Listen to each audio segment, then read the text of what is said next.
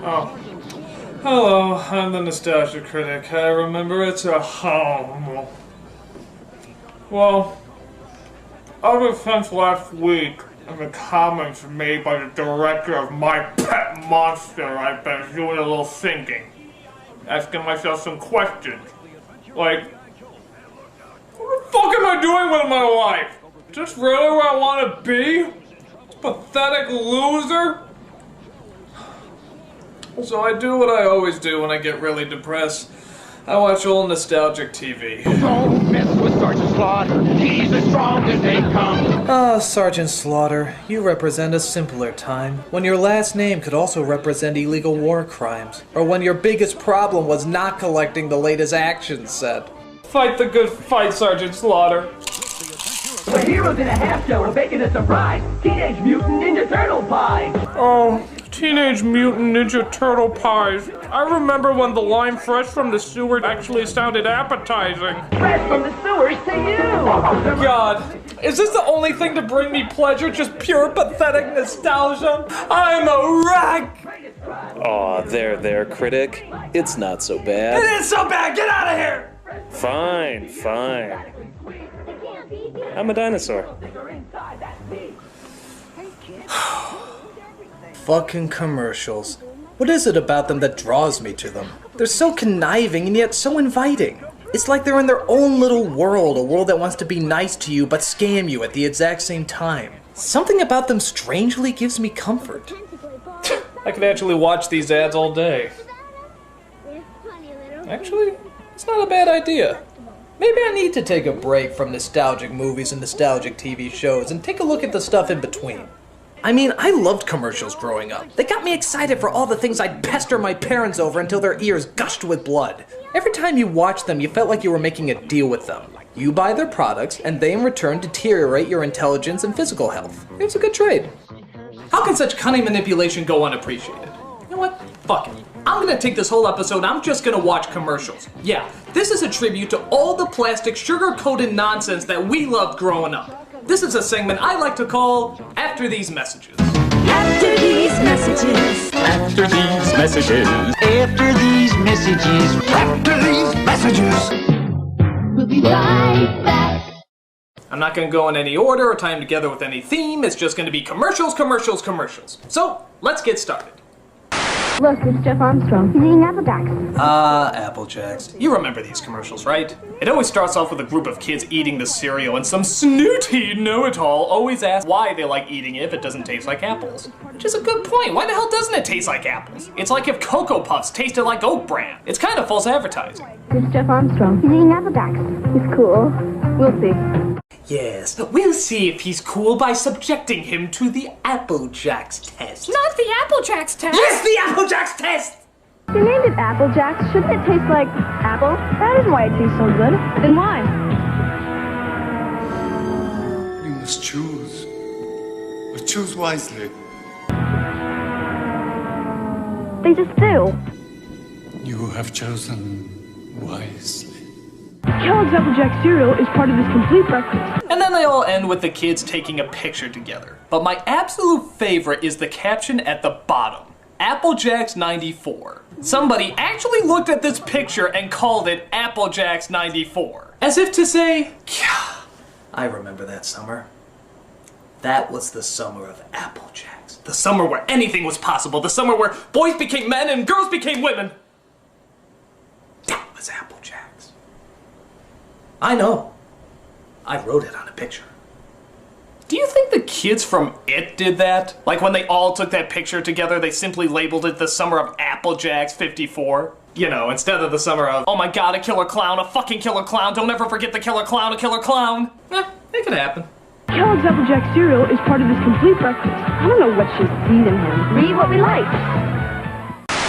Santa has a very special Christmas message he wants everyone to hear. I don't think they do these anymore, but a long, long time ago, they used to have hotlines for everything. Call 1-900-909-4300. $2 first minute, 45 cents each additional. Look at that. Just $2 for the first minute and only 45 cents every additional minute. It's pretty fucking costly for the 1980s. And Santa needs your help to spread the Christmas cheer. Be a Santa's helper. Yeah, I always remember you call him up and some jerk-off would talk as slowly as possible so he could make sure that he eats up your time and your fucking money. What a dickcock. Get your parents' permission to call Santa's special phone number now. Actually, this sort of takes on a different meaning nowadays, doesn't it? When you make a call that costs money, there's usually a different idea behind it. And the idea of Santa being a part of that is pretty freaking creepy. You've reached Santa's hotline. Have you been a naughty little boy? I bet you have. What are you wearing, naughty little boy? I have a candy cane in my pants for you. Get naked.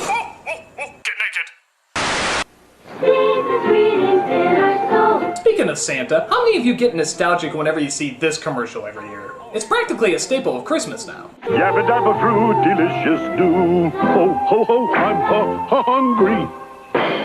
Santa, my Pebbles! Your Pebbles! 'Tis the season to be sharing, Fred. Happy holidays, pal. Oh, Fred. Hey, Fred, how can we celebrate Christmas if Jesus isn't born yet? Just eat your fucking cereal.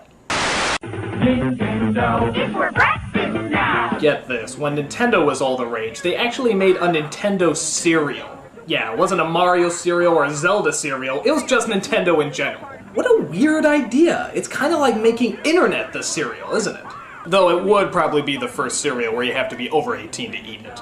And it wasn't just called Nintendo Cereal, it was called the Nintendo Cereal System. What the hell does that mean? Do you really have to put the word system at the end? Are we really gonna confuse this Nintendo for another Nintendo? Nintendo Cereal System is a super part of this nutritious breakfast. No, you meant Nintendo the Entertainment System. I thought you meant Nintendo the animatronic horse that only eats toothpaste and circus midgets. He's very big in Sweden. It was kind of cool because it was technically 2 cereals in one. That means there were 2 bags in each box. But I remember it was kind of a pain. Once you open the bag, you can't really close it. So if you open both of them and poured it out, you'll get double the cereal all over the place. Maybe that's why it didn't last so long, because half of it was on the floor instead of the bowl. Well, if it had Nintendo on it, you know we were gonna love it anyway. 2 cereals in one, wow! Toys trying to take over Castle Grayskull. Just like today, fast food joints handed out toys with their kids' meals. And sometimes you get a cup like these He-Man ones here at Burger King. They always told epic stories, or at least as much as they could, being on a cup. But here's my favorite part of this commercial. The kids get the cups, and what do? Use them as swords. Man, those must be some pretty ghetto kids. I mean, was a stick really too expensive to use as a sword, so you have to use these? Were these your birthday gifts right after they took you to your party at the dollar store? Hardcore, kids. Really hardcore. Aren't you hungry for Burger King now? What is it? It's the Insecticon. Hell yeah, Transformers. These were the coolest toys out there. Even if they did take an hour to figure out how the fuck they worked. They were still awesome, and we loved every minute of them. The coolest one of these commercials was the Insecticons, the robots that looked like insects. Why? Because goddammit, I like to think Tom Hanks influenced something in the movie big. Yeah, we heard his idea and we thought it was awesome. And it kicked ass to suddenly see these things around. Something that used to be in every Transformer commercial was an awesome but kind of creepy moment when the kids would say the robots in disguise line. Jesus! I mean, it's cool, but it's also pretty freaky. It's like the kid got possessed by the devil or something. Your mother sucks cocks in hell. Each sold separately from Hasbro.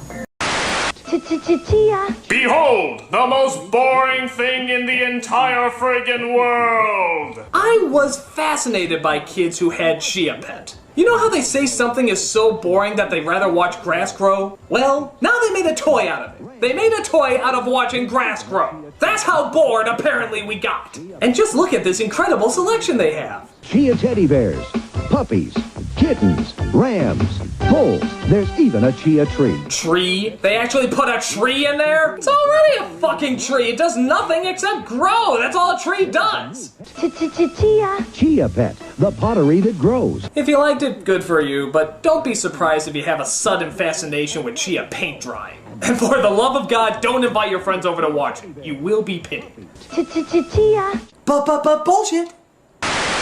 Here's wet banana. You You can dash and splash on wet banana like Billy. Yes, be like Billy and take a ride on the wet banana. You can dip and slip like Ricky. Yes, dipping and sliding is a very good thing to do with your wet banana. Slippery wet fun for the whole gang. A very special kind of gang, but yes, slippery wet fun is guaranteed. Could that be Mom on wet banana? It is! Mom! Get off my wet banana! What would Dad say? Regular wet banana 25 feet long, and the new wet banana super slide 30 feet long. My, that's a fucking big banana. Each sold separately. From Cokie. Caution, may hurt some women. Down at Fraggle Rock. Down at Fraggle Rock. I love Fraggle Rock. Then why'd you turn it off? Chris, why don't you read something? But the Fraggles are really fun. Ah yes, the TV that actually encourages you to read. That's something you don't see very often. I'm so confident you won't stop watching me that I'm just giving you books! Ha ha ha ha ha ha! You can't read your addiction of me! I won't die until the internet's invented! I got 10 more years, suckers! Ha ha ha ha ha ha ha ha! Where is the cool card? Oh, figures that we start on a girl's commercial. Fucking girly ass, they just keep us from our lust of plastic weapons! You put it together. Dolls and fashion sold separately. Yes, you can do everything with it. Drive through glitter, pick up dangerous hitchhikers, pose it against that curious, gigantic city backdrop that you have for some reason. It's a girl's dream come true. Actually, the funny thing I realize about this is that if that car was a little smaller, it'd be a boy's toy. Now, how weird is that? You think we'd be all about things being bigger and stronger, but no, we like them teeny tiny. Have you ever noticed that? Girls got the huge convertibles, we got micro machines. Girls get the giant detailed dolls, we get the little G.I. Joe action figures. I mean, at what point did we look at TV and say, ha! Fuck that giant pussy convertible, this is a man's car! You put it together. Dolls and fashion sold separately. We're into Barbie. Wow. What was up with that girl's reaction? It's like she forgot she was supposed to be impressed with the product. Barbie. Wow. She just sounds so entranced too, doesn't she? It's like off-screen the product suddenly turned to an incredible superhero or something. Dolls and fashion sold separately. I'm Batman. Wow. What else can you say, bud? Barbie. We're into Barbie. Wow. Wow. I am He-Man. Call She-Ra and me at 1-900. Oh, great, another 900 number. Again, as if these didn't already have a sexual slant by today's standards, you honestly have to put He-Man in your ads now? Now you're just turning the sexual undertones into sexual overtones. Fabulous stories about what I may or may not be wearing will be revealed to you when you hold aloft your mighty phone and say, I got parents' permission! I have permission! We'll also tell you how to get an action figure or this colorful poster. Part of your $2.35 2-minute call will go to local science museums. Yes, part of your money will go to the science museums. We haven't figured out yet how to make change for a penny, but we'll figure out some percentage. I have the power! It's not easy when you're new in town. Loser. He's new, so we hate him. Except when you have something that makes huge bubbles. Amazing bubbles. Holy shit, that kid has bubbles! Bubble thing makes people curious. I was so wrong to judge you, Billy. I was so wrong. How can anything make bubbles as big, as giant, as monstrous as Bubble Thing makes them? Hey, Joey! I just got a Nintendo Entertainment System. You want to play? Fuck that shit, man! This kid has bubbles! Nobody seems to be able to resist the kind of bubbles Bubble Thing makes.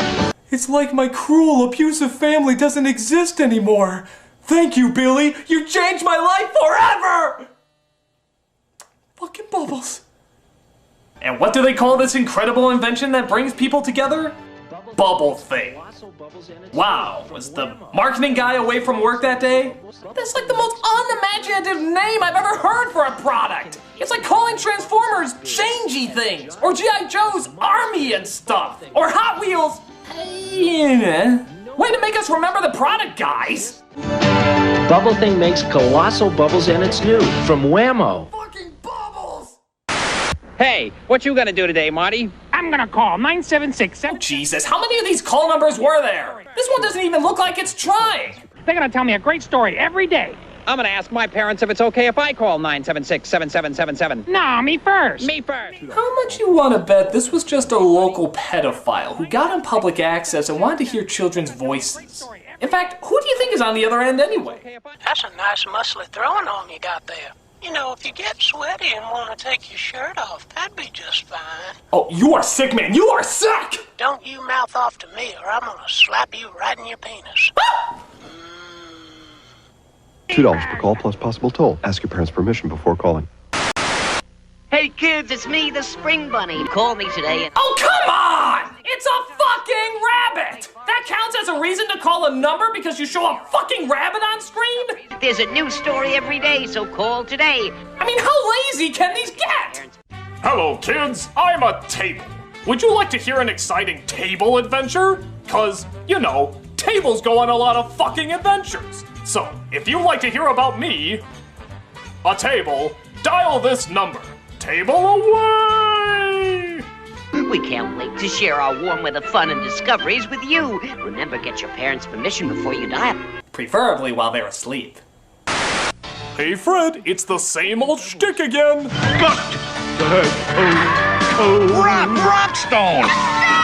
Barney! Uh-oh. Okay, I'm sorry, I gotta address something with these commercials. Here you got Barney, who's going to these extreme lengths to get Fred cereal. Why doesn't he just go to the fucking store? I mean, my God. It's incredible the lengths he'll go to. I mean, his face is on the fucking box! You'd think he'd be able to get a few free ones every once in a while. Barney! And for that matter, why does Fred keep feeding into his habit? Why doesn't he just crack and tell him what he really needs to do? Barney! Uh-oh, this rock's got to roll. Okay, Barney, before I chase you around in some comedic routine, I just want to ask you to do one thing. Look at yourself. Just really look at yourself. I mean, my God, Barney, my God. You're a pathetic wreck. I mean, that stage alone, how much did that cost you? 100, maybe thousands of dollars? And you keep doing this every week. Week after week, you blow your money away when you could be spending time with your family. This is why you're defaulting on your mortgage, Pawn. This is why Betty has to strip. Here's, $20. That's good for a couple boxes. Go to the store, get a few, enjoy yourself. You have a problem, Bon. You have a real serious problem. And it needs to be addressed. I mean, seriously, Bon, what is it about my cereal that sets it apart from other cereals? Cause it came from your wife's box. Okay, Bon, you're going down. Cocoa Pebbles cereal, part of this nutritious breakfast. Yabba dabba delicious. Oh, Mickey, your wife's box.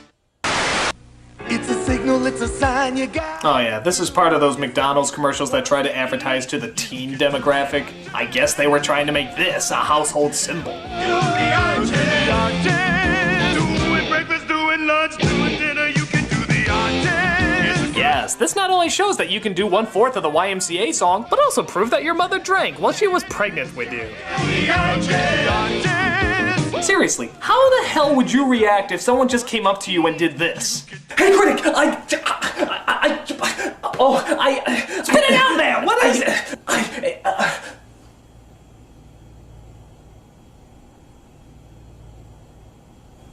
Get out of my house! Nothing much else you can say, but do the arches. Let's do lunch. Monkey! Down with Zelda from the very start. Really? We're giving Zelda a mythical story about a faraway land, a rap song? Been through with an overhead view, cause a man's gotta do what a man's gotta do. Oh boy, this guy and Kazam should do a duet together. Don't I stand, I'm the man with the plan, cause the power's in my head and the power's in my hand. Cause I am Kazam. Ooh, man. I'm more than I seem, you all are looking at your dream. In your coffee, I'm the cream. So I stay on track, collect the facts, never cut slack, and I always watch my back. One snap of my fingers, get a scoop of Ben and Jerry. Living so rich, better watch my arterials. Down with Zelda. Let's green egg and ham it. it's not even the worst, it's just the idea of giving a fantasy game a rap seems really silly to me. I mean, you know, in Japan where the game originated, they probably treated it with a lot more respect.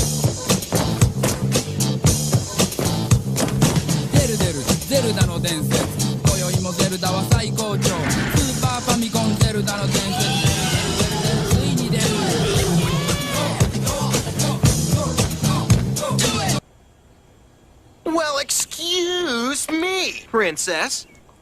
It's the Grape Escape game. Okay, yeah, you know how they always say that TV and movies are rotting your brain, there's just too much violence? Why don't you go play a board game or something? Yeah, alright, take a look at this board game. Make 'em, take 'em to the factory. Smash 'em, smash 'em, now the history. A little, and now you're a little out of shape. That's the way you do it when you play the Grape Escape. The Grape Escape game. Race through the crazy jam factory without getting sliced. Now for more. Hey, this is fun. I'm almost done. Maybe you wanna know too late. That's the way you do it when you play the Grape Escape. Grape Escape, because killing things that are smaller than you gives you power!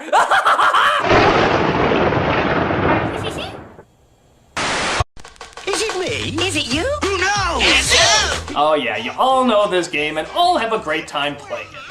Can you guess who? Does your person have a beard? Uh-huh. You're out of here.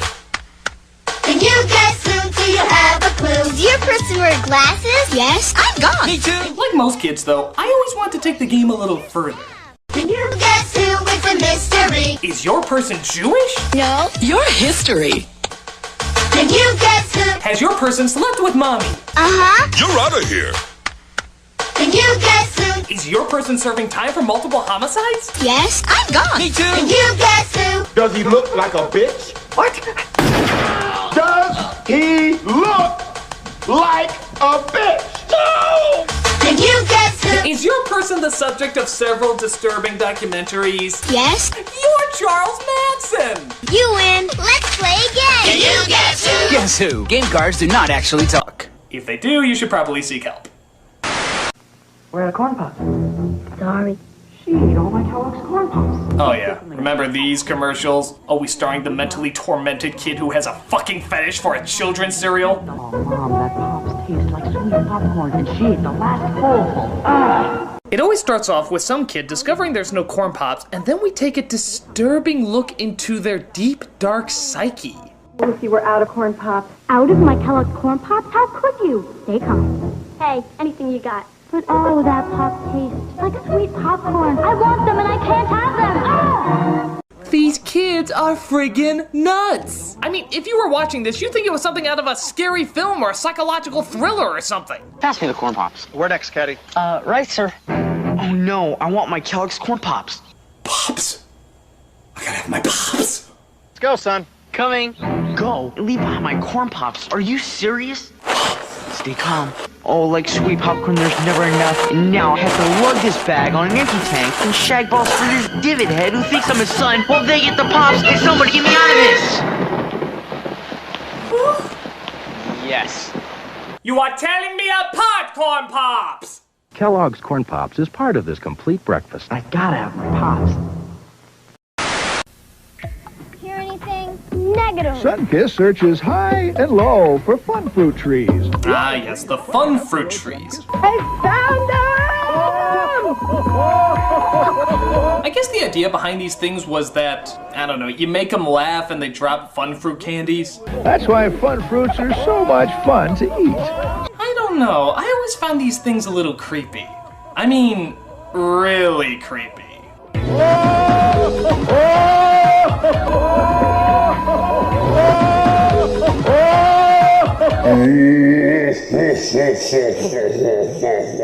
You are tearing me apart, fun fruit trees! They just seem unnatural. Every time they appear, I keep thinking they're gonna do something out of an Evil Dead movie.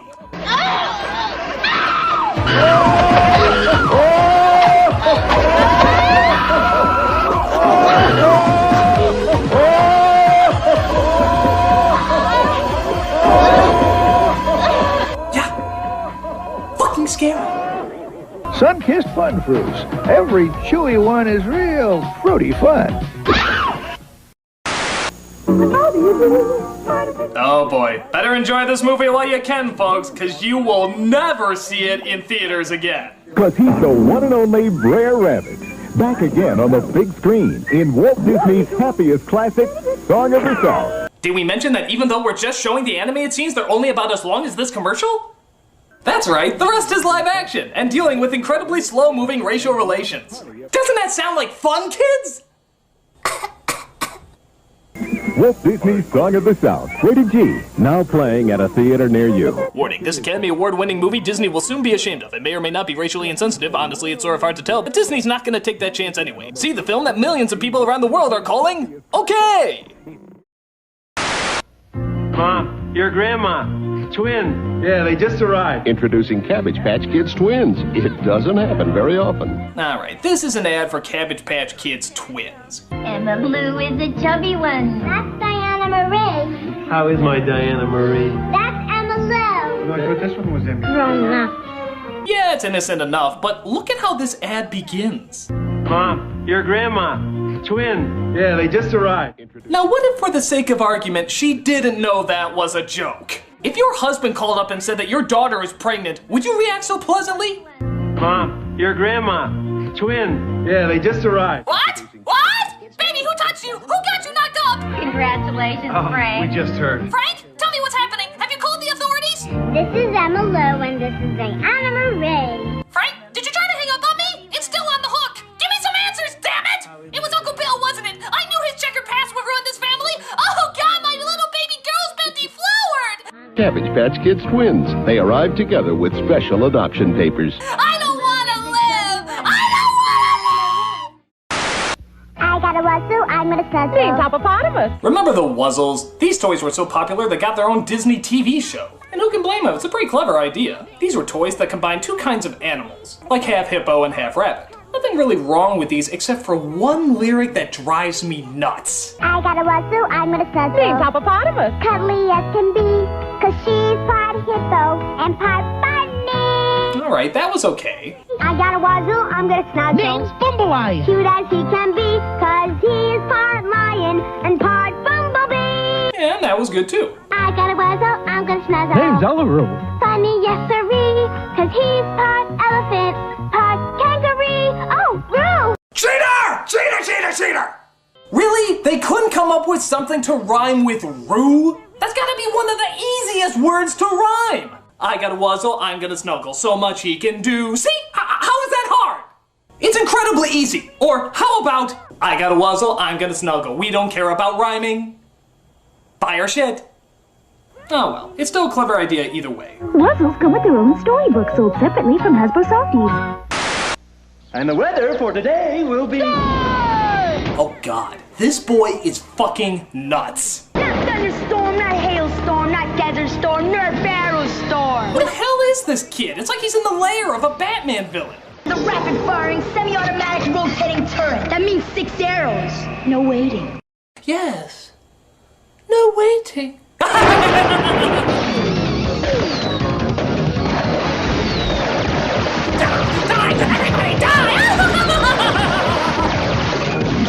Now that's what I call service. NERF will leave none alive. Hey, if you don't have the NERF Barrelstorm, you're just a target. Jesus Christ, kid! I thought this was just a game! Don't you get it? It's NERF or nothing. And by nothing we mean die! It's NERF or nothing. You've got your sunrise. You caught a prize. You're making your Johnson. What? You caught a prize. You're making your Johnson. What? Party nights, summer whites. You, your friends, and your Johnson. Johnson? Saturday nights, distant lights. You, your girl, and your Johnson. Whoa, hey, keep it clean! Disturbing commercials. Get any creepier than that? Rooster tails, water trails. You, your kids, and your Johnson. I'm gonna slap you right in your penis. Shut up! You and your Johnson, a way of life for over 50 years. And And then your wife found out what you were doing with your Johnson and, well, let's just say you and your Johnson won't be hanging out with any kids anymore. Commercials like this do make you wonder, though. Are they aware what's going on? I don't know. I almost think they planned this so that people will talk about their product more. Like, they meant for it to have a double meaning. But I don't know, maybe I'm sounding like a conspiracy nut. I mean, can you think of any other commercial that can be taken the wrong way so easily? Just wait till you see what I've got. It's the Wonder Boner. The Wonder Boner? Oh, you laugh now. Just watch. You just assemble the Wonder Boner stainless steel rods like this, take the fish, and... the Wonder Boner. Introducing the Wonder Boner, the amazing new fishing tool that makes deboning fish a breeze. Okay! You have to know what you're talking about. Nobody's that naive! You're trying to play all innocent when you know that everyone's gonna be snickering at your commercial, and thus remembering your product better. I mean, I might believe that wasn't intentional if they don't drop any more innuendos. The Wonder Boner. My wife would like that. You know! You totally know what you're talking about, and you should be ashamed of yourself! Well, I think the Wonder Boner is a winner. Stop saying that! I don't care if your wife would like one of those, just keep your fucking Wonder Boner to yourself! The Wonder Boner comes with a polyethylene storage case that doubles as a base and a cutting board. I mean, seriously, you can't even say that word without having somebody crack up. Watch! Wonder Boner.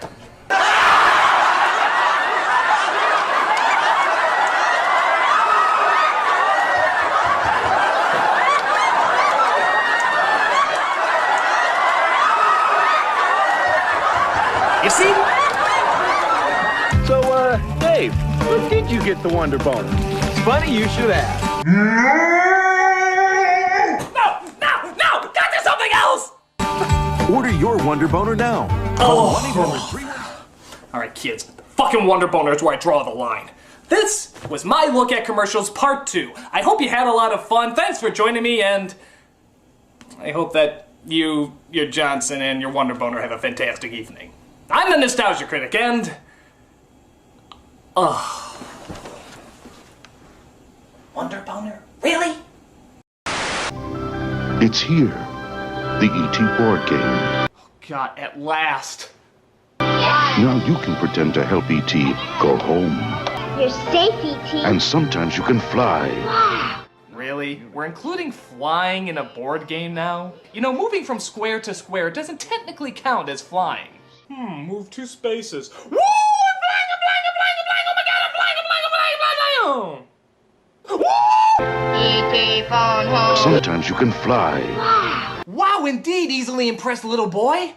Danger! Sometimes you can hide. To the spaceship. The one that helps E.T. the most wins. And the loser has to play the video game. Even though I see no reason to make a board game on E.T., this commercial does manage to capture the magic and drawn-out boredom of the original. E.T. board game from Parker Brothers. Also sold separately, the E.T. card game. Oh yeah, I love to see E.T. in a card game. No, he didn't. Some assembly required. What's happening in the Cabbage Patch? Oh great, more from the world's ugliest pincushions. I see she's having breakfast. Yup, she's getting hungry. Uh-oh, she's crying real tears. Oh no shit, you're squeezing her hand, you sadist! Mommy will kiss her tears away. Wow. Whoa, okay, I guess her shockwave kiss solved everything.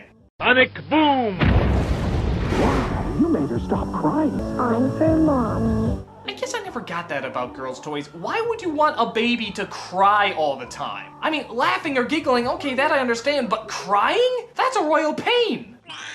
This is just what I've wanted to do ever since I was a little girl. And I guess, as is the way of things, you give birth and raise a little girl so you can immediately prepare her from childhood to start doing the same thing. Hey, if I raised a kid who didn't blink and looked like a deflated potato, I don't think I'd win Parent of the Year. Each purchase separately, batteries not included.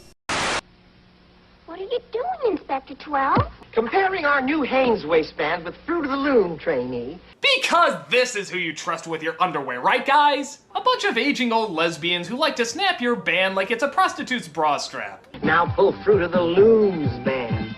It's sweeter. Of course. Seriously, I'm all for women in the work world, but there isn't one guy in there. It feels a little odd. Here, pull it. Men know our Comfort Weave waistband fits better. For one thing, it's stronger. Wow, is it? I mean, how would you like it if nothing but men were looking at women's underwear all day? Hey, Tom, get over here and feel this bra. What? You gotta feel this bra. Come on, feel this bra, man. Right. Feel really nice. Yeah, isn't that nice? Isn't that nice? Oh, That's a yeah. pretty good bra. It's a good bra. Yeah, I like this bra. Really nice bra. Soft and spelt. Very nice. Very soft. Very pink. Very pink, yeah. Like flowers. Yeah, pretty flower. Like a petunia. You know, I think petunia. I'd say it's more like a buttercup. No, more like a D cup, yeah. Man, I could touch this thing for hours. Hours. Plenty hours. Lots of hours. Hours. Well, I guess if the Hanes fits, wear it. Hanes wins the battle of the bands. That's why we put our name on it, kid. Hanes fits better than Fruit of the Loom. We need to get laid. Yeah.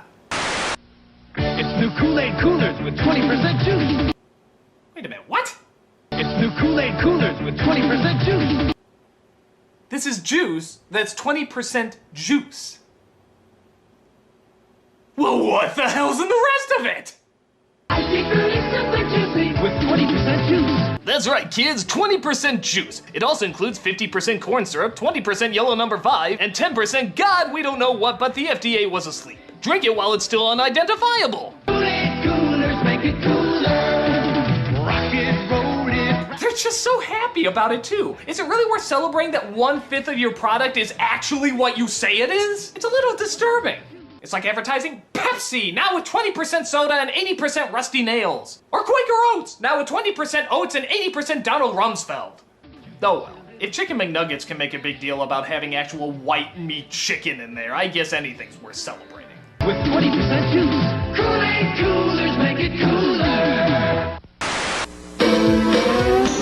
I know a boy, his name is Zack. Ah yes, Zack, our favorite Lego maniac. Zack, the Lego maniac. Zack, he's a Lego maniac. Jack, he's a Lego maniac. Or was it Jack? Zack, he's a Lego maniac. Wait a minute, is it Jack or Zack? Here it's spelled Zack, but in this commercial you definitely hear a J. His name is Jack, he's new in town, and lunchtime is when he gets down. Zack. In fact, is that even the same kid? My God, it's like they just produced these children in the same factory that made child singers. He sent his cosmic fleet to Mars. He's out there cruising with the stars. His mind is lost in outer space. A Legoland basket case. So obviously there was a ton of commercials based on this legendary Lego maniac, but it does make me wonder what this iconic toy god among children went on to do. I mean, where do you think he is right now?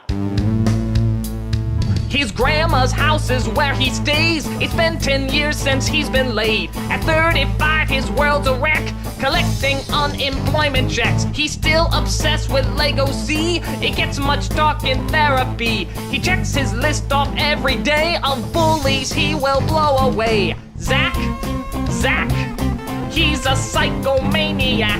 Zack, he's...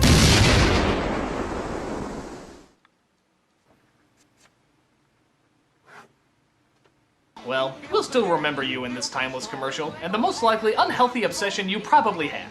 Zack, he's a Lego maniac. Zack. Legoland King's Castle Airport Cosmic Fleet Voyager, sold separately from Lego Systems. Has anybody noticed that the Ghostbuster toys were some of the most creative toys ever made? I mean, look at these. These were friggin' awesome. See anything weird? It's Tombstone Tackle. A friendly garbage man. P.U. is terror trash. And as you'd imagine, they were advertised well too. But I have to admit, there's one part that just rubs me the wrong way. Get him, boys. Ghosts! Funny guy, watch him scream. Am I the only one disturbed that that's possible anal rape? I mean, it's not like we didn't see the ghosts in the movies do something like this, so I find it very unnerving. Funny guy, watch him scream! Hey, my body would do that too if Boo Berry was doing me from all sides. And now, because I don't know any better, the top 10 out-of-context Ghostbuster lines that go with this commercial. Well, there's something you don't see every day. I have seen shit that'll turn you white. You're not sleeping with it, are you, Ray? You're scaring the straights. He slimed me. I think they're more interested in my epididymis. If we get this guy laid, we won't have any trouble. Why are my drippings with goo? You don't want us exposing ourselves. And the #1 best out-of-context Ghostbuster line to be associated with this commercial is... That's a big Twinkie. Play me off, Paul!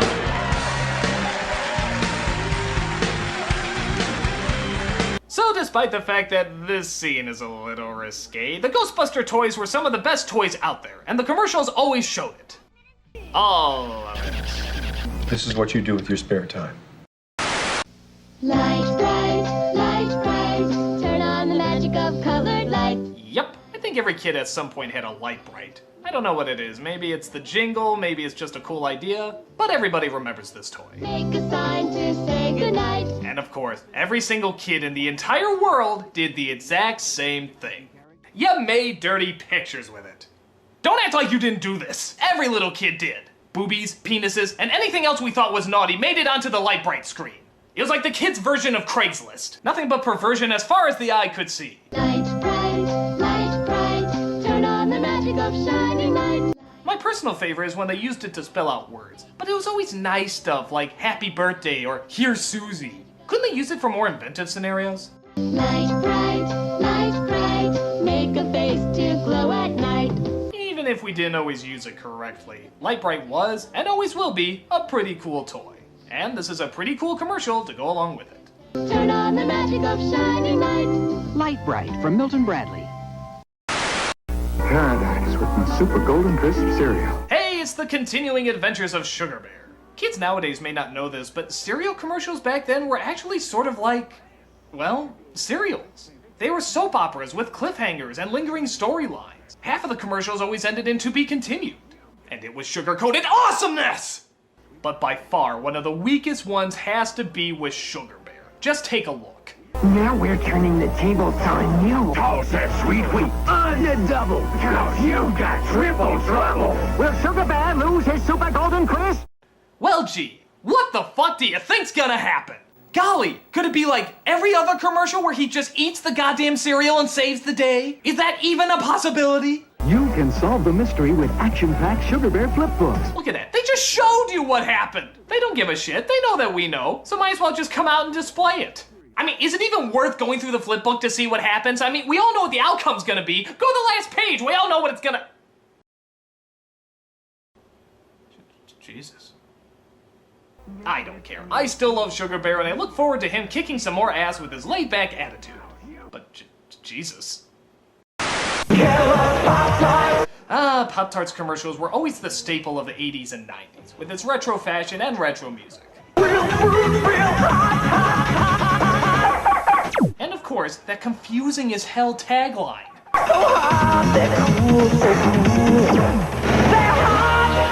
So hot, they're cool, so cool, they're hot. What does that mean?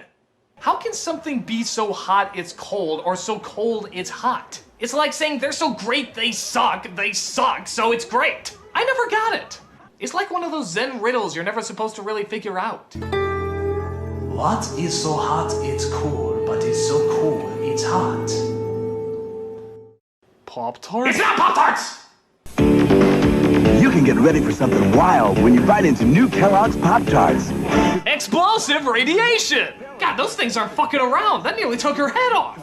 Look at that. I think bits of her brain just flew out there. Lindsay, why are you late for class? Pop-Tarts! For a taste that's better than ever. Introducing Leatherhead! Alright, now we're talking. Teenage Mutant Ninja Turtle toys. Always a favorite. Leatherhead! These are your targets! The friends of the Ninja Turtles! Yusaki Yojimbo! Wait a minute, what was his name? Yusaki Yojimbo! Yusaki Yojimbo? That sounds a little perverted. Leatherhead! Actually, even Leatherhead sounds a little dirty. It sounds like the name of a gimp from an S&M dungeon. Now you can get a pop-up display stand inside specially marked packages of turtle figures. Great for displaying turtles when they're not eating pizza. We just thought we'd remind you that the turtles ate pizza.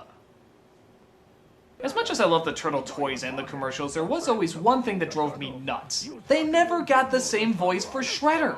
The voice for Shredder in the commercials was never the same voice as from the show. I mean, they didn't even try. I'll take care of them once and for all! Destroy them! That sounds nothing like the original Shredder. Hey, while they're at it, why don't they go with this voice? They betrayed me, they didn't keep their promise, they tricked me, and I don't care anymore. Whoa! Better watch the old blood pressure, Shredhead! You're just a little chicken. Chip, chip, chip, chip, chip, chip, chip. How is your sex life?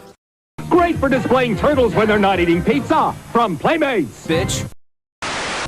Dance Club fans, do the Barbies! Yes, notice how the Barbie in no way involves bending your arms or legs? All over town, we're into Dance Club Barbie. Who's the hottest TV stand? Oh god, even that was too complicated for the doll to do! Look, for the dancing toy, couldn't you allow just a little bit more movement outside of the I'm trying to step on a bug while I have a headache move? Got the answer, it's Dance Club Barbie. Oh, a spider!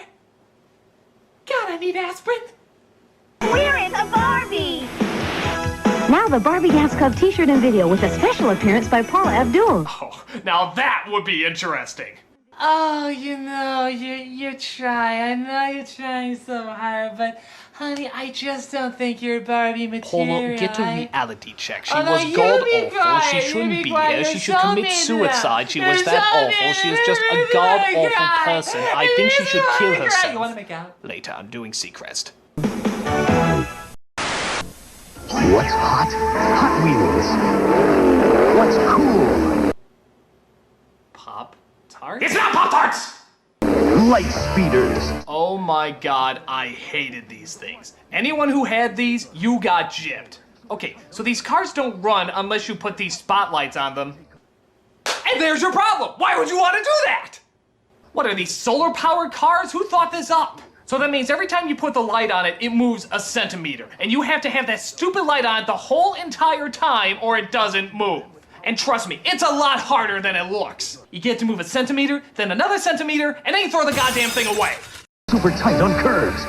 Oh, and you got those bridges where it always got stuck. Guess why? Because the fucking light wouldn't shine through. So you always had to push it with your fucking toe or something. God, I hated this toy. Take off with the speed of light. Bullshit. The future is here. Bullshit. Now. Bullshit. Light speed. Bullshit. So hot. So cool. Now you're ripping off Pop-Tarts. Who does that? Batteries not included. Not for use with some cars. You put it together. New from Mattel. Bullshit. Right, Transformers. Now the greats are back as classic pretenders. Wait, what?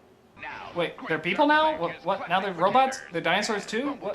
Hey, what? Now they're cars? What? Wait, how is this classic? I don't remember this. Wait, why are they people? I don't get that. Who are they? Well, that cleared everything up. Buy that. Show and tell time. Another teddy bear? My teddy's name is Teddy Ruxpin. Hi, my name is Teddy Ruxpin. The devil! Can you and I be friends? I haven't forgotten you, Critic. Why are alphabets fun to eat? Because you can eat. Critic! Here's a fun game to play at home. Count all the phallic symbols. Squeeze is on, the squeeze is on. Squeeze it, squeeze it, squeeze it through the drink. Squeeze it, squeeze it, squeeze it through the drink. Don't need a glass, don't need a straw. Great orange cherry, oh. The squeeze is on, the squeeze is on. For fruity fun, just squeeze it. No comment. Squeeze it.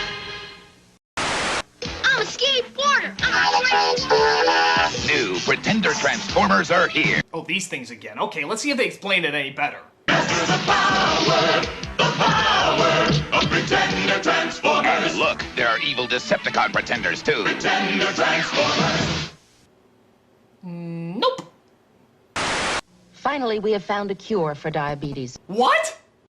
I can't wait for the day I make that announcement. Cunties!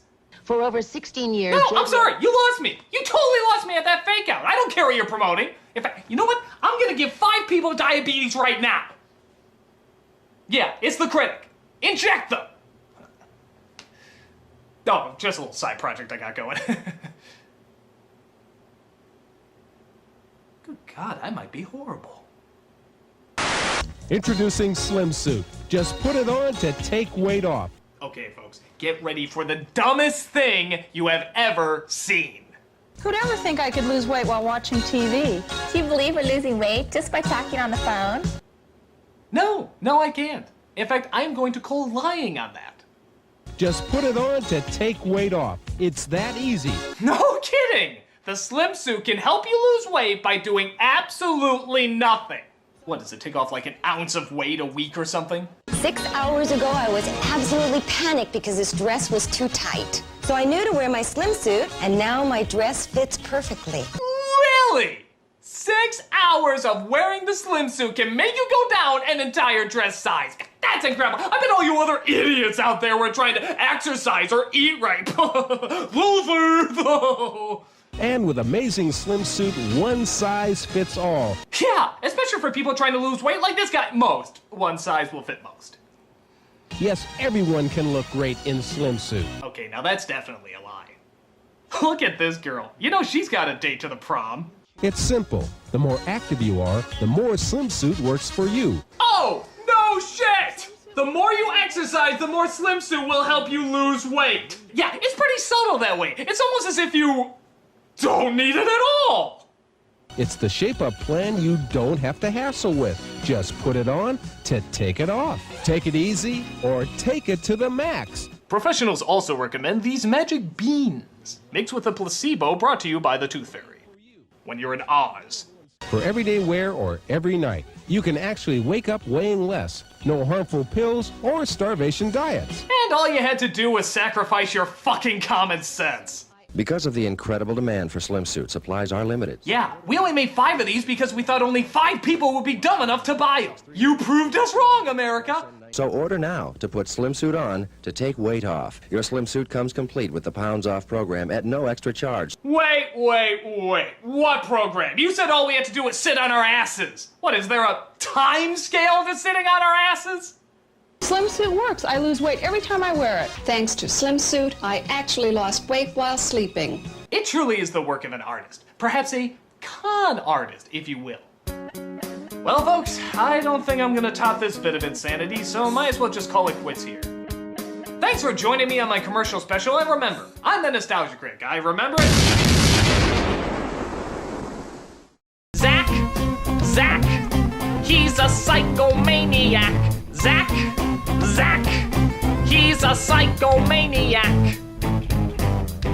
Bitch. Dinosaurs, come on! Capture the dinosaurs! Those dropping stop the dinosaurs! It's the dinosaur hunt! Chef Boyardee! Ah, good old Chef Boyardee. Causing children around the world to grow up and shout, I can't believe I used to put this in my body. Dinosaurs from Chef Boyardee. Tasty, wholesome pasta that's a dinosaur hunt. Tasty, wholesome pasta. I can think of 3 things wrong with that sentence. Thank goodness for new Pac-Man pasta from Chef Boyardee. Now, of course, making famous characters into edible shapes is nothing new. There was Pac-Man, Smurfs, hell, even Tic-Tac-Toe got a pasta. Wherever I go, it sexes and nose makes me feel so hungry for my tic-tac-toe. But what some people forget is that for the longest time, they tried to make a game out of eating their products. Yeah, listen. And when you get 3 X's or O's on your spoon, you win. Cause first one to capture all 3 dinosaur shapes wins. Why must you turn dinner time into a competitive sport? Wouldn't the more appropriate rules be? Hey kids, if you can eat the elbow macaroni and ketchup we're calling pasta without vomiting it up through your ears, nose, or mouth, you win. Thank goodness for Chef Boyardee! Look at this crazy kid. He is jacked up on the stuff. Just look at that face. It's like he saw Jesus and at the same time decided he wanted to eat him. Wherever I go, it sexes and nose makes me feel my tic-tac-toes, they're so tasty. Chef Boyardee! Well, even if you don't like the food, Chef Boyardee always knew how to give us that tasty amount of goofiness. Tick, tick, tick, tick, tick, tack toes. With and without meatballs. Hi, Lindsay. Oh, hi, Ronald. Oh God, you can't help but feel that warm, fuzzy feeling whenever you watch this classic. What's new? Nothing. Everybody says I'm too little. Really? It's a McDonald's commercial about a little girl thinking about running away. And for some reason, never questions the creepy clown that's on her neighbor's lawn. I'm thinking of running away to McDonald Land. McDonald Land? That's where I'm from. I hear it's a dictatorship where people disappear. Well, Lindsay, maybe there's some undesirables there holding back genetic progress. Yeah, I hear it's really nice. I hear where you're from is really nice, too. It's okay. Because you've got that basketball hoop over your garage. And your back porch has that great wind chime. I made that. Plus, there's that beautiful field where I chase butterflies. Yeah, but to be fair, her basketball hoop and wind chime aren't as impressive as your satanic powers to levitate solid mass and create life from nothingness. McDonald Land is still sounding a bit cooler there, Ronald. Hey, when you're in McDonald Land, who's going to make the decorations for your dad's birthday party? Who's going to be the snowflake in the school play? Ronald. Who's going to feed Mr. Goldfish? Hey, Ronald, I think I hear my mom calling me. Oh, okay. Bye, Lindsay. Yeah, it all seems sweet and cute until you realize this was a stranger danger commercial. Oh, come on, I can't be the first person to think that about Ronald McDonald. I mean, look at him in this commercial. He's good, but I think he's missing something. A friend. Yeah, if a strange man dressed like a clown lures you with magic tricks and, oh, I don't know, offers you McDonald's to go with him, chances are you should probably run for home. Or, as Sonic puts it, you get out of there. Just look at the way Ronald stares at her in this scene. But I think he's missing something. A friend. If someone went up to your kid and smiled like this, I'd pull her the fuck away from him. Oh well, as much as I make fun of them, I still love both these commercials around Christmas time. McDonald's wishes you a holiday season spent with the people who make you smile. Brought to you by a company set to sabotage your arteries for the rest of your life. Bye, Lindsay.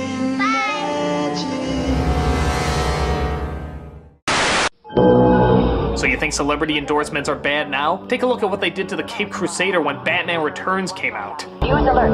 Someone is stealing Gotham City's power supply. That's right. Is he gonna stop rioters or capturing the culprit responsible for this crime? Fuck no, he's gonna get him some Diet Coke.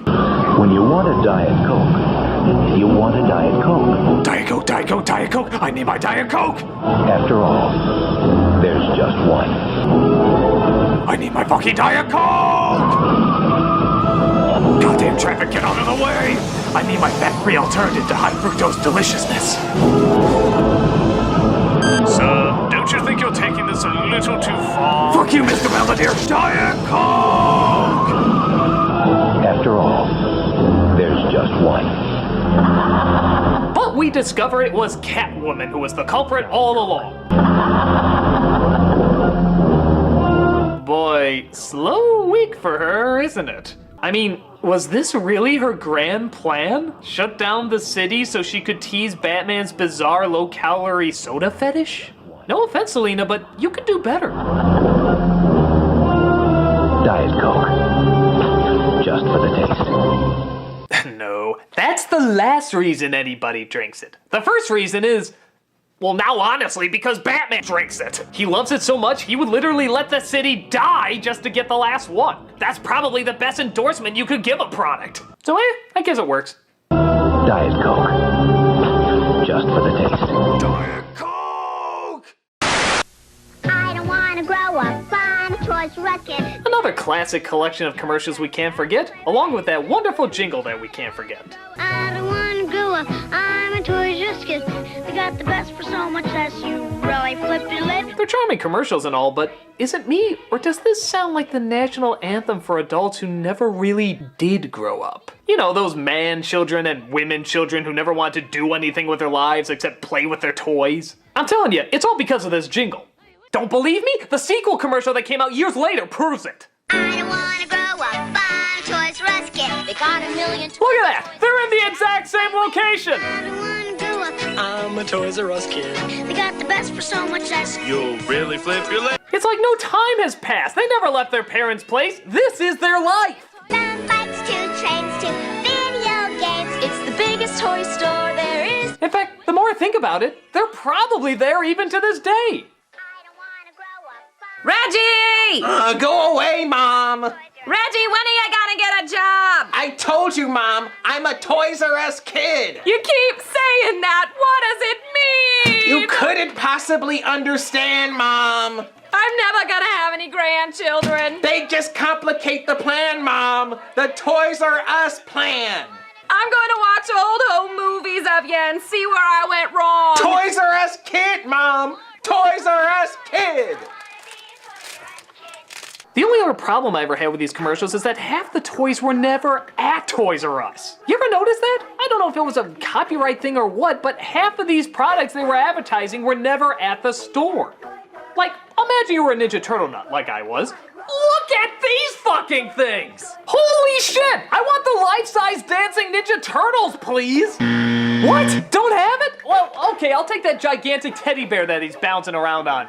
What? Well, how about that game where you bomb the battleship? Fuck you! Look through the store! There has to be a game where you can bomb a battleship! Oh, God, this place is an insult to Joffrey the giraffe! It's not real?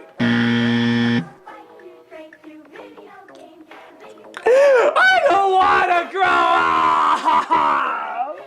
Critic! When are you gonna get a job? Shut up, Mom! More games, more toys. Oh boy, I wanna be a Toys R Us kid. Fucking liars! Chocolatey cereal with chocolatey marshmallow bats. Believe it or not, there was actually a period of time when Count Chocula was a live action character. And would you like to see what he looks like? If you crave chocolate too, Chocula can satisfy the chocolate monster in you. What the hell is that? It's like a silly putty combo of the Nesquik Rabbit and Fat Weird Al Yankovic. And okay, that chin seriously needs to be censored. I swear, I'm looking at Forrest Whitaker's testicles right now, and that should not be under the mouth of any cereal mascot. Something happens to Mickey at daylight. Chocolate. The chocolate monster in him comes out for a bite. I don't even know what the commercial's about. It's a monster that wakes up, but when he's fed Count Chocula, he turns back into a kid. Who cares? You can't take your eyes off that image of Robin Williams' face coming out of a Muppet's butt. If you crave chocolate... Yeah! Turn it away! Turn it away! Burn it with acid! Satisfies a chocolate monster in no time flat. The monstrously good part of a complete breakfast. Count Chocula can satisfy the chocolate monster in you. You stay the fuck away from my chocolate monster. You know, you're doing a great job. Oh yeah. I don't know how many people remember this one, but for a while, everybody was quoting it. It starts off with a woman working at her job when her boss obviously starts hitting on her. But you're not using all your assets. With a body like that, you can go places. Sexual harassment makes you feel like less of a person. Ask for the Stop Sexual Harassment booklet at your public library. Be a little more sexy. Hey, we're talking about your job here. No, we're talking about sexual harassment here, and I don't have to take it. Boom! My early 90s perm just schooled your ass! I don't know what it is. There's just something about how direct she is and how almost robotic she says it. No, we're talking about sexual harassment here. And I don't have to take it. The funny thing is, sometimes I wonder if this would still work if the roles were reversed. Like, if it was the woman hitting on the man. My guess in all honesty would be no. For one, kind of obviously this happens more to women than it does to men, but two, men just aren't smart enough to recognize when they're being hit on. We're kind of dumb that way. If a woman is not interested, that's the one we go for. But if a woman is interested, we're blindly naive to it for some reason. If a female boss is hitting on a male worker, he's not gonna catch on to it anytime soon. Dorothy has escaped the castle! Spread out! Find her! Find her! Except for you. You come here. Yes, my lady. It's been a long day, hasn't it, OEO henchman number 5? Yes, my lady. And you'd do anything for me, wouldn't you? Yes, my lady. Unless someone half your age were to kill you, in which case I would swear an allegiance to her blindly. Okay? What do you say I ride your broomstick for a while? What do you mean? Fill my pointy hat. Don't follow. Pop my ruby slipper. Totally lost. Jesus, do I have to spell it out for you? I want to have sex with you. Oh, still okay.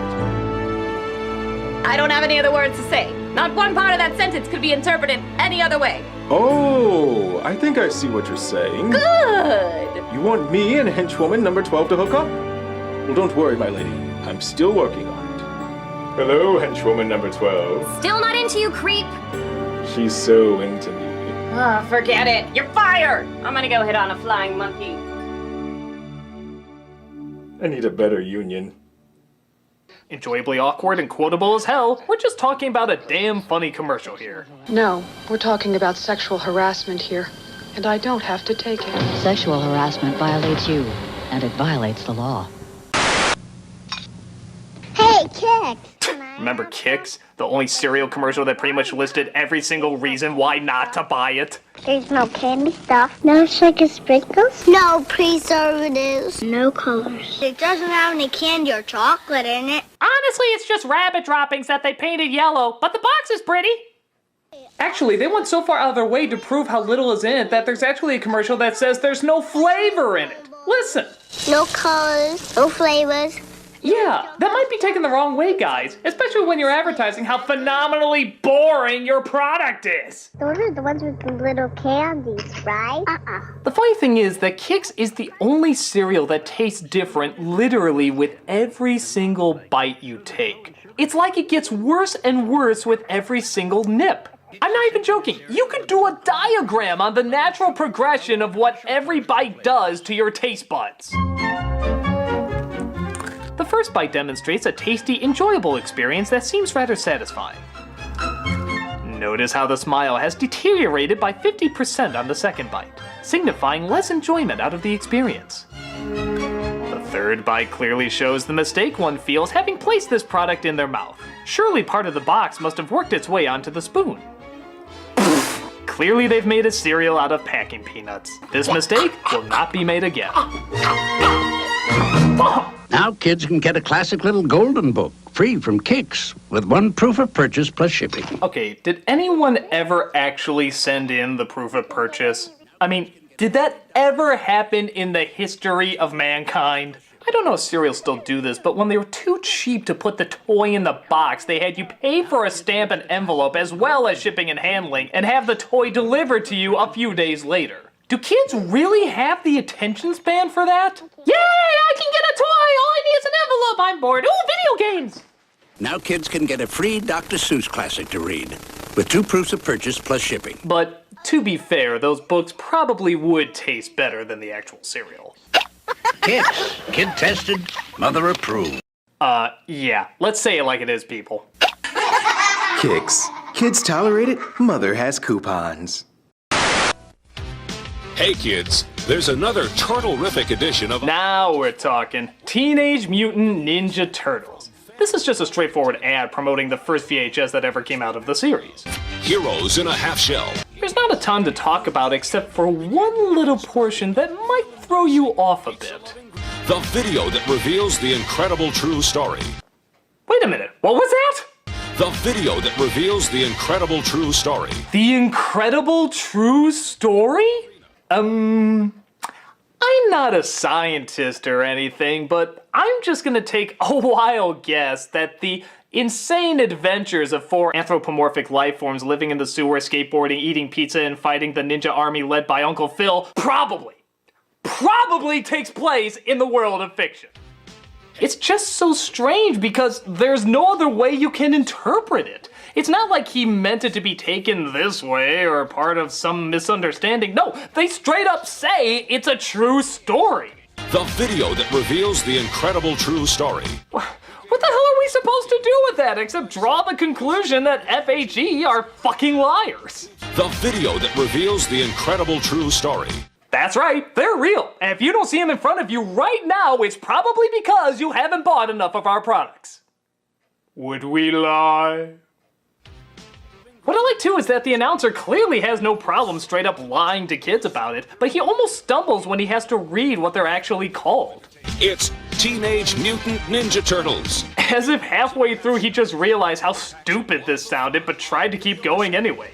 Oh god, what were you guys smoking? Ninja Turtles. Still a fun ad, just don't have FHE testify in court anytime soon. Rock, dudes! Now this next one's a classic for two reasons. Hello, my pretty! Oh, I see you're a man who likes donuts, eh? Yeah. Well, what do you say we find your creamy center? What do you mean? Do some hole punching. Don't follow. Let something rise up. Totally lost. What's wrong with you? I want weird, wobbly witch sex! Oh, I know what you're saying. You want me and the actress from Game of Thrones, the one that plays the albino dragon chick, to hook up. Well, don't worry, I got her on speed dial. Hey, it's you-know-who. You're violating the restraining order, asshole. She totally wants me. What am I missing here? You still around? Will you piss off? I'm trying to review some commercials. Commercials? Yeah, like this one.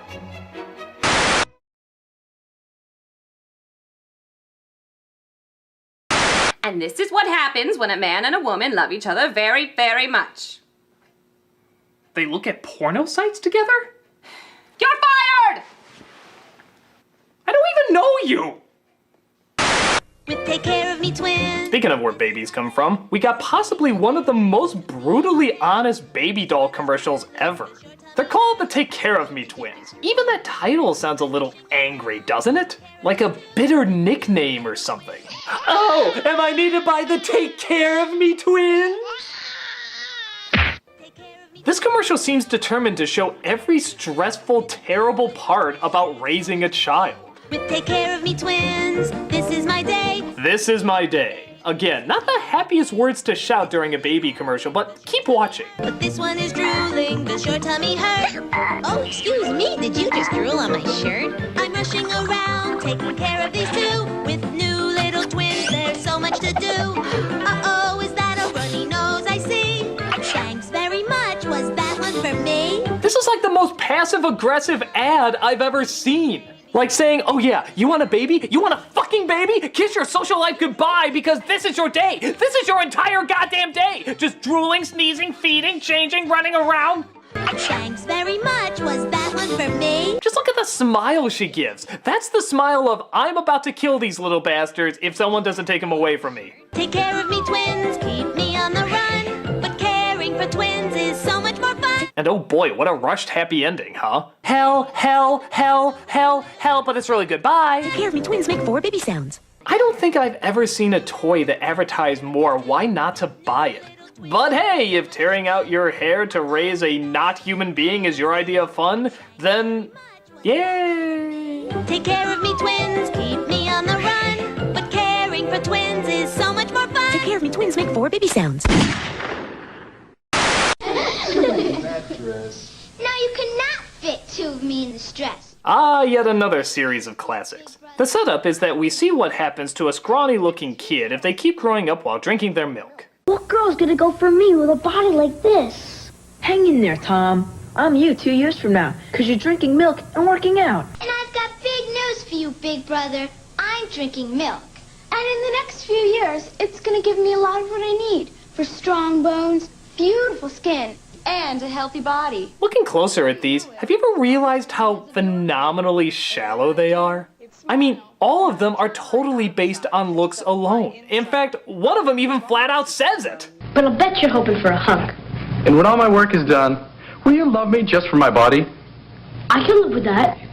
Milk. It does a body good. Milk. Because personality should come. Never. As long as they show looks are everything, I guess milk is the ultimate ace in the hole. My body. The only difference between me and the guys is this dress. Hey, you can see we turned out just fine. Who's that? That's Jeffrey Geyser. Yeah, he beats me with a shovel, but you could skate on those abs. If you're still the same little creep in a big body. I won't even acknowledge you, my brother.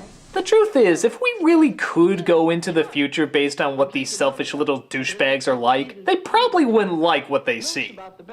You may think I'm a shrimp now, big brother, but I'm drinking milk. Which means I'll grow long hair, beautiful skin, and become totally self-absorbed, meaning I won't need to think for myself. And instead marry a wealthy millionaire who only wants me for my body. And then I'll feel this emptiness inside that only the miracle of cocaine can cure. But that's not enough, so then I'll turn to heroin for an even greater high. And then I won't know what's real anymore, and I'll wonder where my life went wrong. And then I'll be so jacked up on highballs that I'll try to kill myself in my maid's closet. But then I'll discover rehab and realize it was all part of God's plan. But then I'll relapse and fall right down the slippery slope again. Oh, Jesus, brother, help me! And then I'll die cold and alone with my only friend, the glass of milk that started it all. Milk? What the fuck? Hey, this is my spot!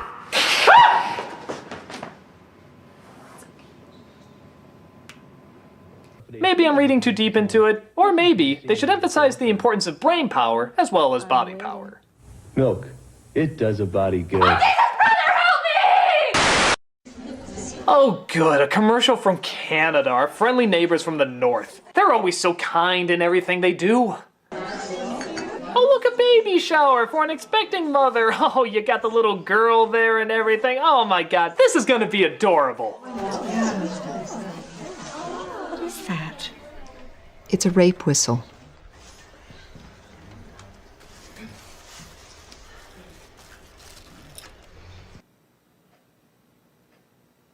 What the fuck, Canada? I mean, talk about an uncomfortable blow to your nads. Is this how you do all your serious commercials? Start off with something innocent and lighthearted and then smash it down into cruel, cruel reality? I mean, it's like starting off an ad like this. You know, a hard day's work doesn't call for water out of the cooler. What do you got there? I got me a nice bottle of mountain water. Cool, refreshing, big on taste, but also big on satisfaction. What do you got there? I got pancreatic cancer.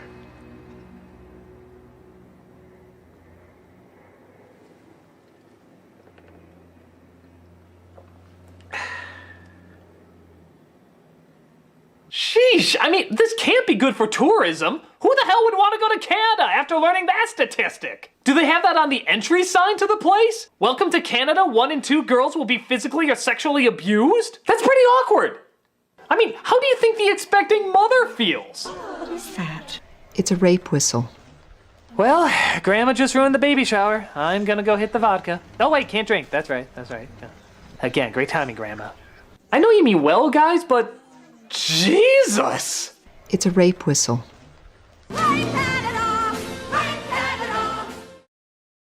Well, thanks for watching my commercial special, everybody. I hope you enjoyed it, and hey, whatever did happen to that horny wicked witch?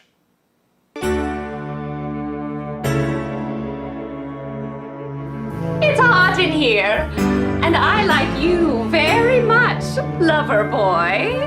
Whoa, I mean the candles, the music, the sexy dress. What's going on here?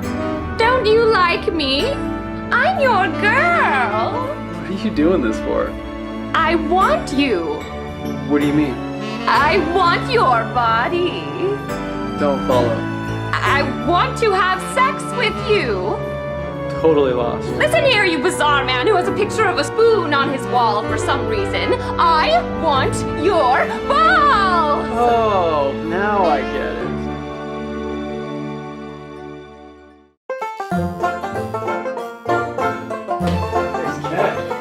It's your spiral. Not bad. My head spiral.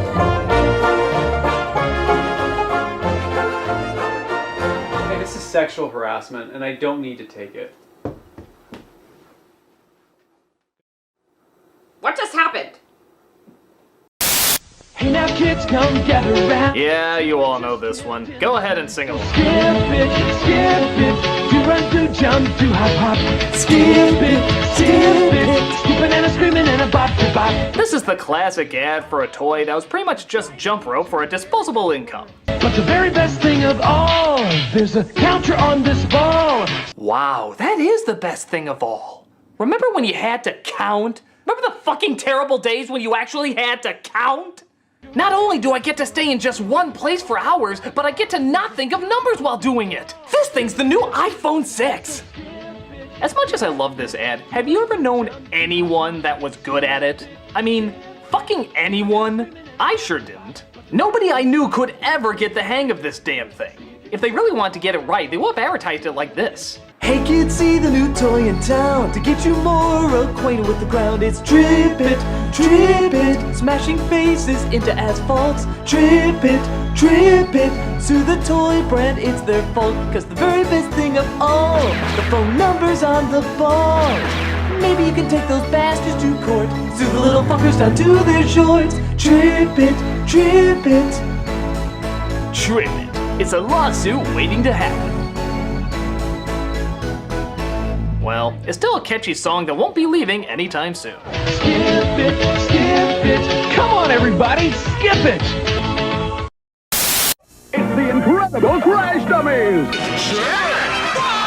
So there was this strange period of time when the crash test dummies, which were originally PSAs for seatbelt safety, got their own toys made.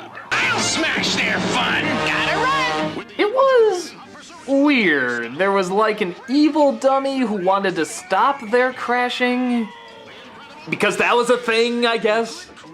But in theory, it was still kind of cool because it was the only toy you were expected to break. Break? Where's the brakes? There aren't any! Wow! The incredible Crash Dummies! Even though every commercial ended with the same line, Don't you be a dummy, buckle your safety belt. isn't it a little ironic that you're learning about car safety by being encouraged to crash a car? This is actually kind of sick. Yeah, maybe that one went through the windshield, or that one's fucking bleeding to death. Innocent fun! Maybe I'm reading too deep into it. I mean, after all, it's not like there was a tortured chair to live out your sadistic fantasies. With a crash and bash chair. What the Christacles? These guys really... Holy shit! Nice body slam. What does any of this have to do with car safety? Hey, dummy, give me a break. Wheel! Okay, there's playful violence, and then there's Saw. This is Saw Waters that you're in. These guys really take a beating. Whatever fucked up part of our brains like this, it was a hit for a while. Even if we should probably be concerned why. Don't you be a dummy, buckle your safety belt. Or I'll kill you. Oh my god, this may be the greatest bumper for anything ever. Okay, so you're about to watch something on HBO. What do you usually see before it starts? Fucking riveting. You wanna see what they had back in the 80s? What whimsical whimsy of wonderment is this?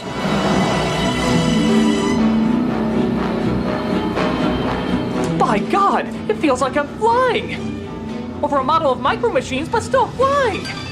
The music just keeps getting bigger and bigger. What magical realm are we being transported to? Yes! Yes! HBO, of course! Nowhere else will you find ingenious entertainment mixed in with pointless boob shots. Oh, wait a minute. Could there be something even more magical in the O?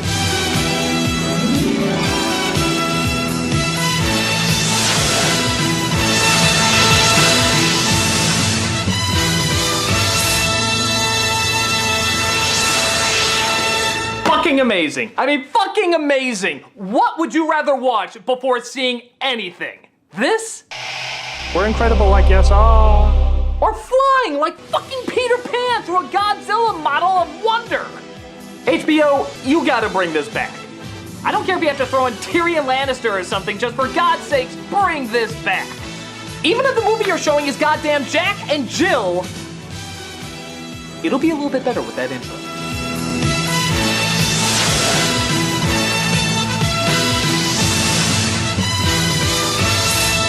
Yes.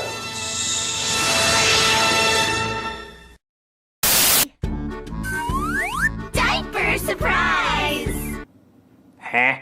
La La Loopsy Diaper Surprise. Feed your baby's water. Press her tummy, now look inside. Diaper Surprise. I don't think that's how that works. Look, a magic charm. Was this like the missing line that Rocky's coach used to say? You're gonna drink water and crack me yummy wummy delicious charm bracelet. La La Loopsy Diaper Surprise. Stars and hearts and flowers. Look inside. Which charm did you get? Diaper Surprise. Ew. Charming. Listen, girls in wigs, I just think you're kind of giving kids the wrong idea. I mean, what if a parent is like, uh-oh, somebody needs their diaper changed. No, let me! I've been waiting for this for so long! Kill me? La La Loopsy Diaper No, just no. Press her tummy, now look inside. Diaper Surprise. Just no! I'm Polly Pocket. Want to see what's new? Polly Pocket, wasn't this ingenious? It's a tiny girl who lives in a world that's also a compact. Good Jesus, that's like the ultimate combination of girl toys. It's dolls, doll houses, and makeup all rolled into one. It's the ultimate trifecta. You'll be vomiting pink for a week. Polly Pocket has fuzzy pets, it's true. Nothing really wrong with these now that I'm looking back at them growing up, but being a boy back then, I of course hated watching these commercials. I mean, they're just so girly. What do you even do? You open up this little world, walk through it, and then close it up to carry it around? Bore friggin' ing. Now boys, we of course had a lot better shit, like Mighty Max, Mighty Max. hell yeah, this was completely different and so much better. You open up this little world, walk through it, and then close it up to carry it around. A million times more advanced than Polly Pissing Pocket. Just look at how into it this kid is getting. He's a little fucking psycho. Me want brain. Whoa! Watch out for that first step. It's not over, Mighty Max. Will Max get fried? His fate is in your hands. Now where's that butterfly whose wings I was going to pull off? Each sold separately, Mighty Max figure included, from Mattel. But hell, that wasn't the end of it. We had other super masculine toys back then, like hell yeah, here we go. It's the Creepy Crawler's oven. Oh well, if it's just an oven, I don't know. The Creepy Crawler Super Oven. What? Yes, before everything was extreme, everything was super. But they meant totally different things, and don't you forget. And now you can make your own Mighty Morphin Power Rangers. Cool. To be fair, they look less like Power Rangers and more like skinless human beings who got whiteouts built on them. But it captured their non-existent personalities pretty good. It makes supersized bugs super fast. That's why they call it the Super Oven. Yeah, now that's how you do a boy's toy. There isn't any girl's toy out there that's even remotely close. Announcing the new Easy Bake Oven and Snack Center, making even more treats for you. Well, our version was better. We couldn't eat ours and live. You know, I'm beginning to think boys' toys were just girls' toys painted a different color and given less options. I feel so used. The new Easy Bake Oven and Snack Center comes with everything you see here, light bulb not included. How could I not see this? Oh yeah, can't forget this one around the holidays. A little snowman comes in and gets warmed up to a bowl of Campbell's soup, only to reveal it was actually a little boy the whole time. Nothing melts away the cold like a delicious hot bowl of Campbell's soup. A cute concept and all, but my biggest question is, who the fuck left their kid outside so long that he would become a snowman? That's just horrible parenting. In any other world, I don't think this would fly over so smoothly. Alright, kiddo. I think that's enough playing outside. Time to come on in. Need a little help there? Okay. Oh, well, you were having a lot of fun out there, weren't you? Indeed, but now it's time to stop playing with your toys. So, alright, no, come on, honey, come on, honey, come on. Oh, somebody's growing up. Okay, well, why don't I make you a bowl of your favorite Campbell soup? I'll take that as a yes. There you go, honey, a bowl of your favorite. Oh, Christ.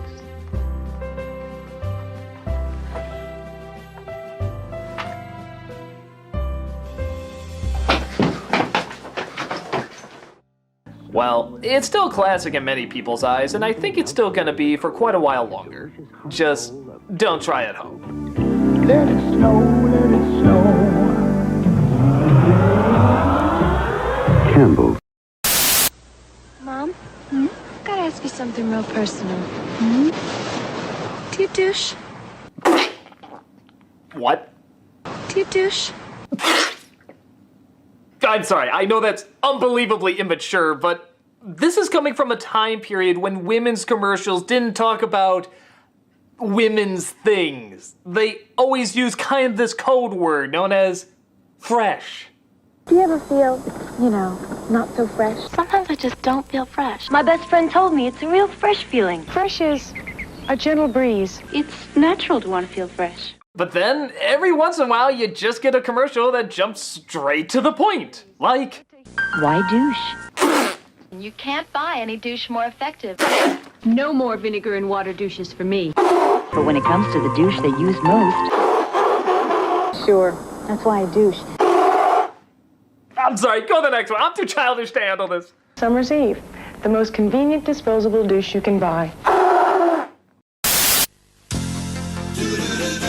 Hey, remember those commercials you swear were from the 70s but were embarrassed to find out they were made in your decade? Mentos was a candy that seemed to solve every stupid problem with an even stupider answer. But because the jackass had Mentos in his hand, that apparently made everything okay. Nothing gets to you. Staying fresh, staying cool. With Mentos fresh and full of life. I suppose it works, seeing how everyone remembers these ads, but I just never got how Mentos was the world peace of any situation. Fresh goes better. Mentos fresh is fresh goes better with Mentos fresh and full of life. Mentos. Mentos? Fuck me, everything's great! Why is this the answer to all of life's problems?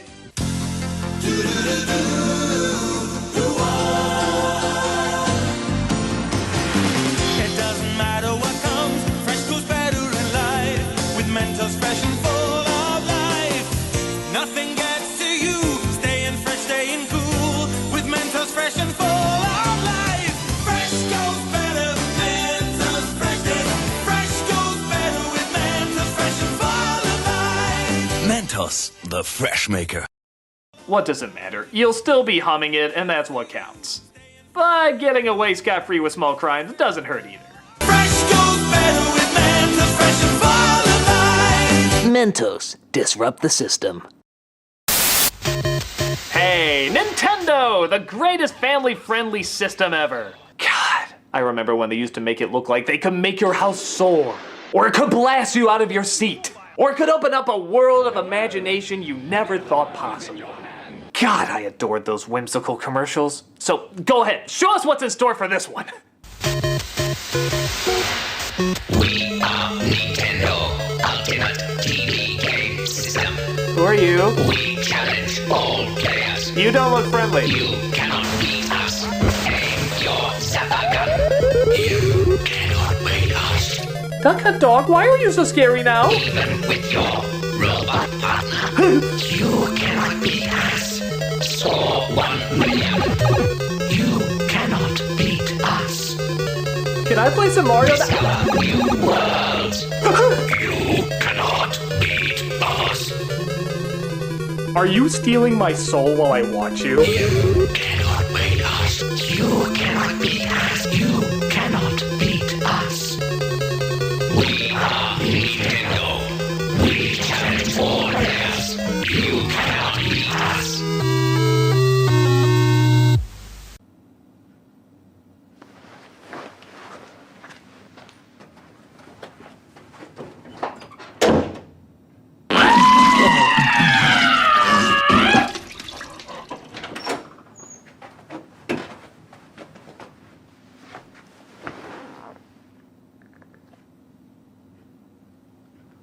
We are Nintendo. We challenge all players. You cannot beat us. A message from Concerned Children's Advertisers. Oh, thank God, another Canadian commercial. They'll calm us down from all this open your mouth and close your eyes controversy. Why do you think your mommy or daddy are always telling you, don't put that in your mouth? God damn it, Canada. Don't you put it in your mouth. Don't you put it in your mouth. Don't you stuff it in your face. Don't stuff it in your face. Though it might look good to eat. Though it might look good to eat. And it might look good to taste. And it might look good to taste. You could get sick. Ick.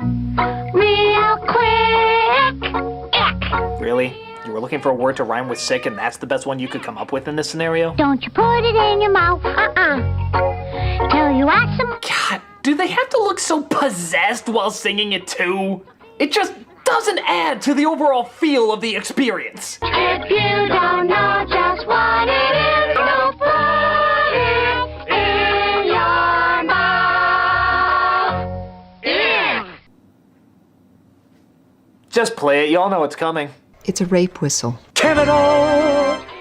Canada. I make fun of you with this because you have nothing else to make fun of. Don't put it in your mouth. Yeah. Always ask someone you love before you put anything in your mouth. Except if that something in your mouth is the person that you love.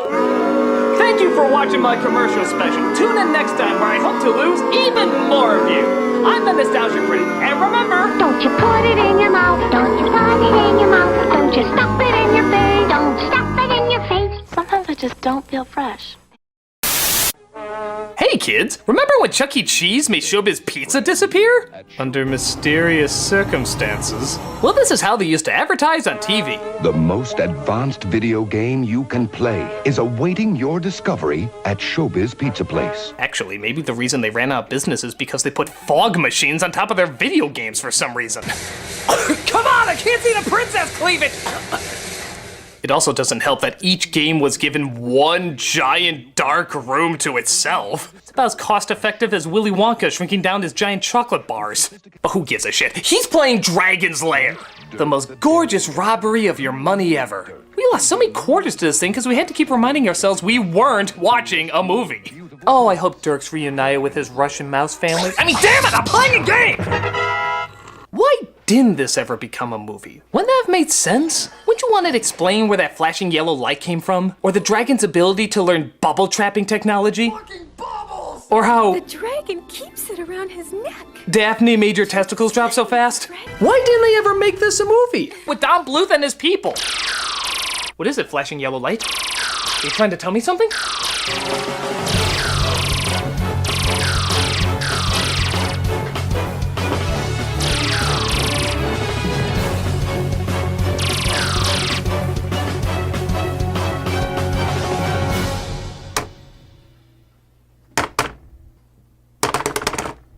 Why was I following a yellow light?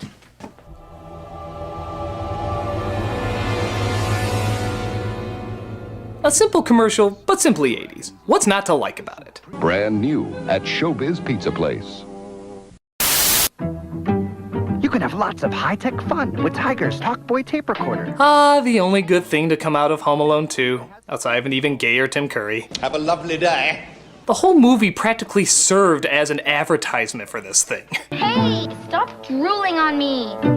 Hey, stop drooling on me. Yeah, that's what a voice app used to look like, kids.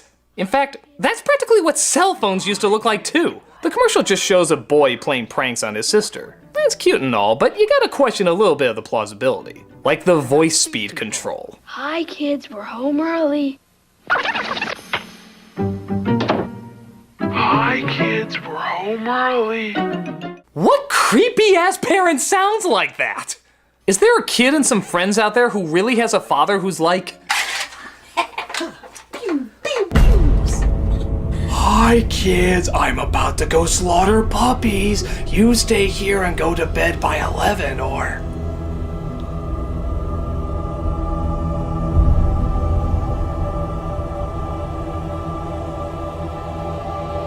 I'll eat your heart.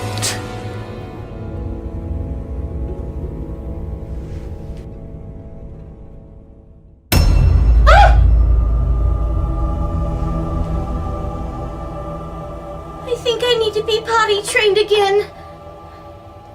Dated technology today, but kinda cool back then. With a funny, if not disturbing ad to go along with it. Tiger's Talkboy tape recorder comes with audio cassette. As recommended by Peter McAllister.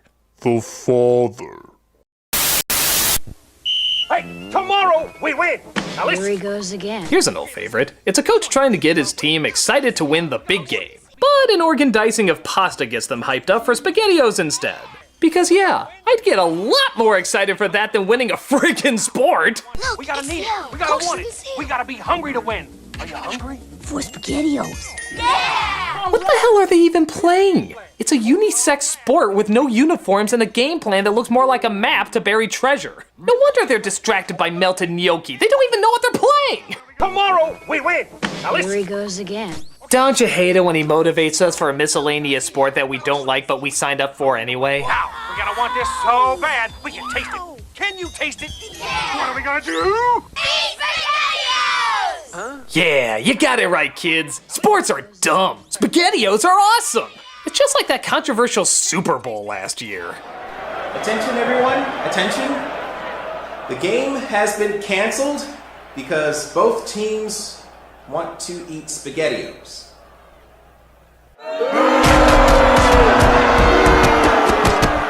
A weird ad for a gross product, but one that'll still stay fresh in our memories. It's gotta be.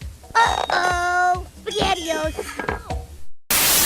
Now there's a new Barbie I can sleep with. Well, that was just said. Snuggle tonight, bedtime Barbie. I'll hold you tight, bedtime Barbie. Your whole body's soft. Okay, I'm just gonna let you figure things out, little girl. There's no rush, just... You might want to check out some of these cartoons. Close your eyes, sleepyhead. Night, night, snuggle tonight. Okay, you just kissed her nipple. I'm okay with being curious, but sleeping in pink potato sacks is not consent. I'll hold you tight, bedtime Barbie. Oh look, she sleeps the same way zestfully clean people bathe. Though I guess you'd want to move around too if you slept in a nightgown that even the Duggars would call too conservative. Let's get ready for bed. I'll hold you tight, bedtime Barbie. Bedtime Barbie doll has a soft body. Okay, I don't want to enforce any gender stereotypes or anything like that, but what if this was a boys commercial? Like, the exact same lines and everything, just you switched out the genders to male. Would we really look at this the exact same way?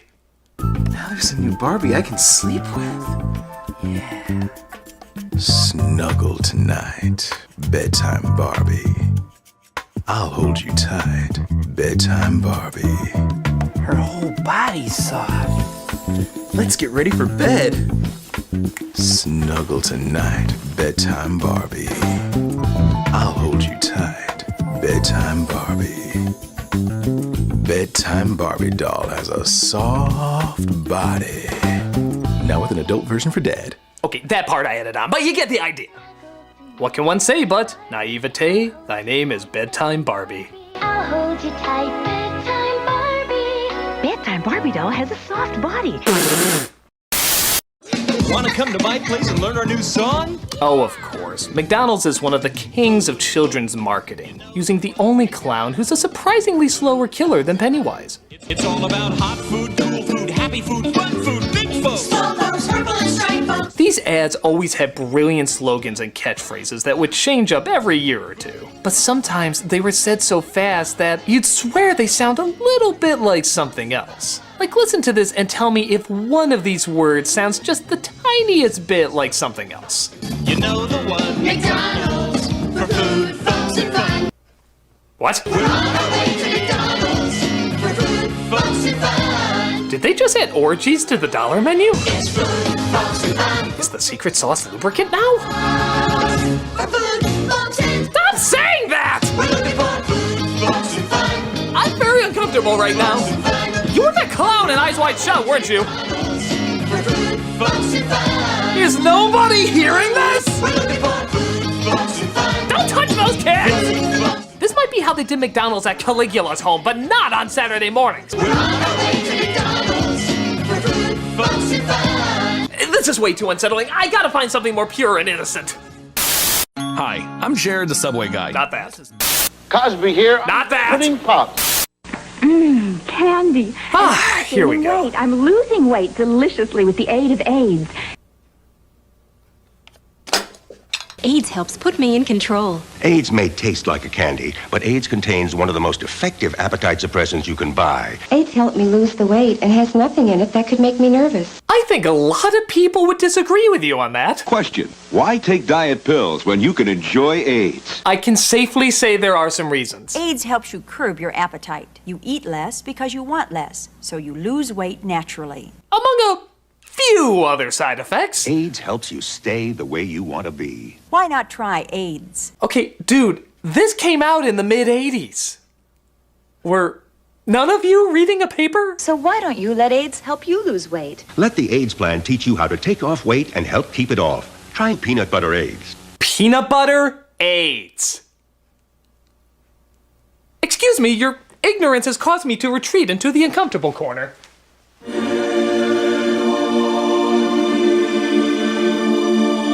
Lose weight deliciously with the aid of AIDS. Now comes with sweaty collar to tug at. Wow! Try peanut butter AIDS.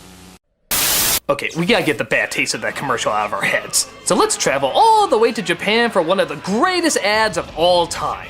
It's for the Sega Saturn, and to emphasize how intense it was, they created Segata Sanshiro, the most aggressive spokesperson ever. It didn't matter what you were doing. If you were off to play baseball, he'd beat the shit out of you and say play Saturn instead. Segata Sanshiro. Sega Saturn. Going out dancing tonight? Fuck that noise, you're playing Saturn now. Segata Sanshiro. Sega Saturn. Hey look, it's Santa. Oh shit, it's Segata. Better start playing Sega, goddammit. Segata Sanshiro. When he wasn't pounding the console into you, both figuratively and literally, he was winning soccer games, beating skaters with no skates, killing zombies, falling in love, and training to his kick-ass theme song.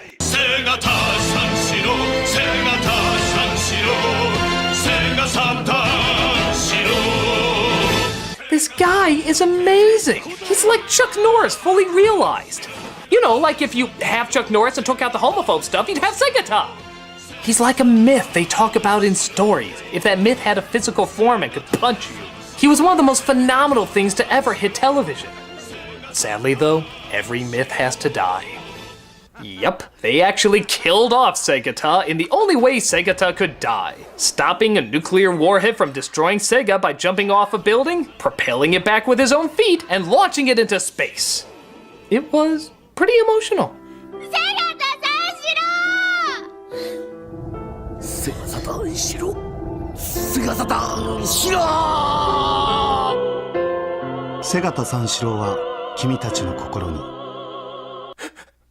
We will never forget you, Segata.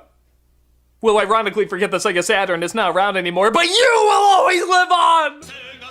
He's one of the most awesome series of commercials ever, and I proudly support a beating of me if it means seeing more of his incredibleness.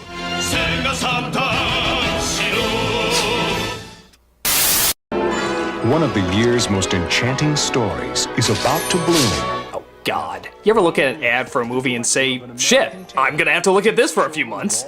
Now, Don Bluth, the director of An American Tail. The director who gave us some of the greatest anime movies of all time says, you know what, maybe Barney was onto something. A troll in Central Park. Now, you too can enjoy the wonder and enchantment of a friendship that grows and blossoms. God, I'm just waiting for Dirk the Daring to slice his head off, or the T-Rex from Land Before Time to devour him, or the owl from Secret of Nim to peck his little face out. Don Bluth up this Don Bluth film! And I know what you're thinking. Aren't I being a little too hard on an animation legend? Well, if he has a problem with it, he can tell me himself.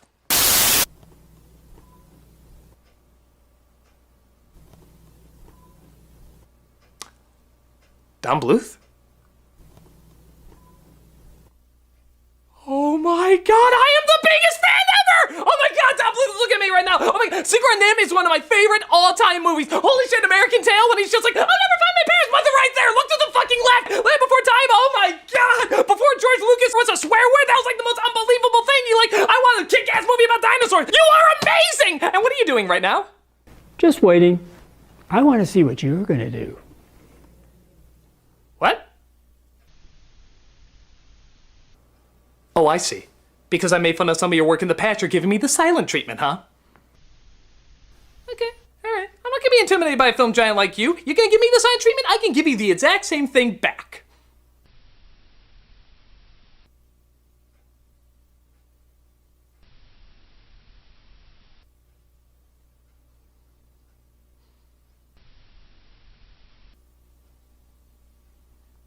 Knock, knock. Oh, come on. It's the law. You have to say who's there. Knock, knock. Who's there? You go. You go who? You go bye-bye!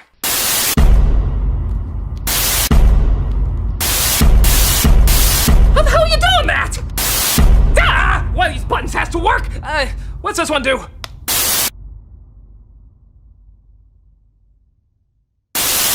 Ah! Suck my cockadoodle, you weirdo! Now you can get the power with your own Power Rangers gloves. Hey, it's the most tediously advertised hand garments until frozen. With built-in karate chop sound effects. Now you can be tough by looking like a mix between a NASCAR driver and Dexter's mom. Turn on the TV projector lamp and shine it anywhere to summon other Rangers. Oh look, you even pretend you're the Power Rangers with this stock footage. Just like the real actors pretend they're the Power Rangers with stock footage. Actually, the funniest thing about this commercial isn't even the gloves. It's the alarm you're supposed to put outside your door. Get the Power Ranger Room Defender, a motion detector that scares off the bad guys. Stand back. This room is protected by the Mighty Morphin Power Rangers. Oh yeah, if you got bullies at your school, that's sure to scare them away. Look at that, he hears the sound and he immediately goes into a seizure. I think most of us know what would really happen in this situation. Stand back. This room is protected by the Mighty Morphin Power Rangers. Give me all your money! Hey, as long as they don't play Let It Go, I'm totally okay with these things existing. Saban's Mighty Morphin Power Rangers gloves, TV projector lamp, and room defender sold separately from Happiness Express. Give me all your money! Lex Luthor has Superman trapped. Now you'll tell me why Superman peanut butter tastes so great. Slow day for evil, Alex. Never. So fresh roasted, so creamy, so yummy. Then its secret will be mine, all mine. I needed to make my ultimate weapon, peanut butter aids. The kids save Superman and supposedly put Luthor away in jail, but I don't know. Is it me or does this look more like Rapunzel's tower? Why do they lock him up in the same place Bowser holds Princess Peach? Also, Superman was ready to die to keep the recipe of his peanut butter safe? That's some pretty jacked up priorities there. You know, Superman, it is only peanut butter. Never. If you'd only give me the recipe. Never. Have you ever seen Kryptonite kill a man? Your insides get eaten out, eyes burst through your sockets, and blood goes out your ears and nose. You're gonna go through all of that just for your damn peanut butter? Yes. You know, I'm starting to wonder which one of us is the true crazy one here. With ads like these, I'm not shocked this super butter isn't still around. Just wait, Superman. I'll find out. Superman peanut butter. Its strength is its great taste. And the fact that it apparently makes you invisible. What the hell? That is it, devil! As an adult, I insist on a cereal that offers nutrition. Frosting! I want frosting! Yeah, remember these? These were the Frosted Mini Wheats commercials that advertised to both adults and kids, as adults and kids. I love the crunchy wheat taste of Kellogg's Mini Wheats, but the frosting side agrees with the little kid in me. The adults would always talk about the healthy aspects of the cereal, while the kids always talked about the sugar-coated part of it. The proper cereal is low in fat, salt. And taste! What about taste? The only problem is, if any adult really could communicate with himself years later, it probably wouldn't be as chipper as they were letting on. I am a very proper adult, so I always eat Sugar frosted sweets that keep me energized! It's filled with whole grain wheat and is so nutritious for The little kid inside! Of course, if the younger me knew that scraping off the sugar side would have prevented him from being a diabetic, he probably wouldn't have eaten it. Wait, what? Oh yes, and don't even get me started on your colon. That gets really jacked up. Dude, I don't want to know this. Neither did I, but you go through it, along with an ex-wife and a divorce that cost you most of your earnings. Don't forget child support to look after little brats like you that I help raise. I think I hear my mom calling. Your mom's dead! Couldn't afford to pay all the medical bills after buying you all the sugar-frosted mini wheats for your damn little mouth! Do yourself a favor and never grow up, never fall in love, never get attached to anybody in your life, you hear me? It's not too late! It's not too late! Change your life before you become a nuclear bomb of devastation! Get back here! You can't escape! Frosted Mini Wheats as part of this complete breakfast. You knew this was coming someday. Still a cute idea, even if reality can get the best of it. I know it goes on my tray. The sweet stuff. Hey, little buddy, want a ride? I was in college when Pokemon came out, so I was not the right age for it. And if you're a little kid and grew up with it, great, I'm glad you have fun. But for all the adults who had to endure this was a pain in the ass to put up with. It was everywhere. It was like every boy band except the obnoxious music was replaced with Pika Pika Pika. We didn't know what it was about and we didn't care. We just knew it was annoying. So friggin' annoying.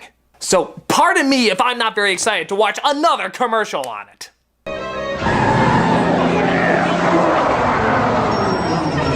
I'll be right back. Wait, what's he doing?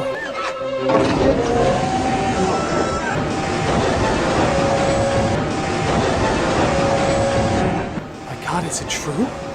Are they finally gonna die? Yes! Squash them! Kill them all! Turn them into Pokemash! Pokemash! Got ya. My God, that was beautiful. I don't know who you are, fish-eyed lens fat man, but you are my new personal hero. God bless you. Where can you catch all 150 Pokemon? Got ya. On your Game Boy, that's where. Ah! Bullshit! Fucking cop-out! How do you get a Game Boy from a bus? You know what? Screw it. Through the power of emotional denial, I will rewrite this ending in my head the way I want it. Where can you catch all 150 Pokemon?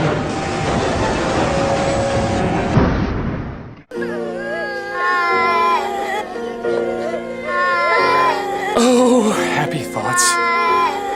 A nice dark idea, even if it does need to go too happy near the end. Pika, die!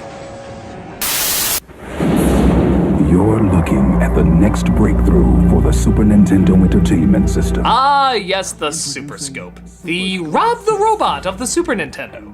Okay, so you're a Nintendo kid, and you have a ton of fun blasting things with your blaster. What do you want that's even more advanced than that? Well, gee, how about a shotgun, or a machine gun, or a bazooka? Okay, in hindsight, it does sound kinda cool. I mean, bazookas make big explosions, and we're all sick fucks, so we like that. But with those other guns, you could be mobile. You can move around, you can pretend you're an action hero. Who pretends to have a bazooka? What little kid is like, hey, you wanna go play cops and robbers? Nah, I'd much rather play gigantic piece of plastic I place on my arm, immediately making it sore and sitting still looking through a little eyepiece. I'm gonna hear about you in the news, aren't I? Yes, you are. It was so boring even to look at that they had to line up a bunch of them in a row, tricking you into thinking it was more cool than it really was. Yeah, you know the one thing they're not doing? Firing them at the friggin' screen, because it's goddamn boring. Oh, wait, we'll do it once. There we go. Now back to all the exciting things you will never do with it. You might want to consider some basic training exercises. I know it's like a collector's item and it has a special place in people's hearts, but there's a reason it never caught on. And it's yours for under $60. Christ, that sounds like too much even today. And that was a lot more back then. Give these ads credit for trying to make it look good, but it's another one of those accessories that just never got the momentum it needed. Super Scope 6, only for Super Nintendo. Super Scope. It's not Virtual Boy, but it's close. Jesus, you fucking psycho! Here's a little PSA from Canada. Nuh-uh. Nope, I've learned my lesson. Canada is fucked up. They may look all cute and innocent, but then they're sneaking in rape whistles and putting dicks in your mouth and God knows what else. Well, I'm not falling for it this time. I'm the sous chef here. With any luck, I should be head chef by next year. Oh, well that sounds kind of nice. I've got this amazing fiance. Oh, well that sounds sweet. A nice couple finally found love. Who I won't be marrying this weekend. Oh, what, you had to change the date or something? God, that's always so hard when that happens. Because I'm about to be in a terrible accident. Huh? But really, I should have cleaned up the grease over there. And they should never put the deep fryer so close. Oh, God! Oh, God! Canada, you're sick! You're sick, Canada! What the hell's wrong with you?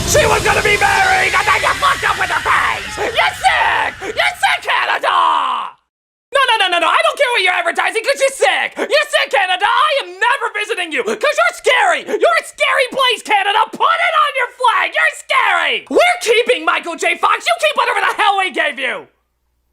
Which is probably nothing. Cause you're sick!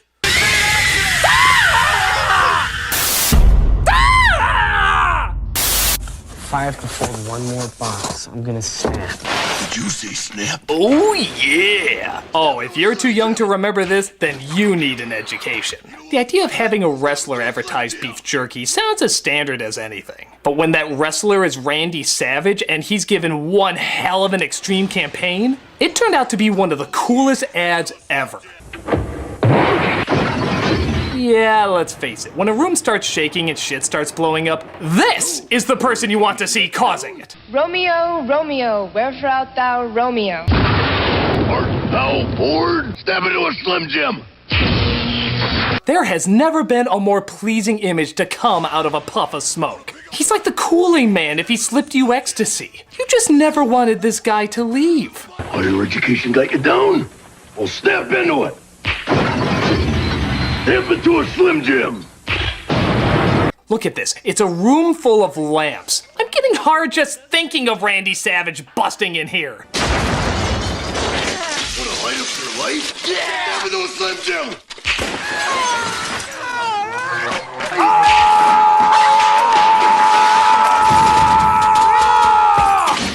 Need a little excitement? Step into a Slim Jim. Oh my God, is there a way to mate with Slim Jims? Don't answer that, internet. Turn to the spice! That's Mr. Savage. How about the funky chicken? Is that a waltz? Oh, yeah! He had so much testosterone, even saying the letter T seems super aggressive. Need a little excitement? These are some of the coolest ads ever, and so much of it came from the Macho Man himself. If you haven't come across any of these yet, then definitely go check them out. Gotta have beef, gotta have spice, need a little excitement? Step into a Slim Jim. Oh, yeah! I'm calling Telephone Tammy. Hello. I've been waiting for your call. No! I have so much to tell you, Tammy. Let's share secrets. Hey girls, ever want to talk on the phone with a toddler? Of course you haven't, because that'd be goddamn insane. But this exists for some reason. Wait till you see my new hat. I just love to go shopping. I do too. Fucking weird, right? What are the chances of finding another girl who likes shopping? We're like soulmates, 2-year-old who seems uncomfortably well-spoken. That's great. Can I talk to Tammy? Do you like pizza? She said so much. Does she? Because it sounds like mostly useless shit to me. It's like they're trying to combine traditional girl stuff to a point where it makes no sense. Like, hey, you like horses and dresses? Here's a dress made out of horses. You like babies and cooking? Here's how to cook babies. You like dancing and tea parties? Read Pride and Prejudice. It's an engaging read of challenging social class. Why did these things come together? I don't know. It doesn't seem to still be around, so I guess it didn't work. Some combinations are clever. This one is just odd. I love you. Batteries not included. Call me soon, okay? Okay, I'm done! I'm sorry! I'm sorry about all the things I've said about you! Just for God's sake, stop giving me that death glare! I'll do anything you want! Anything at all! Just for God's sake, stop looking at me with those horrible Don Bluethy eyes! What do you want from me? Well, you could promote Dragon's Lair by supporting our crowdfunding campaign. You mean you are making a Dragon's Lair movie? Yeah. Actually, we ironically have never done a commercial in a commercial special before. But wait, so you're telling me that if you get this funded, we would have gotten Don Bluth, the Don Bluth, one of the animation gods, to return to animation? But if you're gonna do it, you have to do it the right way. Right way? What's the right way? The most advanced video game you can play is awaiting your discovery.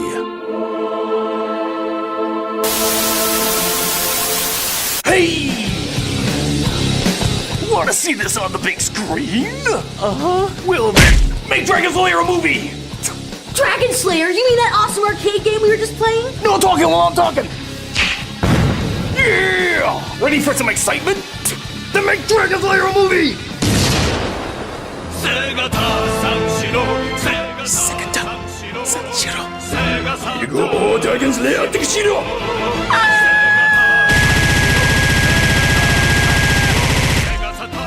Wait! There's only room for one screaming psychopath around here!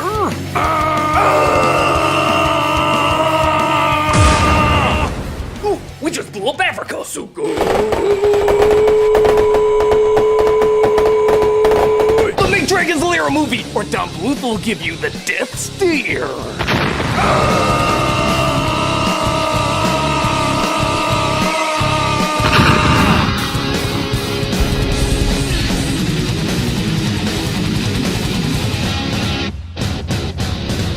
Yeah.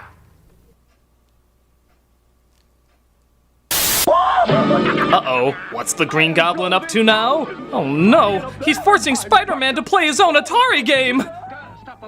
Actually, that is kind of evil. Watch yourself fall, Silk Slinger! This is an enjoyably goofy commercial, but what really sells it is the guy playing the Goblin. Try to get up there in time, Spider-Man! I think his dentist put meth in his laughing gas. If I don't get you, webhead, my diagnosis will! Holy Hannah! I love this guy. He can't even leave the frame without going nuts. Stop presenting! Show some dignity when you're in that costume. Holy Hannah! You're running out of fluid! What's he even saying here? He's so excited I can't make it out. You're running out of fluid! What? You're running out of fluid! Okay, I've watched this over 100 times. I've studied it. I've analyzed every possibility. I still don't know what the hell he's saying. You're running out of fluid! Here are my closest guesses. You're running out of fluid! You're running out of fluid! You're running out of fluid! You're running out of fluid! We laugh at this, but honestly, it's not too far off from what some of the movies have. If Goblin and Spider-Man can relax on a roof in those ridiculous outfits, playing an Atari game isn't too far off. I could crush you like a bug right now, but let's play video games instead. Seriously, you told her you hunch? Yeah, I thought it was a good pickup line for some reason. Oh, it's gotta be less awkward than how I cut a Thanksgiving turkey or crawl on the floor to a chair with a Spencer's mask on it. Yeah, let's hope nothing as ridiculous is in our near future. Outside of a song and dance number, how could it? Can I say, but web-slinging fun never looks so pixelated. Is this more action than even Spider-Man can handle? Spider-Man, a video game from Parker Brothers, the ones to beat. Here comes Federal Express. Whoa, stand back. The world's most exciting toys are here. Ready on the ground. This is the Federal Express Air Cargo playset. Yeah, I remember how jealous I was of the kids that had Federal Express playsets. Here I was watching the side of my painted house dry. I had no idea there was something even more boring. The door is opened, and a real conveyor system inside the plane moves the containers into the cargo bay. Hey, slow down. There's only so much excitement we can take. Now Federal Express takes off again with cargo for Phoenix. I have enough intensity with my pet rock, thank you very much. They're put in containers, loaded on trailers, and taken to the plane. Wow. Did that really deserve a wow? I could barely muster an eh.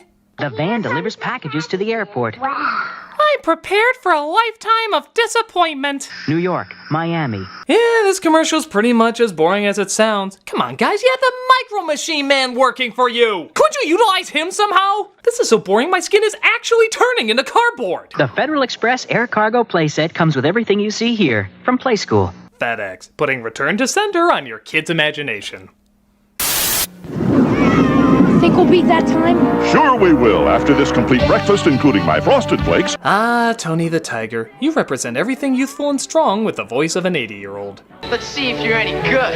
Frosted Flakes, good. They're great. Though Tony's, of course, still around, there was a very distinct formula that was used in the 80s and 90s ads. You see, it always starts with Tony befriending some random kid in some random sport who's always being made fun of by bullies. You two want to take a horsey ride? You two up for a little game? Hey, you two, the kitty hill's over there. You two coming in? They'll just wipe out. Time to tie our sweaters around our chests and throw Cadillacs at puppies. I hope your serve is good. You guys can have the new kid. We don't want him. You're stuck with him. What's wrong with these dipshits? You're making fun of a kid that has a killer predator on his side. This is not gonna end well. We'll see how good you are. What are you gonna do? Sick your giant animated tiger on me? But of course, it's the great taste of Frosted Flakes that brings out their inner tiger and transforms them into a sports star. Be bad if you're any good. Good? They're great! Show 'em you're a tiger. Show 'em what they can do. I see some false advertising in that. Some meat, protein bars, vegetables, these are things that can make you a better athlete. Sugar-frosted newspaper cannot. Nobody says, you know what make people who eat Wheaties even stronger? Candy flavoring. There's even chocolate-covered versions with marshmallows. How is any of this supposed to make you a sports star? If they really wanted to be honest with the ads, they'd be like, Hey loser, sad that your parents died in a car crash? I'll never be as cool as those guys. That's what you think. Tuffy the tiger! What you need is a helping of my Toffee Flakes. It brings out the toughness in you. So you think you're any good? Toffee Flakes good? They're granulated sugar! Wait, what? Oh yeah, there's no wheat in this. We just scrape off the top of sugar cubes and dye them brown. That sounds incredibly unhealthy. Go get 'em, Tiger! Show 'em that you're a toughie. Show 'em what you can do. I'm sluggish and slow. You just need more Toffee Flakes. Keep 'em guessing, Tiger. You make some weird gurring sounds because you know what's cool. Problem? I feel dizzy and weak. That's just the diabetes setting in. What you need is some insulin. Keep 'em on their toes, Tiger. You start your breakfast right with what most people call dessert. When you have the taste of Tuffy's Toffee Flakes, it brings out the toughness in you. They're grossly misadvertised. well, it's still fun and Tony's such a great mascot. It's hard not to get sucked into all this sports-tastic propaganda. Brings out the tiger in you. And you! They said it wasn't humanly possible. Well, here it is, folks. The first ever Game Boy commercial. And I'm not gonna lie, they may have overhyped it. Now you can have all the power and excitement of Nintendo right in the palm of your hand. Really? All the power and excitement of Nintendo, huh? Is that why in this 30-second commercial there is only 1 second of gameplay in it? I'm not even kidding. This is the only clip of game footage they show. But look! Giant robots on Doctor Who sets like it! And even that's a little awkward. I'm sorry, but seeing a giant machine come out and hold a calculator like a texting Gort doesn't look especially intimidating. The loser has to watch the Keanu Reeves version. And its games are interchangeable. Plus, Game Boy comes with the outrageous new game, Tetris. Outrageous Tetris, huh? There's many words to describe Tetris, but outrageous isn't usually one of them. So outrageous that only 1 second of it can be shown. To show the rest of it would blow your mind too much. Okay, if you want to do an ad truthfully, you do it like this. Now you can have all the power and excitement of Nintendo right in the palm of your hands. And by all, we mean literally one color, roughly 4 bits, and a variety of maybe 5 sound effects. Really crappy robots from the 60s love it. You could go to Game Gear, which in hindsight was a million times better, but because ours was a tiny bit smaller, it bombed!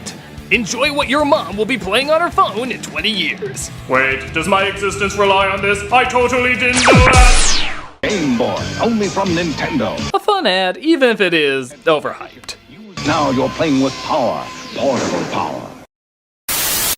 Every morning at this time, Dad puts one of those great Eggo waffles in the toaster. Yup, who can forget Lego My Eggo? The catchphrase nobody said because nobody would ever fight for one. Lego my Eggo! Lego my ego. Lego my ego. But in the commercials, everybody wanted one and would go to crazy lengths to get it. Even though there were clearly many left behind, I feel like these are some extreme lengths to go to get one of them. What, they come in like packages of 8, 12? You can... Come on, guys. Time has arrived for the Eggo stealth suit. Probably the most extreme is a kid that created an invisibility suit. With science! Hey, Lego my Eggo! You're sinning against time and nature for an Eggo waffle! The world is not ready for such technology! Or deliciousness! It's cute and all, but if these ideas were done today, I think they might have gone a different direction. My dad always tries to get my Eggo waffle in the morning before I do. But with my black arts magic, the advantage is mine.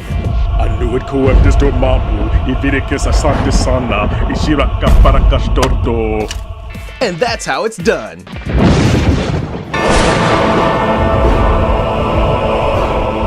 Oh no you don't, 11. This Eggo waffle is mine. Wingardium Leviosa, Diaper Surprise, Canada Barrelstorm, Barababante Kerano Soto, Santa Sana Squash Banana.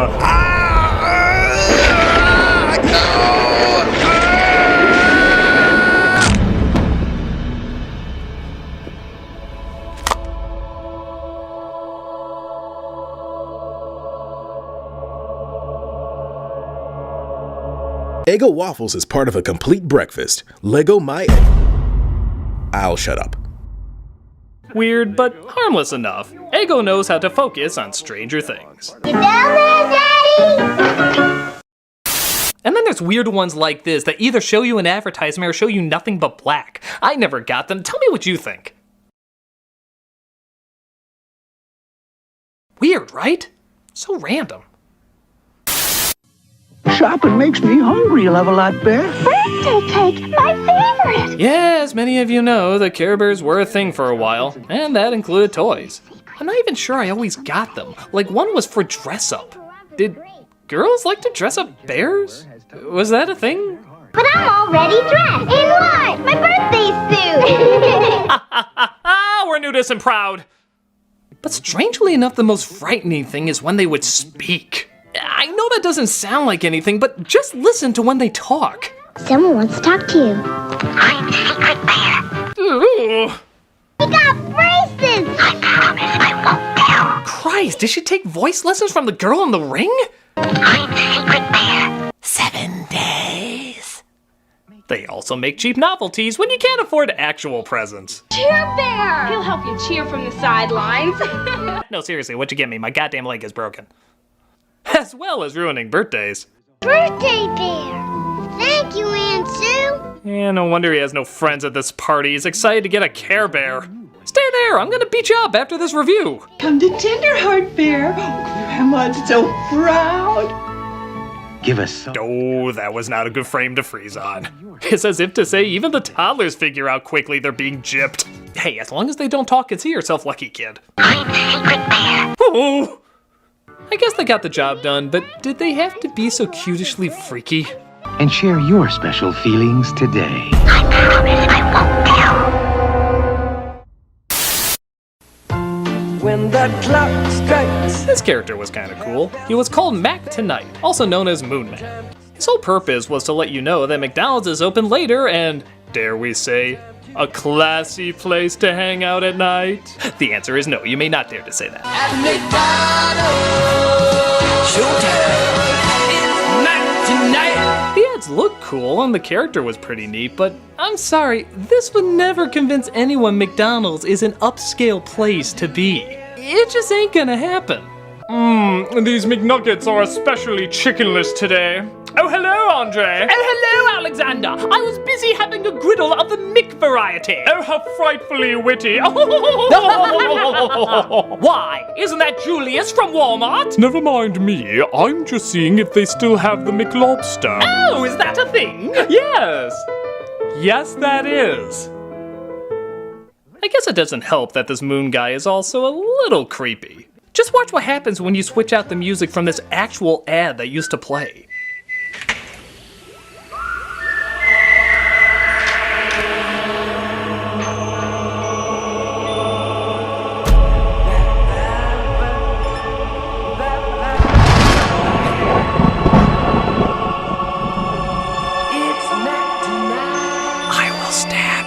With my chin. Only I and Bruce Campbell can do that.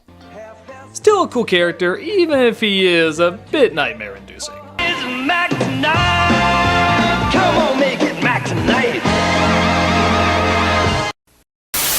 Meet the absolutely remarkable My Interactive Pooh. Oh my god. Where's Eeyore? Here? Hooray, you found He's an Eeyore. extraordinary new Pooh. Why are we talking about Extraordinary New Pooh? Are we having lunch with Grandpa again? Pooh interacts with your child and computer for hours. That sounds very unsanitary. Download and take Pooh's fun anywhere. Take Pooh fun anywhere? I'd imagine you get arrested for something like that. Hello, Jenna. Who knows my name? Okay, I'm way too childish to talk about a children's commercial, but let's just say this isn't my #1 commercial, but it's definitely my #2. Whole new way to play. the incredible new My Interactive Poo. Okay. Wow, this goes back. A PSA from when the Adam West Batman show was still on. Let's see what 60s Batman had to throw at us. Quick, Batgirl, untie us before it's too late. It's already too late. I've worked for you a long time, and I'm paid less than Robin. What? Holy discontent! Same job, same employer means equal pay for men and women. No time for jokes, Batgirl. It's no joke. It's the federal equal pay law. Holy act of Congress! Can we talk about this later? Will Batgirl save the dynamic duo? Will she get equal pay? Contact the Wage and Hour Division, Department of Labor. Okay? Where do I start with this? First of all, Adam West is really phoning it in, isn't he? His life is on the line, yet it sounds like he's teaching a geometry class. Quick, Batgirl, untie us before it's too late. And please tell me the property for X. Second, Batman's kind of an asshole. Equal pay for men and women. No time for jokes, Batgirl. Wow, what a douche. I mean, come on, your vagina alone docks you like 20%. Even Robin's like, come on, you crazy dame. We gave you the vote. What else do you want? Third, superheroes get paid? When did this start? Are superheroes getting regular wages? Do they have a union? Plus, I don't know what the paychecks are, but the idea of anyone getting paid less than Robin is friggin' hilarious. Fourth, she's just gonna let Batman die?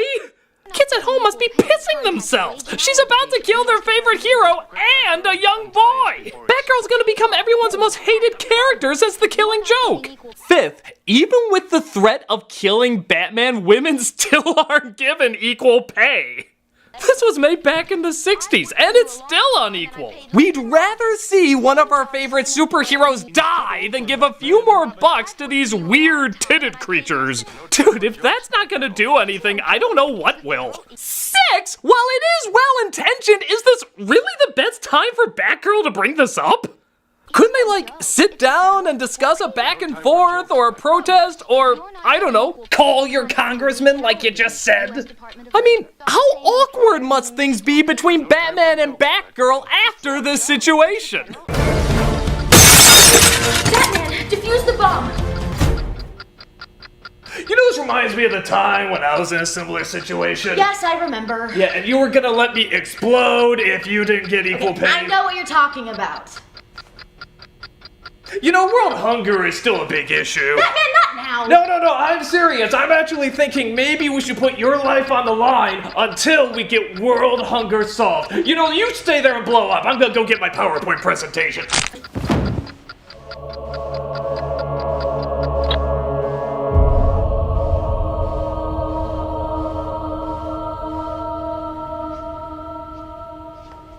Okay, I'm still here though.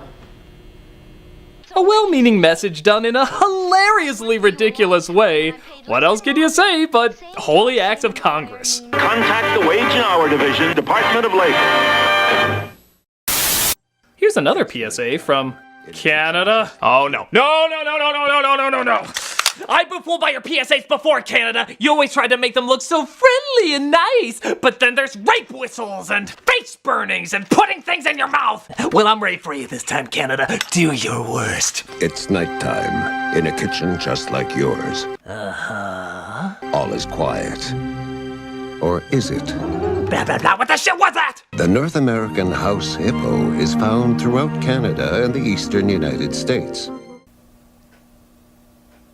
What? House hippos are very timid creatures and are rarely seen, but they will defend their territory if provoked. They come out at night to search for food, water, and materials for their nests. What? They eat children or something? The favorite foods of the house hippo are chips, raisins, and the crumbs from peanut butter on toast. I'm not falling for your cuteness, Canada. Where are you going with this? They build their nests in bedroom closets, using lost mittens, dryer lint, and bits of string. And then they flamethrower your family, don't smoke? House hippos sleep about 16 hours a day. That looked really real, but you knew it couldn't be true, didn't you? That's why it's good to think about what you're watching on TV and ask questions, kind of like you just did. A message from Concerned Children's Advertisers. Well, that was nice. Downright adorable. So, let me get this straight, Canada. You start off your dark, disturbing PSAs as cute and innocent, and start off your cute and innocent PSAs as dark and disturbing. What are you, Canada?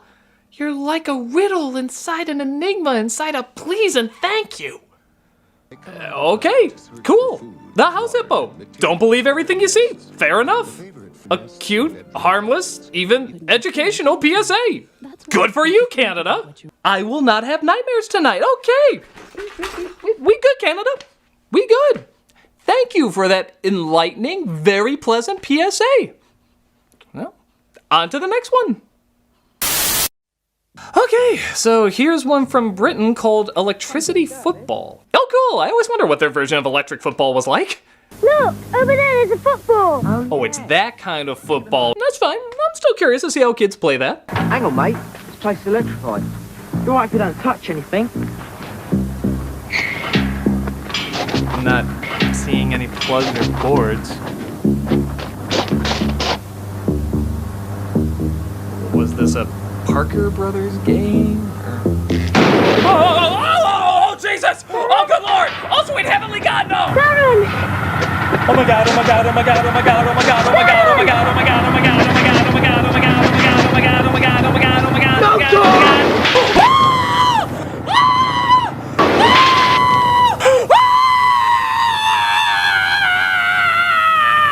Stay safe.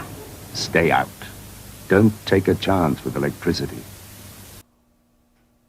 I'm afraid of Britain now! Your new Canada! Your new Canada!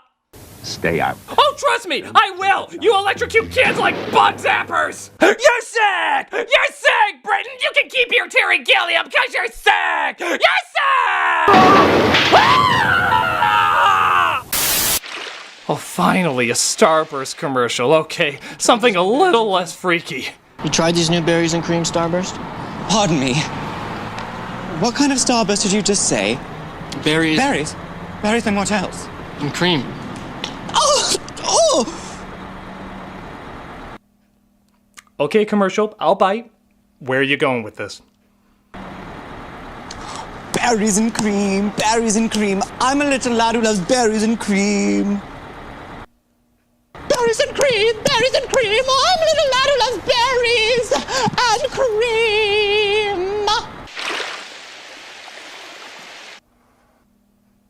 Give up. Just give up. Give up on everything. What are we doing? Is this really what we're paying people to give us now? We're denying good writers such wonderful paychecks so that piece of shit writers can give us this? This was a gift that only the rare exceptional talent could give us?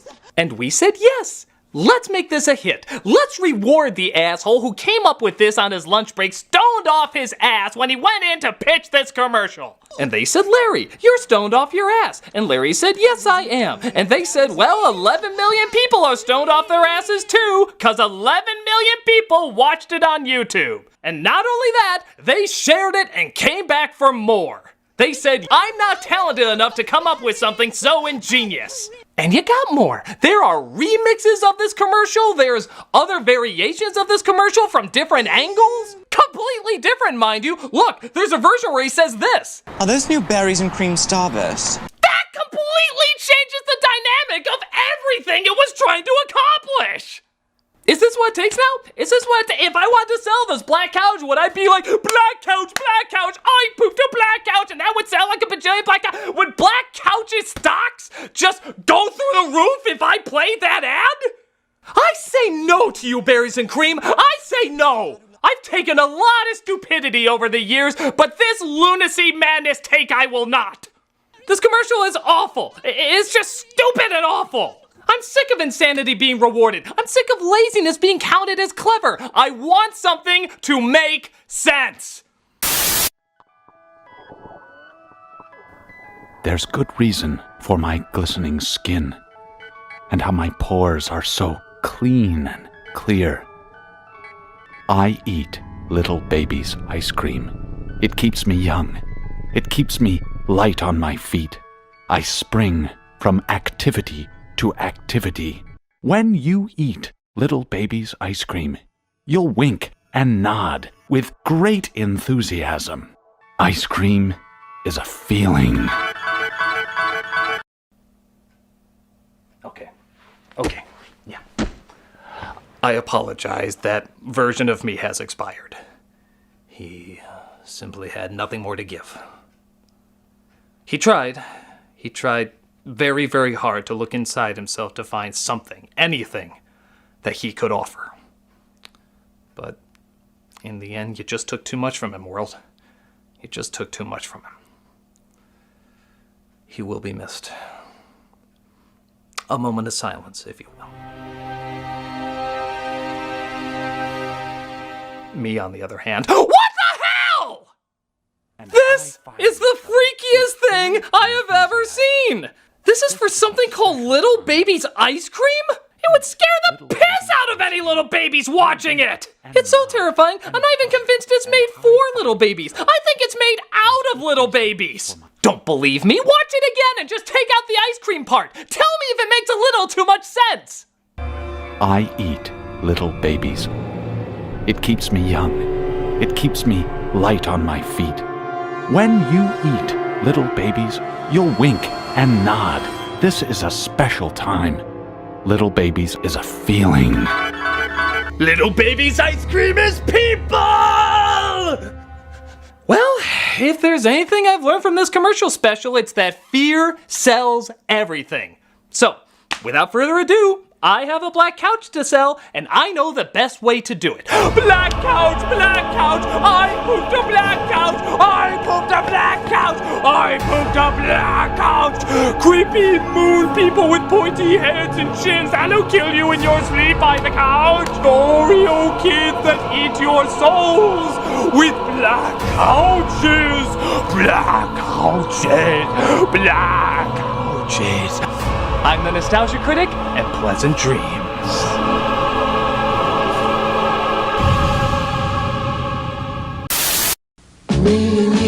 Yeah, this one launches the nostalgic feels. It's the first commercial for Super Smash Bros. On Nintendo 64. Now it's a commonplace idea to see your favorite lovable characters beat the shit out of each other, but back then, seeing these cuddly cute balls skip was pretty shocking when it was followed by this. Good lord! Suddenly it's Joaquin Phoenix from Gladiator looking over an enchanted bloodbath. Something's gone wrong in the happy-go-lucky world of Nintendo. What I like is before you realize it's all going this direction, it just looks like Mario snapped at Yoshi. What the hell did he do? Did he have a flashback to when he was a baby and Yoshi failed to protect him?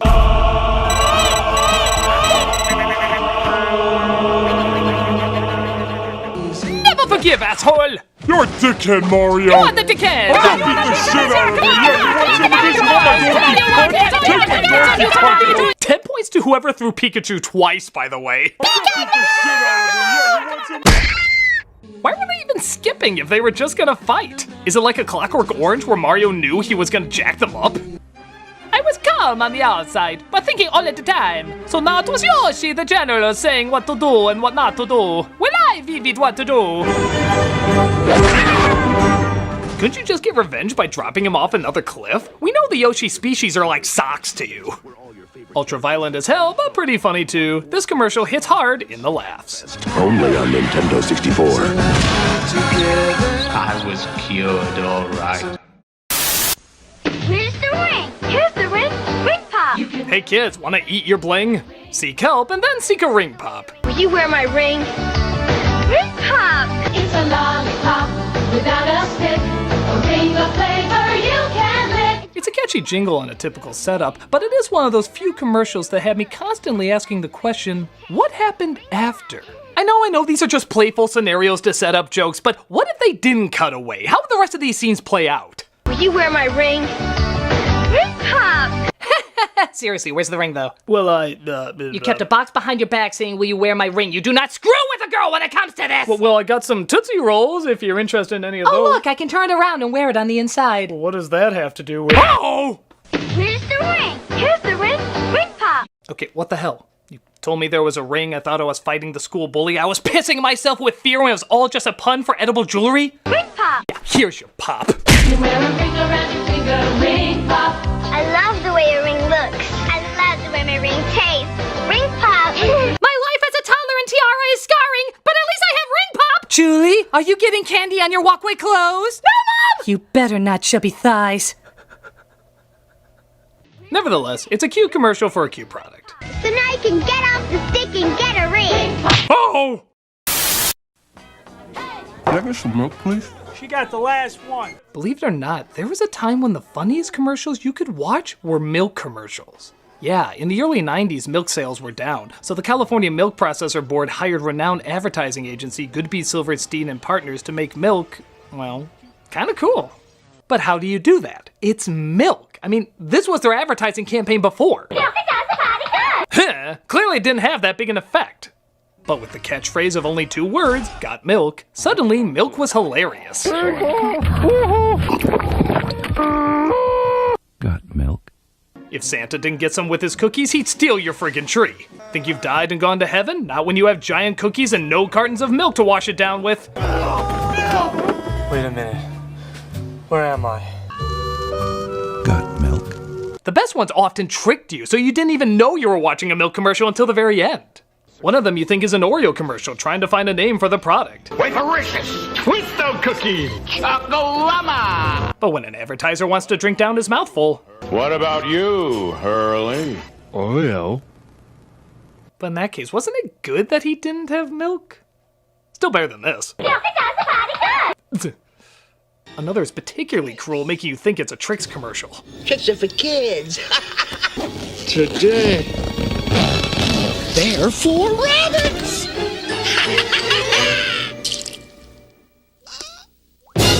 Oh, that hurts so good. Next time, try a better costume than Kenny from Half-Baked. These ads were so popular, they were even being mentioned by... got milk?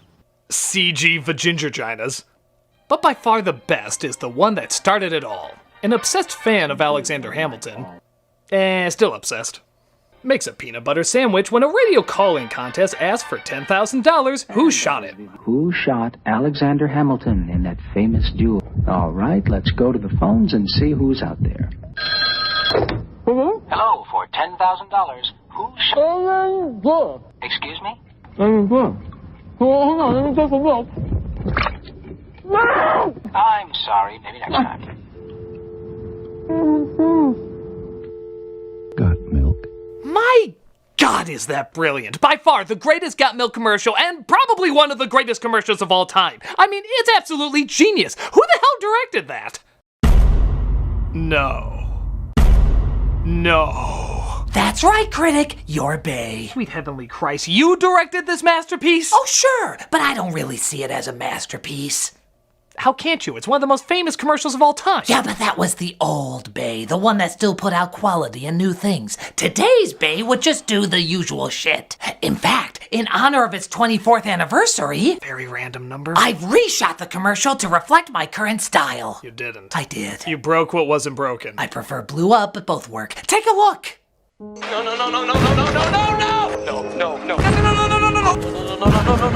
That was Annoying Boy Says No for 2 hours. And now for today's sexy question. Who was responsible for writing the legend of King Arthur?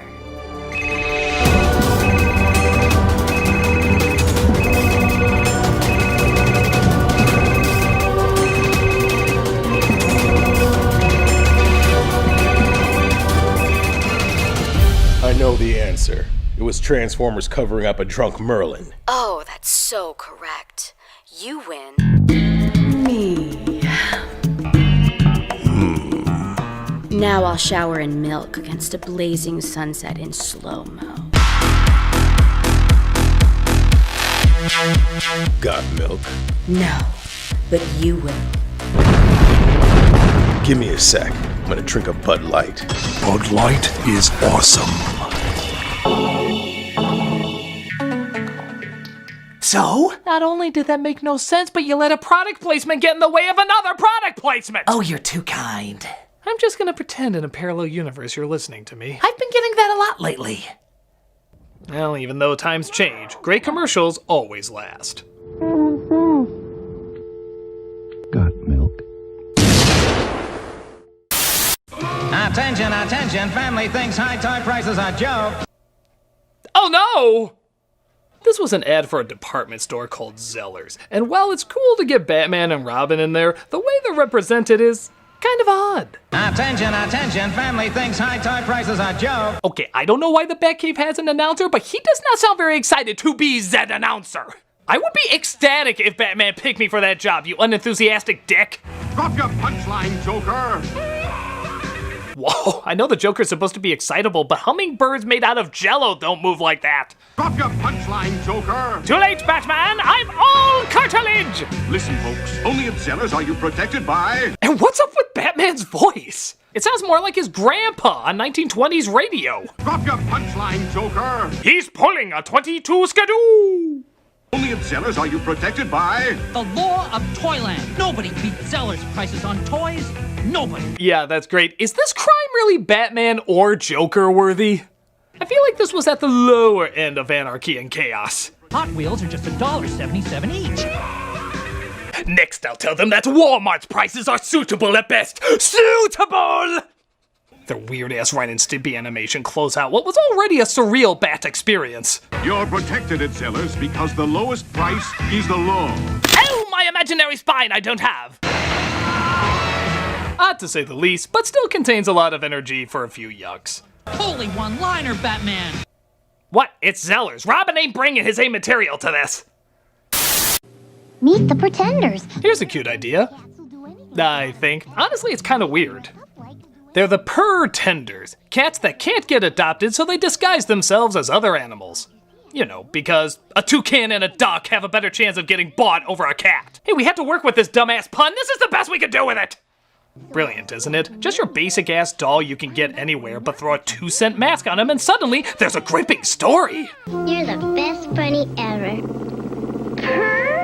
You're not a bunny.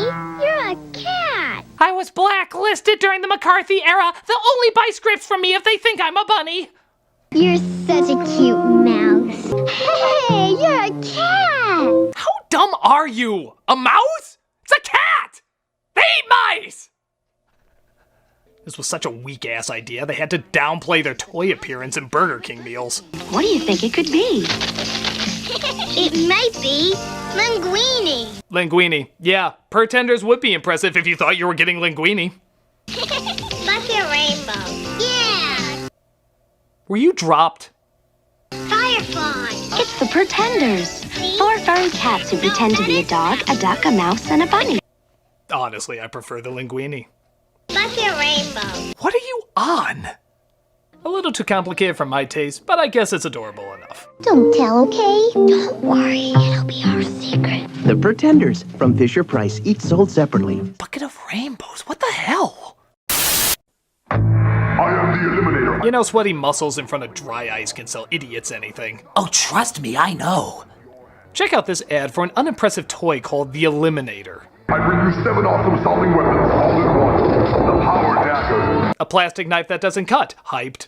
The Power Sword. That is literally the same thing. The Laser Sword. I think your sister in college would get better use out of that than you. The Army Machine Gun. Yeah, I have one of those too. It's called a flashlight. It's a flashlight. The Bayonet Machine Gun. Again, a flashlight.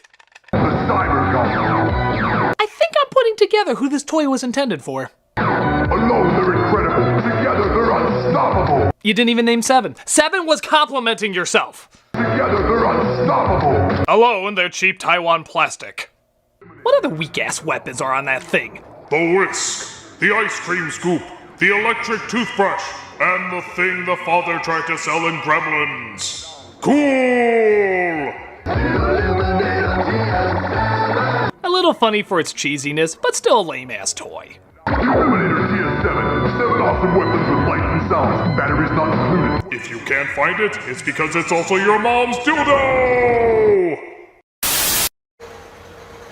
Mr. Warburton, there's a Mr. the Frog here to see you. Mr. Warburton? Okay, I know the Muppets have had their ups and downs in the past, but what the hell are they doing here? Is it true you're bringing out a giant crumpet? Yes, but... Well, sir, you have given me a fantastic idea for a Muppet extravaganza. A giant crumpet. That's giving you the idea for a Muppet extravaganza. And he ain't kidding. Look at the size of this production. They're thick and super fluffy. Ooh, I know what that feels like. It's time to get them toasted. Most sensational. Don't get me wrong, it's impressive, funny, and the Muppets are great, but it's friggin' crumpets!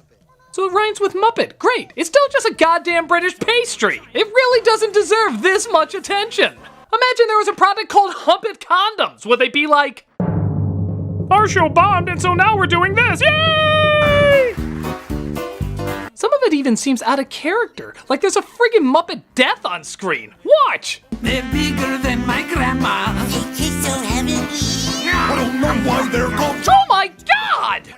It's not like a safe falls on him real quick. No, you see that thing struggle while being devoured. It's kind of gruesome. They taste so heavenly. Oh god, no! I'm the last of my kind! Oh sweet Jesus, that's where Skeeter went! It's time to hit the Arndale. It even ends on, well, kind of a raunchy note. Oh no, where's Mr. Whippert? So, is it true you're the world's biggest supplier of crumpets? Okay, I do not want to think of Miss Piggy's sexual assaults. Just because you're a woman and a pig doesn't make it any less Harvey Weinsteinish. Do pigs in space, not pigs in jail. Again, the commercial's fine, I guess, but why throw this much money into a lavish production for British crumpets? Have things really gotten that bad for the Muppets? Crumpets? Goddamn crumpets? Are you shitting me? We're the friggin' Muppets, not Teletubbies! I think if you consider... No! My grandfather was an old Jewish sock, and he came to this country to uphold our the Frog name! You don't give me better deals, you're letting a generation of fabric down! Look, if you just think about it... Oh, I see. You want me to think about it. Well, think about this, Larry. My banjo rainbow connecting to what's left of your balls! No crumpets! Nancy? Yes, Mr. F? Could you run down to Binny's and get me another 6-pack of Hoppin' Frog beer? Don't you think you've had enough, Mr. F? I'll tell you when I've had enough! Oh! You washed up bastard! When did the rainbow fade? Wow, I got really depressing on that one, didn't I? Well, here's hopefully a more chipper commercial to make you feel better. You were still thinking about Kermit, weren't you? So was I. Okay, here's something more chipper. A delightful little doggy. Oh, aren't you the cutest little thing? Oh my god, you're the most adorable little guy. Oh, yes, you are. You're so adorable, they're just kind of keeping the camera on you, aren't they? Yeah, just, not really saying anything, not hearing any announcers. Guess they're just banking on your cuteness. Okay, I can go with that. You're the cutest little guy. You're the most adorable little thing in the world. Oh, yes, you are. Oh, yes, you are. Oh, Christ! Oh, shit! Holy... Whoa! Whoa! What the hell? What the hell? What? Please give us a pound, or we'll have to pull the trigger. What in fluffy shit was that? Is this a terrorist hostage video for PetSmart? What was this even for? RSPCA? What? Let me look that up. An animal welfare charity in Britain. Oh, of course! When you're doing crumpets, you're all Muppets and dancing, but when you're doing PSAs, you're killing dogs! New Canada! Just listen to the wording they use in this. Please give us a pound, or we'll have to pull the trigger. Are they trying to get across the message that if you give them the money, they'll be able to stop cruelty to animals? Was that what they were trying to get across? Well, you failed miserably. Yeah, it doesn't come across that way at all. They literally say, give us a pound or we'll pull the trigger. I would think this is a gritty reboot of Cats and Dogs directed by Christopher Nolan. They don't even say what RSPCA stands for. Well, in my mind, it stands for really shitty puppy crucifying assholes. This got such a negative backlash that they cut down the PSA and had a kid sing how much is that doggy in the window while answering how much a dog really does cost. Yeah, don't forget to include the funeral, you sick shits. In fact, that ironically contradicts the last one they did. Where this one says, don't spend the cash if you can't afford it, the other one says, give us the cash or you'll see Benji's brains! Okay, I'm done with this one. It's horrible, it doesn't get the point across, it's just disturbing. Please show me a different one to watch. Those lonely pound puppies really... Oh, don't show me that! No! Pound puppy, I'm so glad to find you. Put that lonely puppy pound behind you. Okay, come on, maybe I won't think of the PSA. Pound puppies. Pound. Give us a pound and we'll pull the trigger. I'm sorry, you're cute, but I need time. It's the Mickey Mouse talking phone. Ah, the Mickey Mouse phone. I think a lot of kids have this. Mickey, come over for a potty. Kid, you are way too young to be into Mickey Mouse watching you potty. Also, you sound relatively disinterested in it. Mickey, come over for a potty. To be fair, it's better than this obviously confused kid. Hi, wrong number. Who says that to a character phone? That's like playing Mario Brothers and saying, this has nothing to do with plumbing. I can have a talk with Mickey Mouse from anywhere inside my house. That was Mickey Mouse, huh? Sounds more like a drunken old lady shouting obscenities. Don't laugh at her, it only makes her drink more. Okay, I sound nothing like Snow White, but I'm a woman. That should fool you at this age. I love you, Snow White. When I die, my favorite friend, Donald Duck's on the other end. That was one of the Martians from Mars Attacks. 3 out of 3 wrong, that's pretty impressive. Let's be honest, this project would be a lot more fun if they brought in even more interesting Disney characters. I think there's a good variety you can choose from. Hello, this is Bambi. My mother and I are... Hello, this is Judge Frodo. My sexual lust for gypsy girls half my age burns like hell's fire. Hello, we're the cast from Song of the South. Still a neat idea for a toy, just not advertised very well. Talk to 6 different Disney pals on the Mickey Mouse talking phone. Batteries not included from Hasbro Preschool. Hello, we the crows from Dumbo. Tiger puts arcade action in the palm of your hand. I think that's a lie. Games like Mega Man 2. Fight your way through 8 stages of play as you attempt to defeat the villainous Dr. Wily. Wow, what is this? One whole bit? Games like Double Dragon 2. Billy Lee returns as you use your incredible ninja acrobatics. Yeah, what acrobats are those? Extending one arm and one leg while your dick magically disappears? Extreme! Look at this. It's so lame they have to focus on the kids moving around because there's no excitement in the game itself. If you saw any kid moving like this while playing a Tiger game, you'd think he was having an epileptic episode. Defeat the ultimate villain, the Black Shadow Boss. The kid's so jacked up he gets excited about golf. Yeah, there's friggin' golf! But not just any golf, Lee Trevino's fighting golf. So you know they mean the real shit! Choose between 2 levels of difficulty as you select your own golf clubs, control the strength of your swing, and the direction of the ball. I'm already asleep hearing these exciting selections, and this kid's hopping all over the place. Video excitement in the palm of your hand. Yeah, that looks like a kid playing handheld golf over there. Also available, Batman, Afterburner, Super Sprint, and Simon's Quest. Piss on those games! This kid has Lee Trevino's fighting golf! And yes, your jealousy arouses me. As you complete 18 holes of championship golf. Dumb ad for a dumb product. Nothing much to it. Tiger LCD video games. Video excitement in the palm of your hand. Turn up the fun with ball sack. No, boy. Put the ball sack balloon in the sack. Blow it up now. Give it a whack. What? Turn up the fun with ball sack. Hit it. Hey, look. Ball sack sucked off a fire hydrant. That's too crazy for even me to make a joke about it. I don't think this could get more abstractly perverted. Up, spoke too soon. Here's my little buddy, the ball sack brat. Ice Cube ball sacks are where it's at. Did he say Ice Cube ball sacks are where it's at? Ice Cube ball sacks are where it's at. Bye, Felicia. Okay, you know what? These commercials are innocent enough. I shouldn't read too many innuendos into them. It's immature and it's been done to death. I should really just grow the hell up. So, let's move on to the next one. The name of the game is Ball Buster. It's a family game, fun for children. And for adults, it's exciting. Oh, come on. You make strategic offensive and defensive moves, then try to bust your opponent's balls. Oh, come on! It's as easy as checkers. Except Kevin Spacey likes to play this one more. It's acting like pool. You're a ball buster.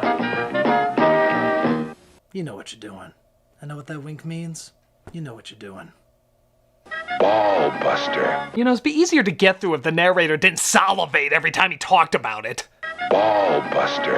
And for adults, it's exciting. Try to bust your opponent's balls. Oh, I think I can hear his tongue on that one. A great new game from Mego. You know what, though? I think I did okay. Yeah, every year there's always a commercial like this with heavy sexual innuendos, and you know what? I think I stayed pretty mature. I'm patting myself on the back this year. I'm patting myself on the back. I'm a bigger person than I thought. What do you call the new water and ooze blasting oozinator? Nope. Nope. Nope, nope, nope, nope, nope, no, no, no, no, no, no. Oh, yeah! Bleh! Oh my God! Gross! Ew! Disgusting! And of course, awesome! The new oozinator blaster from Super Soaker. Nope. No. I am not saying a thing. I am not saying a thing. You hear me? Not a goddamn word. But you think way too highly of me if you think I'm not gonna re-edit this in a humorous way. Not saying a thing. Not saying a thing. Totally shut. Not saying a thing. You, your kids, and your Johnson. The Wonder Boner. My wife would like that. There. Not a word. Final verdict, Oozinator is a fine commercial, it just has the misfortune of coming across the wrong way. I mean, damn it! Oozinator blaster from Super Soaker. Oh, cut away, you green goblin dick! Oh my God, this Atari commercial is amazing. I really mean amazing. It's actually so good, it's hard to believe it's real. Hey! Yeah? You look like a real jerk. I already believe every commercial should start off that way. So what you doing? Well, Muffy, Buffy, Biff Jr. and I are going on our Sunday drive. Oh, no, you ain't. You're gonna play pole position! What? Whoa! What? Whoa! What? Whoa! What? Whoa! What? Whoa!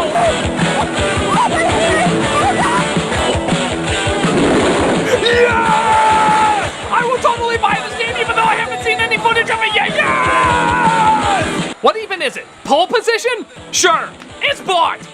Actually, it looks really crappy. I don't care. It's bought. I have no idea why an explosion changed the logo on that sign, and I don't care. Pole position!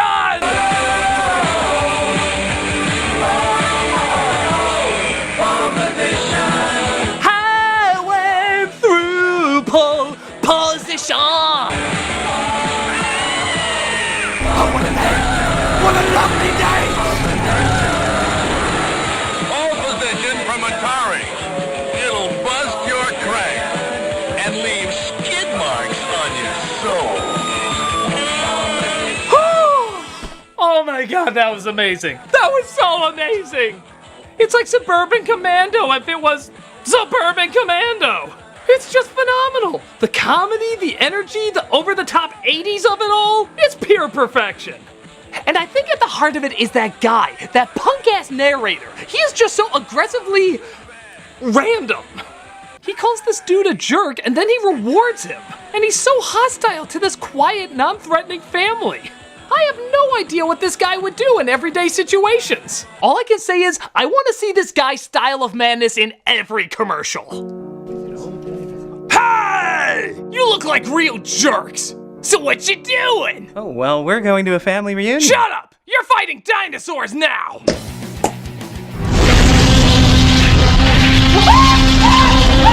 Hey, jerk! What you doing? I got sweet potato yams made from potatoes. Shut up! You're going up against killer skeletons! Hey, jerk! What you doing? Well, I've got some... Shut up! You're in a volcano! Hey, jerk! Shut up! Space!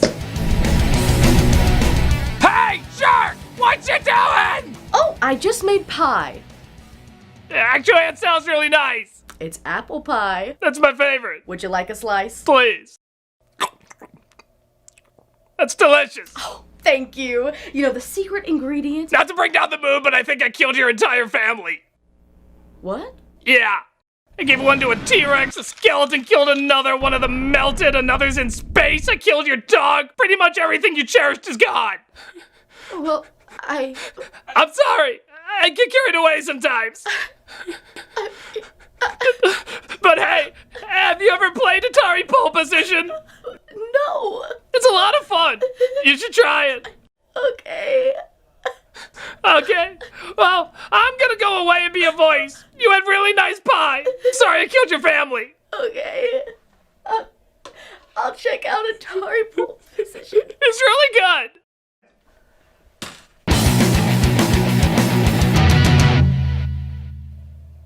Wow. Again, I went really dark on that one. Really dark. I'm the Nostalgia Critic, and I don't know why I look forward to this every year. I think I'm sick. Really sick.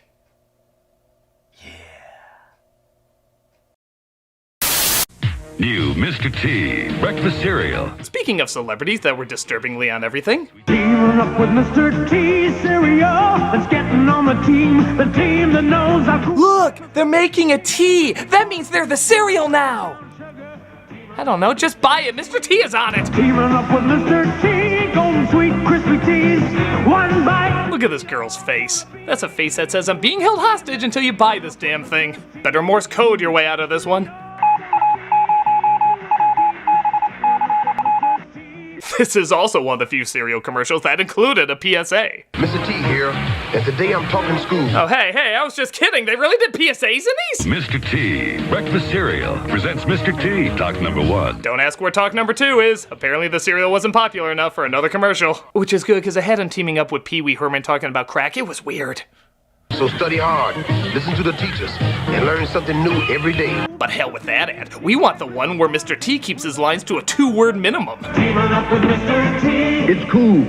Yeah, it is cool. But after all the songs and stunts and action going on saying how amazing it is, do you have anything else to say about it? Teaming up with Mr. T. It's cool. That's literally the same recording! You used the same recording twice! You really couldn't record him just saying it's cool in a slightly different way? What do you think the story behind this is? So eat Mr. T's cereal. It's cool. That's great, but there's a lot more script to read. What? I don't say anything till I get paid by the syllable. You think I can't see into the future? Look at this cartoon that you call it Mr. T and the Twits. I know I don't have long before this shit gets soggy like my nasty ass cereal. My popularity is gonna expire. Gotta store nuts for the winter.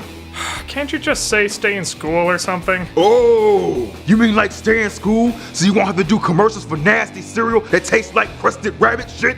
I pity the spoon. Stay in school, or else you'll live in a bus with a bunch of kids in spandex tights. That's creepy. People need to ask more questions. Look at this girl. She's swinging with her vagina. How could she do that? That's the devil's work. I know this chick can't last long. You want me to say more? Pay me. That's alright. I think we got all that we need. Is that camera on? Yep. You motherfucker. Mr. T Cereal is part of a complete breakfast. You pay me, goddammit. And remember, you don't get stay PSA in school. for free. You better give me a cameo in Creed 3. Yeah, it's silly, but it's Mr. T silly. And that's the coolest kind of silly there is. For me, I'll always have a soft spot for Mr. T cereal and his commercial too. Teaming up with Mr. T. It's cool. Teaming up with Mr. T. I pity the poor fool. Don't eat my cereal. I'm gonna beam down to the dunes. I'll race you. Here's a bike ad from the 80s, but it's supposed to be set in the future! It's an amazing time where people can unpause footage. Mannequins of Matt Frewer wearing Luke's blast shield helmet are all the rage, and bikes are so fast they beat people beaming down to a planet. What took you so long? Yeah, pity we have nowhere to go ever since the apocalypse hit. You wanna make sandcastles again? That's all we ever do! Yeah, for a product called Street Machine, there's not really any streets to use it on, is there? But it's great down neon hallways and giant dreidels covered in saran wrap. The future! Like a lot of 80s sci-fi, if it was weird, made no sense, but was shiny, it was the most high-tech thing ever made. What took you so long? Slowest beam ever, by the way. What took that damn thing so long? Snotty beamed me twice last night. It was wonderful. Mary moves you. Weird catchphrase. Mary moves you. Did you see him in Lost in Translation? He was really good. He totally should have won that Oscar. I mean, look at him losing here. He looks so bummed out. You know Sean Penn's gonna get another one anyway. This was Murray's big chance. What a bunch of pretentious assholes. I blame politics. It's pretty stupid, but it's 80s sci-fi cheese stupid. I can't act like I don't get a giggle out of it.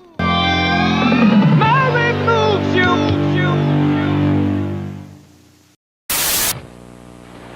I love the taste of your fresh brewed coffee. But it's not fresh brewed.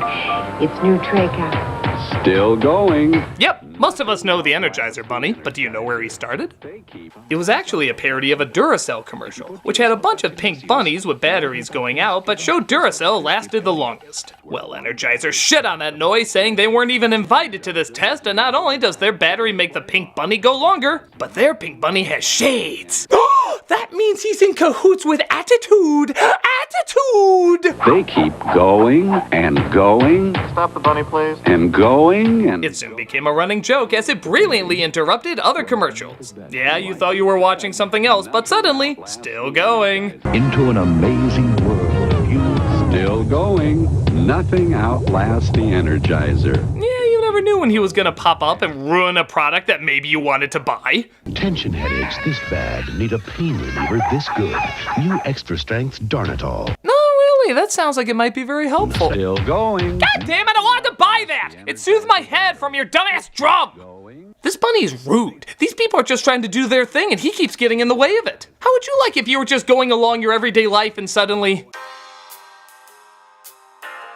Still going. Nothing outlasts the Energizer. They keep going and going and... Eventually they start hiring assassins to take him out. Shit, this battery business is hardcore. Oh, Mr. Energizer Bunny. Your hippity-hoppity days are over. They're pretty funny for a while, but suddenly Darth Vader couldn't even take him out. What the shit is this? There is a great disturbance in the Force. Get his battery. All too easy. Why does the Empire even need his battery?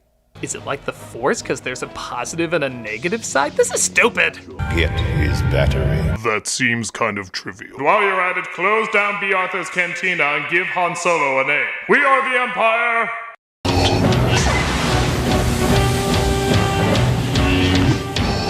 Impressive. Boy, Luke's looking like a little bitch by comparison now. He got his ass kicked by a guy who can't even take out a toy bunny? Vader probably looks at the monkey with symbols like, Obi-Wan has taught you well. But the bunny beats him because the Empire can't afford better batteries for his lightsaber. Healthcare and batteries, that's always where the cuts are. That's still more dignified than when he screamed no. They were funny at first, but got old kind of fast. Nevertheless, this bunny stayed an icon. No matter how annoyingly long, it kept going. It keeps going and going. Hi, who's this? I guess getting your nuts off didn't always have the same meaning. In this Payday commercial, a sex hotline gets probably the strangest caller ever. And that's saying a lot given this line of work. Who's this? Mel. Well, your credit card information says Frank, so I'll just call you Frank. What are you thinking about now? Something sweet. Like what?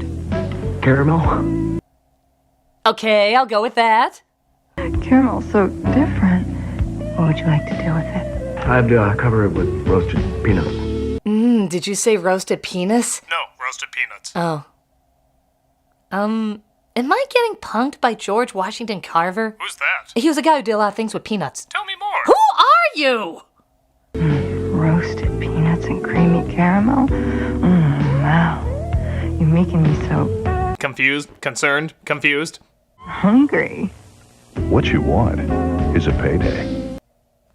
I guess we'll accept this as going well. What a weird-ass ad. It's very clear why this guy needs to call a sex hotline, but why the hell is he wasting his time talking about paydays? Christ, imagine if he came up with another type of candy. Hi, who's this? Almond Joe. What are you thinking about, Almond Joe? Something sweet. Like what? Something long and brown.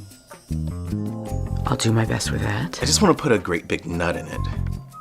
Again, I will do my best with that. Depending on how long and brown it is, sometimes 2 big nuts. I really think there's better hotlines for you. I don't mind saying that I like a lot of fudge packing. I don't mind saying that you're really making me regret my job. And the more coconut I can fit inside, the better. Okay, well, I'm allergic to coconut, so I'm gonna go bye-bye! Wait, no, I'm just talking about Almond Joy. Oh! I'm so sorry. I thought this was all stuff you were into. Oh no, I'm actually into necrophilia. I bet you want an Almond Joy. Yeah, I like the quiet type. A dumb ad with a dumb setup and a dumb punchline leaves only one conclusion. This is pretty dumb. You're making me so hungry. What you want is a payday. Hey, do you guys have any Star Trek 5 tapes left? I'm pretty sure you mean another movie. Where is the Star Trek 5 video? Don't tap your finger at me, you entitled bitch! It's Star Trek 5! You got Star Trek 5, The Final Frontier? Okay, you two look like the people who'd be more excited for this. Please. Any Star Trek 5s? Ooh, thank you.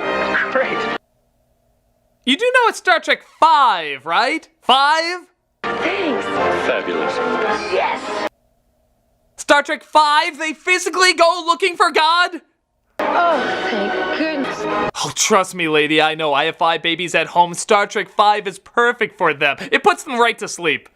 Would you happen to have Star Trek 5? Wow, Shatner was such a cheap-ass director, he didn't even get you a copy?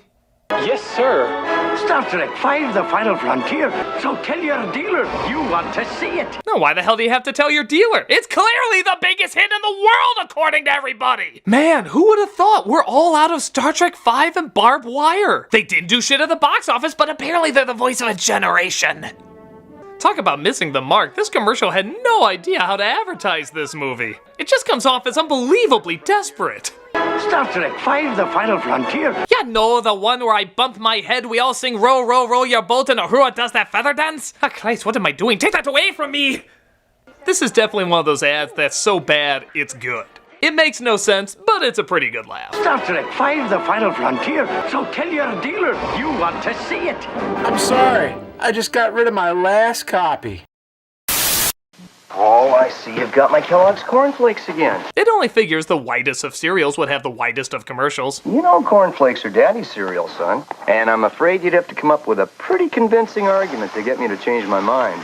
Problem number 1. A kid is trying to steal his dad's cornflakes. Since friggin' when? Hell with those marshmallows and chocolate. I want the taste of soggy cardboard left out in the rain. Second? Well, just watch. You'd have to come up with a pretty convincing argument to get me to change my mind. Kids love cornflakes, it's what they like. They eat it in the morning and they eat it at night. It ain't just for mommies, it ain't just for dads. All kids like it and they like it real bad. Bad, bad, they like it real bad. So you can't keep a kid out of Kellogg's cornflakes. Well, you convinced me, son. I am never buying this cereal again. You see, Dad, this is how lame our cereal is. We got these guys for mascots. At least Toucan Sam never rapped. Another Frou-Frou fan. And I got great taste. Like me, Toucan Sam. No, never mind. This was a weird time. I don't even follow. Were these guys just waiting for someone randomly to say they need to be convinced that cornflakes could be eaten by kids too? Was that like their lifelong goal? I don't get it, man. We've been wandering these streets for years and years. Why are we doing this? I told you. One of these days, a grown-up is gonna need convincing that cornflakes are for kids, and then our amazing rap will save the day. But why? I just don't get why it's such a big deal. Don't ever question the cornflakes again. I'm tired and hungry. I haven't eaten since we ate our 4th member. I miss Funky Spoon. Get it together, guys. Someone's gonna need convincing one of these days. I just know it. Oh, I see you've got my Kellogg's cornflakes again. And I'm afraid you'd have to come Where's up it with coming a from? pretty convincing argument to get me to The change house! my mind. Go! Kids love cornflakes, it's what they like. So you can't keep a kid out of Kellogg's cornflakes. Yeah, and don't forget, cornflakes are for kids. Oh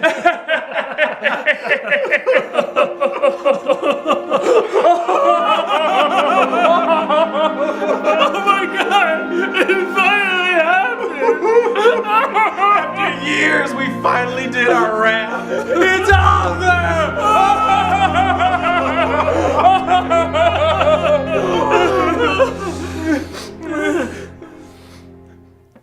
wasted our lives. There's no think about it. Totally crazy and dated in all the wrong ways, this is a lame way to wake up to a lame cereal. Well, that was pretty convincing, son. Setup joke about reviewing a nostalgia commercial, that's a real commercial here. Punchline!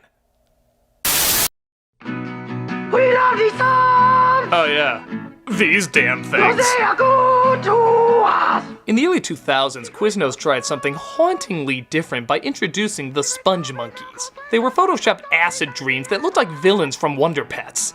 If you feel they look ungodly and unnatural, fear not, their heavenly voices will win you over. The Quiznos songs! They are so good we need them robot-eating roast houses barbaric!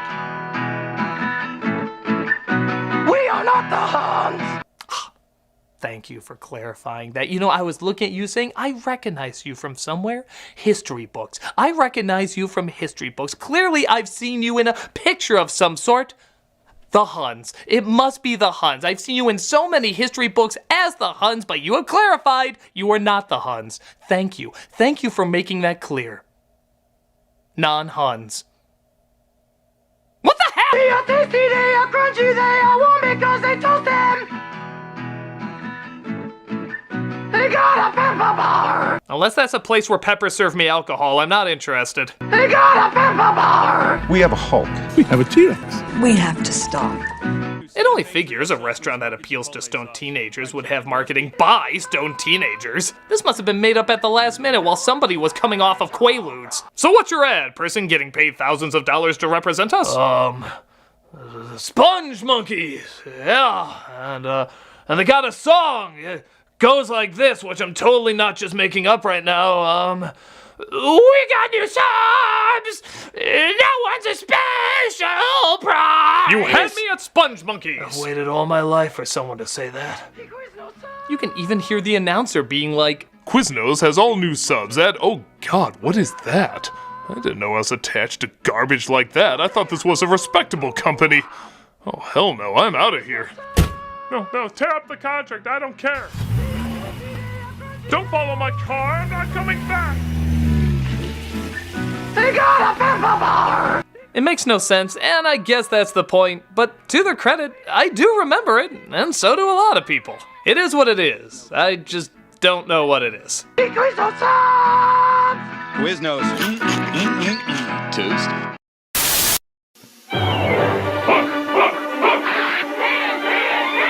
Like any hit movie, Hook had action figures to sell, and they had commercials to go along with them. Okay, that kid is getting way too much joy out of Hook dangling there. He looks like for the first time he's feeling true power. Power over plastic Dustin Hoffmans that he will eat upon ridicule. He will taste like victory. You're dead meat now. Out of my way, Rufio. Boy, they really downplayed Rufio's death, didn't they? Out of my way, Rufio. Honestly, I feel like a lot of these scenes could be more faithful to the movie. Now for preschoolers, Playmobil Hook action figures. Hook! No!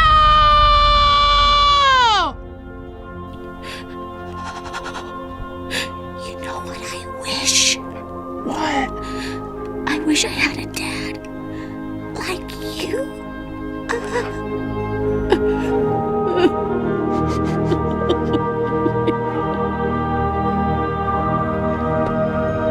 Playmobil Hook action figures. Because if a grown woman lusted after a teenage boy all these years, I guess creepy is the new cute.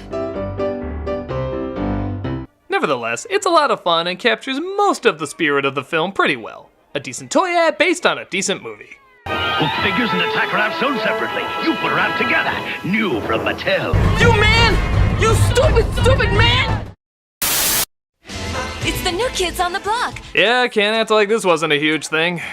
New Kids on the Block had so much merchandise, it was hard to keep track of. But these creepy-ass stalkers will try. I'm the #1 fan. I've got all the kids, their stage, and the New Kids on the Block phone. I don't even go outside anymore. The day ball hurts my eyes. Gotta love it when the new kids actually made it into an ad themselves. 24 hours a day on our brand new hotline. Just pick up your phone and call us on 1-900-9095, kid. These guys must have graduated from the Nottingham School of Acting because their acting is just being Nottinghams. Look at me, I'm nodding. I'm nodding on the phone, girl. Woo! That's right, I'm nodding. We're both nodding. Isn't that something? I'm nodding like a dog. All right, I'm serious again, I'm deep. But the best of these ads are the ones that pin the fangirls against each other to see who's the scariest. Who's their number one fan? I'm the number one fan. I've got all 5 concert kits with all 5 personal interview cassettes. I've got all 5 concert kits with their cassettes and the new kids stage. I'm the number one fan because I'm gonna pay for all their unemployment bills when they're not popular anymore. That's not just dedication, that's practical. Seriously, how far can these obsessions go? I'm their number one fan because I've collected samples of Johnny's hair to add to my voodoo doll. He'll go out with me if he doesn't want his testicles in a blender. I'm their number one fan because I've collected enough of Danny's blood to make several clones. Soon my army of Danny's will rise! I'm the number one fan because I have Johnny tied up in my storage room. Shut up! Shut your damn mouth! I know you love it here! I have guests out there that I am trying to entertain, and I know that you love living here! You're gonna marry me! We're gonna have a June wedding! You will burn if you don't marry me! I swear you will burn! Who's their number one fan? I am! New Kids on the Block concert kits come with cassettes. A little obsessive, but I guess that was the intent. This ad did a good job making sure everyone tried to be their number one fan. Stage, hang and loose kits, and accessories sold separately. Who do you think the number one fan is?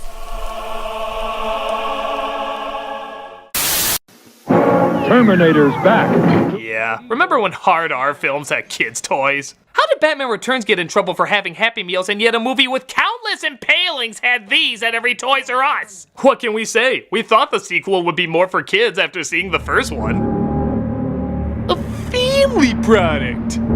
Fight evil with this mobile assault vehicle. Yeah, remember that from the movie?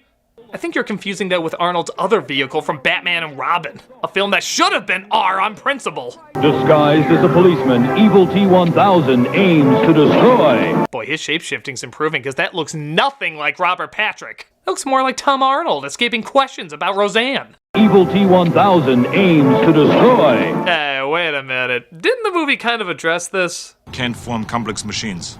Guns and explosives have chemicals, moving parts. It doesn't work that way. Bullshit! Kenner disagrees! He can totally do that now! I think it'd have to be, seeing how his stabbing weapons look like a melting Washington Monument. Terminated this time. Here's another one that's kinda cool. Actually pumping Arnold up with human flesh over the endoskeleton. Battle damage. Add flesh compound. Terminator created. There is one drawback, though. Terminator. I'm back. I don't think you're ready to fight yet. Arnold still got clothes before kicking some ass. Granted, you might be looking for a lot of these looks, but you know, with that package, I don't think you're gonna get much. I'm as anatomically impaired as a kendo. No, well, despite not being a ton like the movie, the commercials are still pretty creative and capture the tone of an R-rated gore fest. Seriously, this is so weird. The party's over, T-1000. Adios, amigo. Or wait, was it? He said something in Spanish. I don't know. Nobody will remember it. When you're a toy company, you have to ask the question, what are girls most likely to play with? Dolls, fashion, a wizard in a bubble that can predict the future? The usual! What was that last one? Ask Xandar. Wave your hand and he speaks. Ask Xandar is a dating game. No need to rewind the video, I'll repeat it. It's a dating game about which boy likes you. Ask him, ask him. Ask Xandar. This game clearly understands every girl's need to talk relationships with a warlock. Xandar, am I going to the prom with a geek? Please say no. Excellent chance. You go to the prom with a geek? Lord knows there's no geeks in this room. Ask the wizard another question. Do I have a secret admirer? Absolutely. He knows everything. Is there a future for me and Bobby? That's a definite no. Hello, Bobby. It's Melinda. I think it's time we broke up. I really thought we were going somewhere too, but Xandar told me there was nothing for us. Xandar, a magic toy wizard that predicts the future. Could you say that again? Your voice became distorted because you were yelling so loud. Hello? Hello? Hello. Wave your hand and he speaks. Guess what he predicts, and the winner gets the special fortune read. Should I pull the plug on Grandma's life support? Absolutely. That seems a little harsh. She might pull through. The bitch has lived too long! Yes, master! You will get a phone call about this. Look at this girl's face. She isn't amazed the phone rang. She's amazed she stayed in this room so long with two nutballs listening to Plastic Gandalf. It cuts before she bolts out the room, slamming the door. Excellent chance. It's ridiculous ad for a ridiculous toy, and my prediction is this will be found at a lot of garage sales. Ask Xandar, the talking wizard game. Definitely.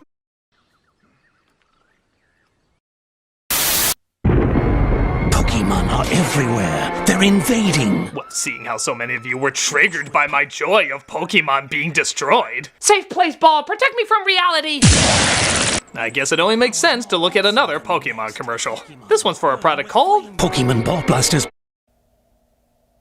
What's it called? Pokemon Ball Blasters. I can't believe I actually have another opportunity to play this, but... You're a ball buster. Okay, to the commercial's credit, I think the item is called Ball Blaster. Which isn't a ton better. Apparently their popularity is so amazing, even Mickey Mouse has to chime in. Their whirlwind power blows them away. Yeah, you know just Bob down the hall was the one who recorded that line. Blows them away. Hey Bob, our actress couldn't make it in today. Can you just imitate Princess Peach turning into Mr. Bill? Oh no! Great, go back to cleaning the toilets. Even Pikachu sounds like he's half-assing it. Can they be mastered? Pikachu? Shouldn't he be more excited and less questioning? Pikachu? Come on, Pikachu, say it. I'm tired. I don't even know what I'm doing anymore. Come on, just say it. You know I used to play Hamlet at the Poke Theater? Just say it. I don't even care if you act like you mean it. Pikachu? Ha! You said the thing that makes us millions. Ha ha ha ha! I hate everything. Me too. Well, there's definitely one kid that takes this ball thing pretty seriously. You can put Pokemon power in your pocket. Gotta catch 'em all. Kid! He means the pocket in your pants, not your drawers! These suckers are gonna be blasting my balls all throughout math class. I'm not sure Poke Testicles is a fetish, but if it is, we know there's a hotline that'll take them up on it. I guess it's a pretty standard ad, and there's nothing annoying about it, but yeah, it's a little awkward. It's an okay commercial, just don't ask what makes this kid squirtle. Gotta catch 'em all. Pokemon Ball Blasters, Battle Figures, Power Bouncers, and Talking Pokemon, each sold separately from Hasbro. Here's an old school one, all the way from the 70s. Ah, the 70s. They knew what was sexy back then. Charlie's Angels, Wonder Woman, long hair, tight pants. For all its faults, this is a time period that knew how to be hot. So, what sizzling angle are they taking up here? There's one person nobody can resist, and that's a baby. Unusual start.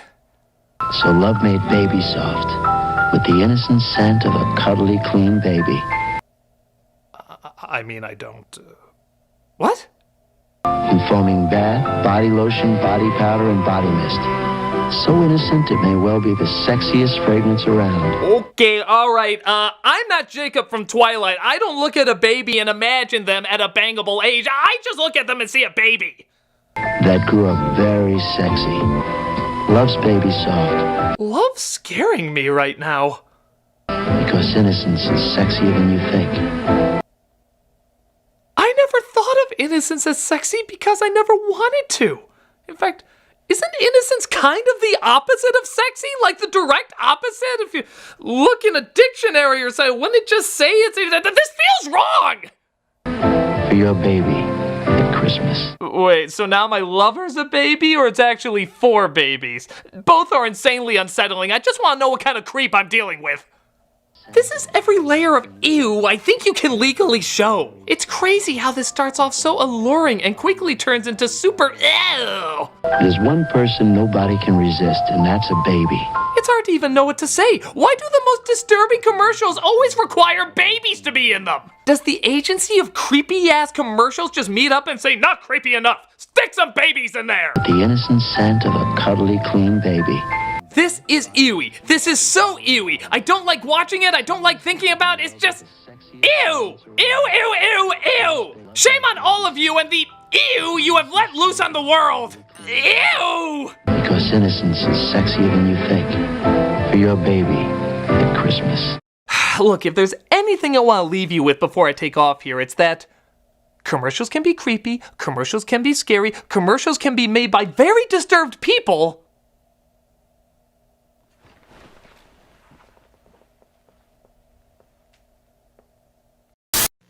This is a petster. Hey parents, want to put all the hair your Roomba sucks up on top of it and say it's a pet? Enjoy. And this is the kid who got it to come. Oh, it's that kind of toy. Okay. I guess when I heard he got a robotic pussy, I should have put this together. His sister made it go right or left just by clapping her hands. Just like a real cat! Hey, Chaplain!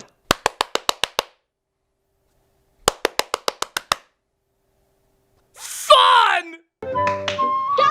Their neighbor likes to play games with Petster. Your parents will love the constant clapping noise this even less expressive Tribble will conjure up. Hey, Dad, look! Kitty! Hey, Dad, look! Kitty! Hey, Dad, look! Kitty! Hey, Dad, look! Kitty! Hey, Dad, look! And the little girl down the street just loves him, even though Petster's batteries are not included.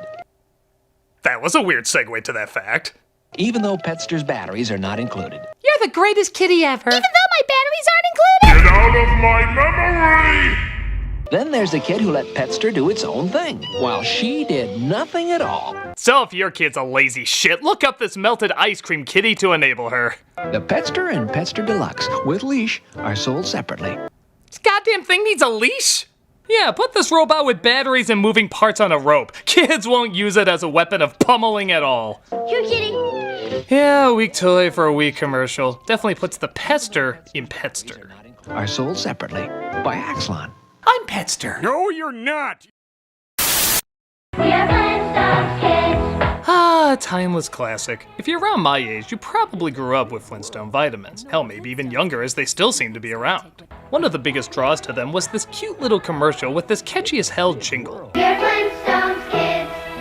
10 million strong and grow. Preferred by more moms than any other children's vitamin. Most dads would agree, too. If he ever came back home, he just went out to get Flintstone cigarettes, right? Flintstone tastes good like a cigarette should.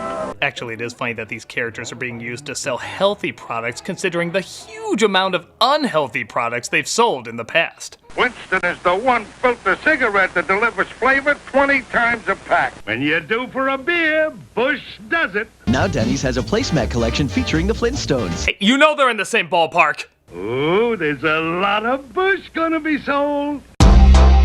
Regardless, this is still a nice commercial with a nice song that's sure to stay in your head.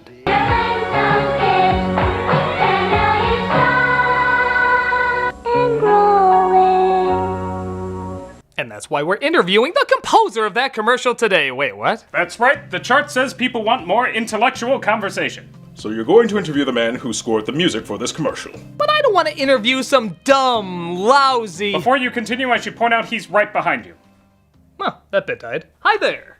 Hi there. I'm Michael. Hello, I'm the Nostalgia Critic. You remember it so I don't have to. Yes, I never realized how lame that sounded until you said it. So tell me about writing the Flintstones vitamin jingle. Well, it all started when we were approached to compose the Flintstones vitamins commercial.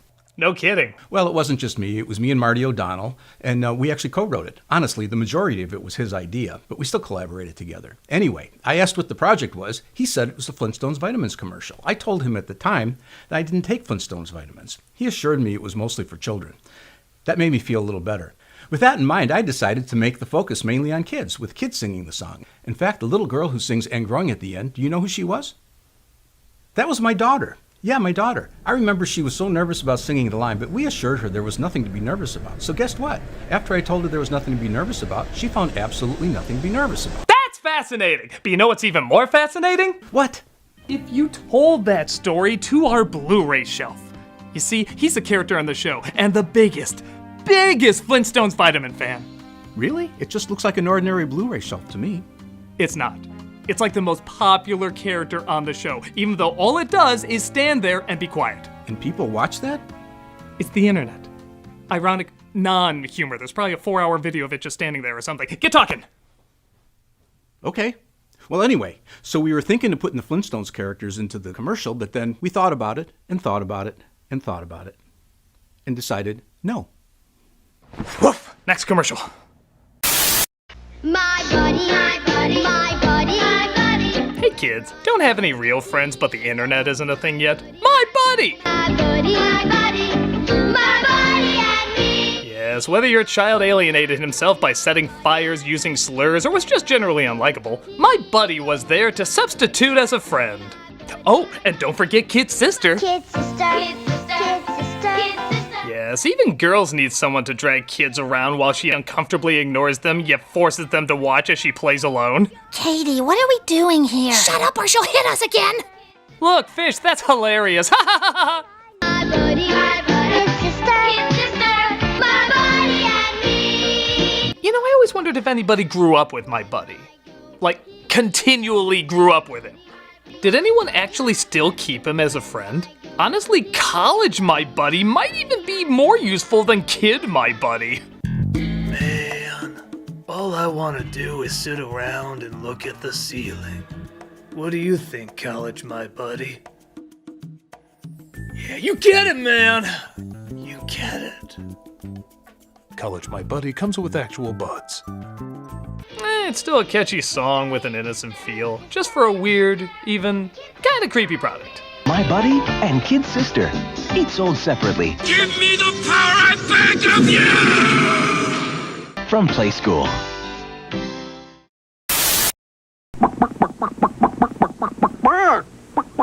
You're looking at a very unusual kind of egg. It ain't Easter yet, but chances are you remember this one. The Cadbury Bunny is a trademark every holiday season for the Cadbury cream eggs. With his adorable look, constant clucking, and ability to shit candy that tastes like chocolate and, let's be honest, a little like actual shit. Yeah, I know a lot of people like this product, but I never understood it, especially after watching the commercials. Because let's face it, the candy never looked as good as it did here. I mean, look at that. It's like if a chocolate could have an orgasm. It looks like the tastiest thing you could imagine. The actual product? Well, I'll give it this. It does look like an abandoned pregnancy.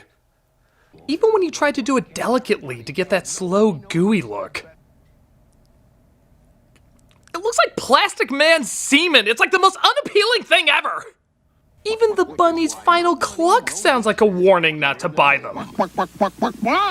Like, you'll be sorry!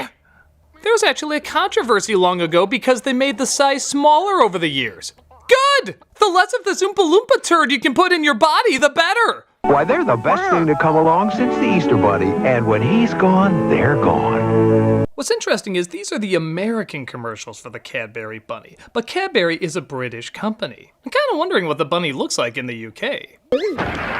Take it easy, Mr. Mo. Whoa. Britain's bunny is a little, boobier. Haven't you heard of Cadbury's Caramel? See, as the thick Cadbury's milk chocolate melts with that dreamy caramel. Take it easy with Cadbury's Caramel. Their Cadbury Bunny makes me think wrong things. Things I shouldn't do to bunnies. See how the thick Cadbury's milk chocolate melts into smooth golden caramel. For years, all Americans had was Space Jam to quench the growing bunny sex thirst. There was this treasure trove for a select audience the whole time? Hey, Mr. Beaver, why are you beavering around? That was not a mistake. None of this is by accident. I'm late for a very important date. Hey, Mr. Rabbit, why are you so twitchy? Oh, you make me want to grow genitalia to explore. You just have to take everything really easy. That mole is going to replay that 1 second in his mind every day until he dies. At ease. Here. See how the thick Cadbury's milk chocolate. This is so sexualized, yet she's talking so soothingly. She must have a sex hotline as a side job. What are you thinking about? Humans, I am thinking about humans. Why don't you take it easy and think about Cadbury chocolate? Okay. You like chocolate, don't you? If you say so, yes. Just imagine the sexiest lady in the world covered in chocolate, melting all over her body. Okay. Isn't she sexy? Yes. She's a bunny. Oh, come on! Sorry, she was a bunny. You like rabbits now. It's the law.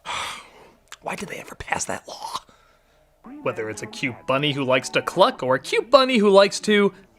Happy Snowman! These are interesting commercials, to say the least. Take it easy with Cadbury's Caramel.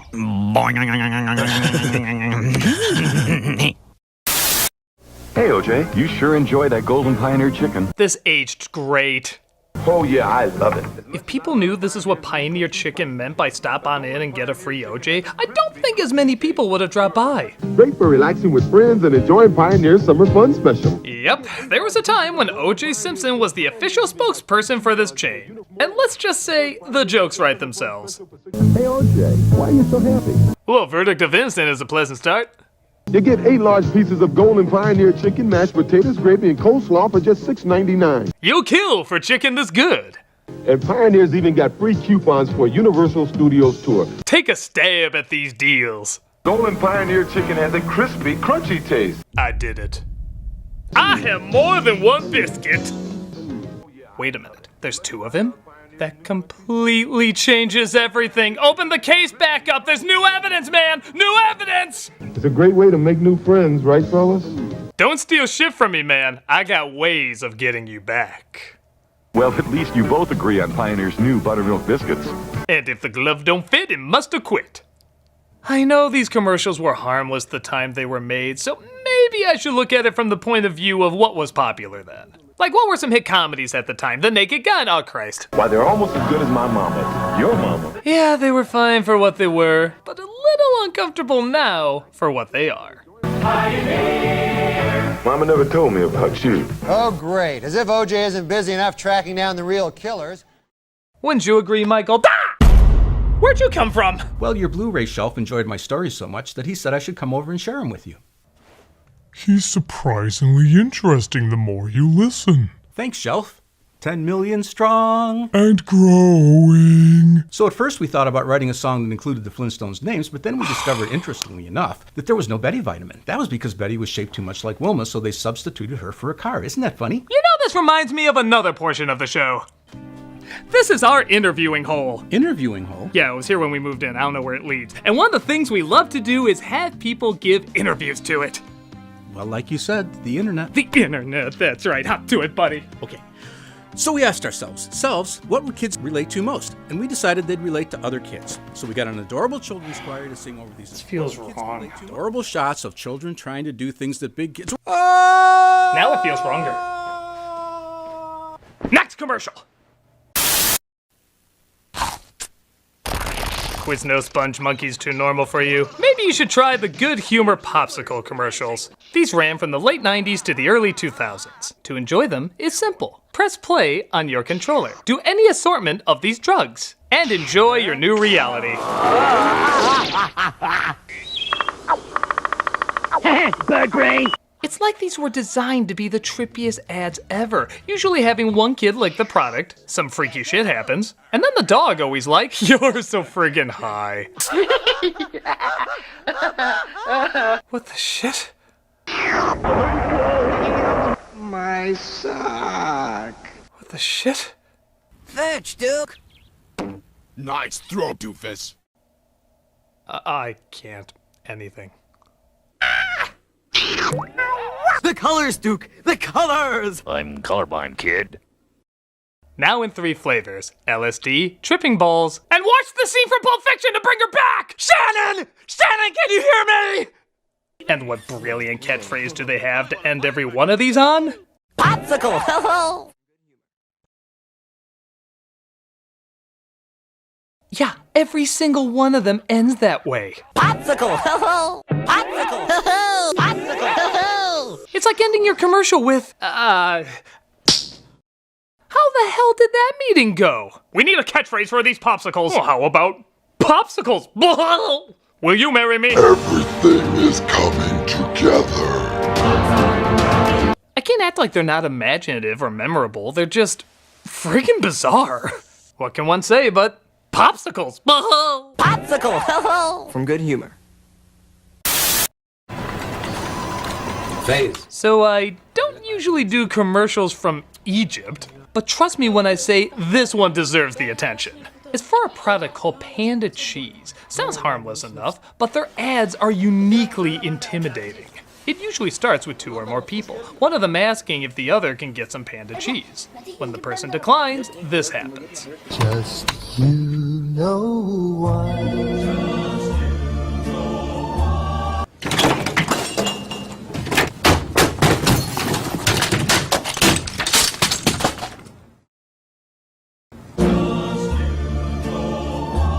باندا ما يتقلهاش لا. This is how every one of them goes. And it's kinda scary as hell. The way he appears out of nowhere, the way he stares at you, that eerily creepy song. Everything about this is a world of no. Most of the time it's just him destroying something, but sometimes it's attempted murder. Jesus Christ, Bear! Even the music they play. I'm sure originally when this was written it was a nice, soothing song, but here it's terrifying. Listen to it. Against this imagery, tell me this isn't the most horrifying song you'll ever hear. Just you know why. And so yeah, even the music's creepily uncomfortable. This is so creepy, I could legit see him in horror films. Like imagine him in the hallway of The Shining instead of the girls. just you know why. Or maybe he was what was really on the ring tape the whole time.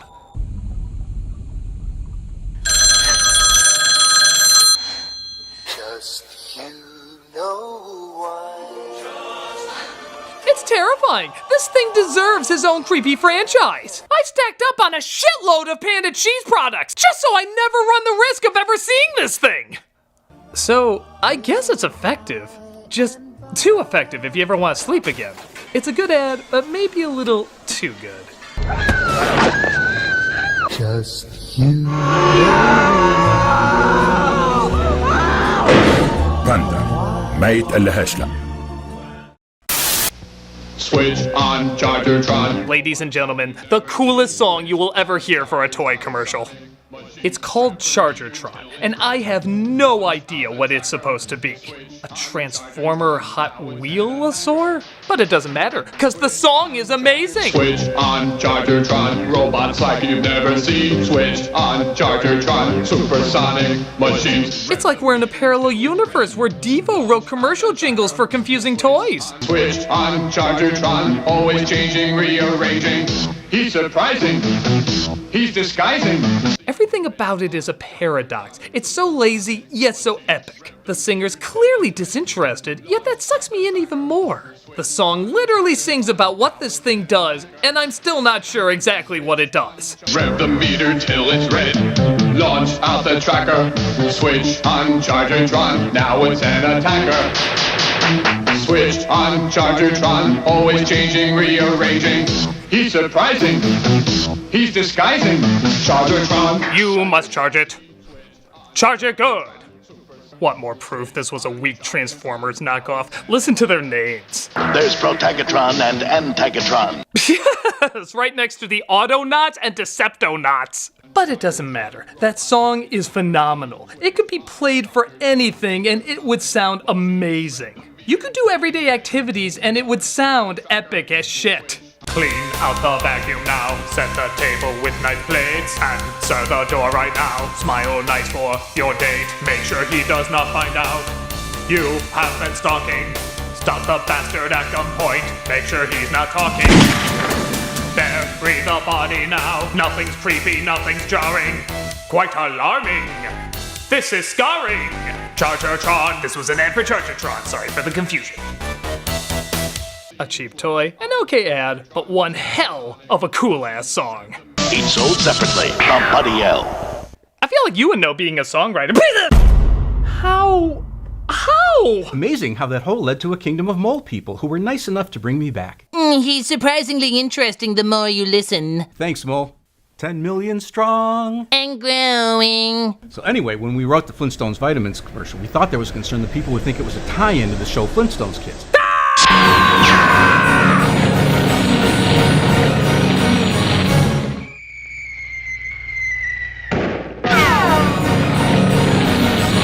Amazing how the postman was in the desert and knew to drop me off here. So anyway, there was a concern that people would confuse our Flintstones Kids with the show Flintstones Kids. Have you ever seen the show Flintstones Kids? Actually, yes. Well, I haven't. Anyway, we thought it wouldn't be a big deal, so we decided to go ahead with it anyway. People would confuse our Flintstones Kids.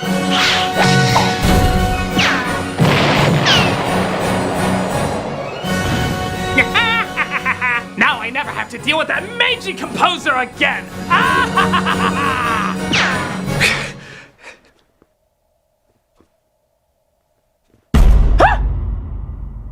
Huh, weird.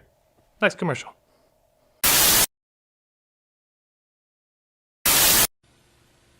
This is the Noid. Sometimes younger people ask me why certain things caught on. Once in a while I have to say, I have no goddamn clue. The Noid commercials for Domino's Pizza is one of those times. Animated by the late great animator Will Vinton, it always was impressive on a technical level, but I just didn't get it. What was the Noid? Why did he want to ruin pizzas? Why is he dressed like he's ready to lure children into his van? And obviously the biggest question out of all the pizzas to ruin, why Domino's? Isn't that already pretty ruined pizza? A Noid hates hot quality pizza. He loves to make your hot pizza ice cold. So he doesn't need to stop by this place often. I mean, if your pizza's glowing, there's clearly something wrong with it. Or, again, it's just Domino's. The Noid's a wicked wizard who makes pizzas old and cold. Nevertheless, his popularity exploded. With t-shirts, action figures, there was even a Nintendo game on him. What was the plot? Caused the fatality of Little Caesar? Why the hell were we celebrating a pizza terrorist? Was the idea that because he was trying to destroy Domino's, he was a hero in the pizza world? Maybe he was hired by the True Neapolitan Pizza Association. The Noid just can't beat the best. Domino's Pizza. Domino's, named after hard objects you're not supposed to eat, but accidentally did at some point. Hopefully when you were younger. I don't know why this was the thing, but it was animated nice and I guess harmlessly silly. Again, if you keep your kids far, far away. Either. Avoid the Noid. Domino's Pizza delivers. Call now. Perhaps it was the Noid who should have avoided me. It's the new Star Wars lightsaber. You can pretend you have powers when you... Okay, those are condoms. Ready to feel the force? Close your eyes and go! None of those words should be said in this situation. I know there's been variations on lightsaber toys over the years, some better than others, but you could literally find your dad's Trojans and slip them on a flashlight to get the exact same effect. This is very uncomfortable. You passed the test! Jimmy, Mom says I'm not allowed to be in the same room with you when the lights are off again. Especially with these toys. Switch on your Star Wars lightsabers.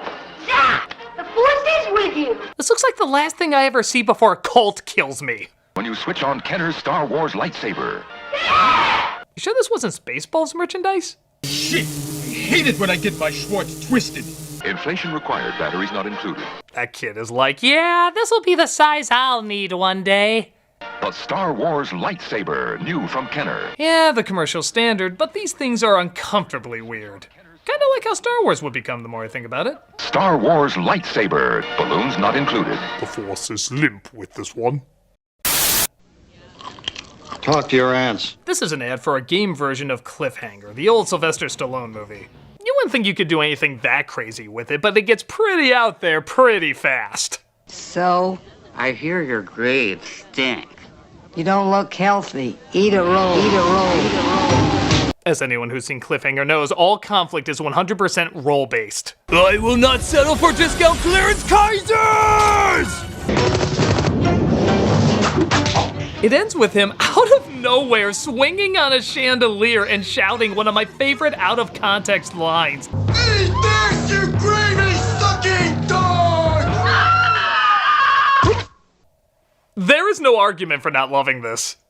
It's super short, but it goes batshit so fast, it's hard not to get a laugh. Eat this, you gravy-sucking dog! I think I like to see Stallone say this line not just in Cliffhanger, but any movie where he finishes a guy off. Eat this, you gravy-sucking dog! Eat this, you gravy-sucking dog! You killed innocent people. The means to an end. You started a massacre. I caused the revolution. Eat this, you gravy-sucking dog! But they would all have to end with an old lady being force-fed a roll. It just feels naked without it. Pretty silly, but pretty funny too. This is always a good combination with anything Stallone related. Cliffhanger from Sony Image Show. Sure, it's just a game. It's an alien. No kidding. Where? If anyone is wondering who came up with a sitcom around a dick-nosed moldy Muppet, it was this guy. The colors, Duke! The colors! The thing is, Alf was a weird creation, and he's made even weirder by these kids' reactions to him as a toy. All of them just look uncomfortable. He's debonair, and yet fuzzy. Okay. I mean, this whole cat thing's been blown all out of proportion. What he did to the cat, how many kittens are his, it doesn't matter. My parents just don't understand our relationship. What are these kids doing with this doll? Again, with a nose shaped like that, I don't think it's wise to leave it to the imagination. As we see in this other commercial, kids that play with Alf are many flavors of odd. And when he looked up, he saw the man with the eyes. Weird! That's as creepy as the man whose hands had fingers. What story was that? And now it's his turn. It all started back when I was a kid on Melmac. The Elf doll at least talks in this one, so we can better understand why these commercials are just so darn uncomfortable. You know, to get the show, I had to sleep with Harvey Weinstein. Everything you've read about him isn't as bad as you think. It's light years worse. It's not that you want to prostitute yourself for money. It's that God gave you no other choice. But the lowest point is when I thought I was eating a cat, but it was really a dead-eyed monstrosity called a petster. I was so drunk, but I ask myself every day, would I do it all again? No! Let's be honest, it would explain why everybody was so off in these commercials. They're weird and awkward, but I guess I wouldn't expect anything else from Alf. Storytelling Alf. Extra cassettes sold separately. Batteries not included. New from Coleco. Kill me! This is an ad for a protein drink. Can't you just tell? I guess this is a banana-flavored one, as it keeps insisting that we stop eating the monkey's food. Bananas are for monkeys. Stop eating the monkey's food. This is obviously referencing The Ring, and honestly, we've seen that imagery so many times, it's not really that scary anymore. Hell, I even showed clips of it earlier to prove a point. So, yeah, give me what you got, terrifying ring girl. Humans, you must stop. Yeah. You must stop. Now. Yeah, long hair, backward movement, seen it all. Stop eating the banana after working out. Stop eating the monkey's food. I have to admit, I expected to see more out of this idea by this point.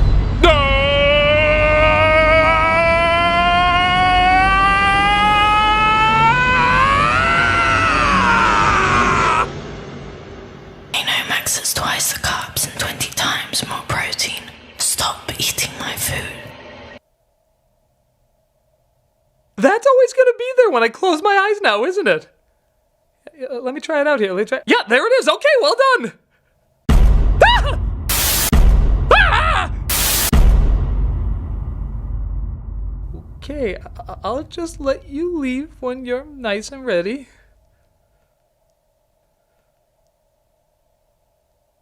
I'll be back at the end. Of the commercial? Of you. Enjoy Kano Max. Will it heal my scars? No. Okay. If you disturb easily, warning, these are from Britain. Yeah, Britain's PSAs in the last few episodes I've done have gained quite a reputation of being unpleasant, to say the least. So let's see how this latest batch goes over. If you hit me at 40 miles an hour, there's around an 80% chance I'll die. Charming.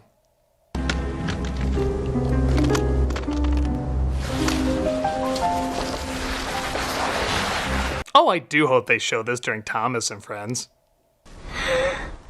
Hit me at 30 and there's around an 80% chance I'll live. Or how about the better lesson of just don't hit any kids? Jeez, a good message, but man, how about a positive way to get the idea across? Okay, a cute cartoon. This should be better. The boy who didn't stop, look, and listen. Of course that's the title.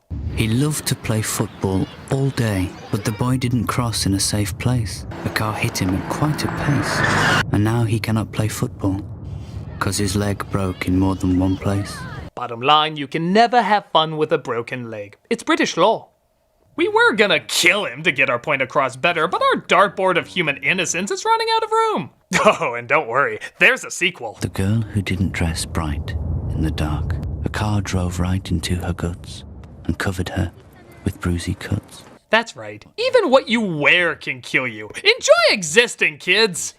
Again, I give credit trying to get a really good message across, but man, these are messed up. Which I know is the point, but man, these are messed up. Ugh, I'm gonna see if their neighbor Ireland has any more chipper PSAs. She's got a smile that it seems to me Seems more pleasant. now and then when I see her face, she Is this even a PSA? It looks more like a car commercial. memories were everything. Yeah, I think it is. Certainly feels more like one. A bunch of kids playing outside, a parent coming to pick them up in a shiny vehicle, a kid holding a toy of that vehicle. Alright, I can review this as a charming little car commercial. It's honestly very soothing with a nice song and cinematography. Oh my god! Oh my god!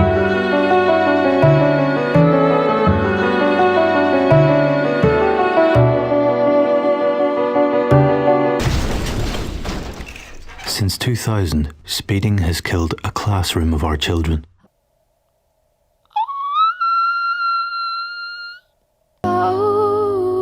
Shame on you.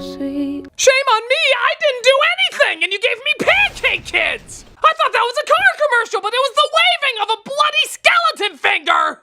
What if the person watching doesn't drive? What if they're unable to drive? What if they're kids? Jesus, did kids see this? Apparently this got so much backlash it was allowed to only be shown after 9 p.m. No shit! What the hell would you tell your little boy watching that? Look, Billy, that's the last face you can make before you're carred to death! How the hell would anyone go back to watching their family shows after seeing this? We now return to the wonderful world of Disney. There's no coming back from that. It's just too extreme. It's too intense. Stop making me watch you, you well-meaning psychos! Shame on you. That's it! That's it! Ireland is the new Britain! The order now is Ireland is the new Britain, and Britain is the new Canada. So now the question is, who's gonna be the new Ireland? Who's gonna be the new Ireland? Do you have any idea? Ah! Amazing that life was discovered on Mars the moment I landed there, and they were nice enough to fly me back to my home planet. Thanks, Perplex. 10 million strong. So anyway, what I was telling you before. Okay, stop! Nobody cares about your damn vitamin commercial that you wrote or co-wrote or whatever! So you wrote a catchy jingle. Big deal. You're still a stinking nobody that nobody in the musical world will ever remember. You are nothing, a no one, another word that begins with no. You are the bottom of the barrel of any form of caring. You hear me? I didn't know you felt like that. Well, I do. Everybody does. The whole friggin' universe does. Whenever incredible musical accomplishments are talked about, nobody will ever say the name Michael. What's your last name? Salvatore. Nobody will ever mention the name Michael Salvatore.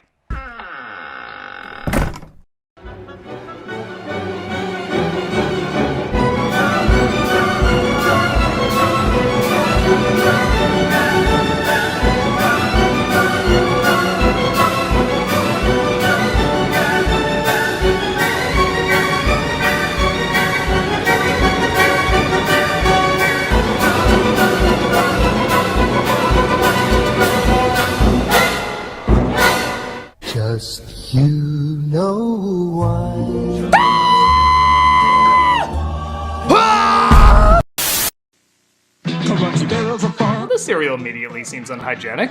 Donkey Kong Cereal! Yes, Donkey Kong used to be the gaming hotshot before Mario, meaning the plumber's iconic design looked more like Popeye if you threw him in the wash with the Pringles guy. Donkey Kong brand cereal has a sweet, crunchy corn taste. Help! Help! Every box comes free with an abducted woman. We haven't cleared it with legally yet, but we're sure it's fine. And boy, is it fun to crunch. It's so authentic, Billy Mitchell smugly judges you while you eat it.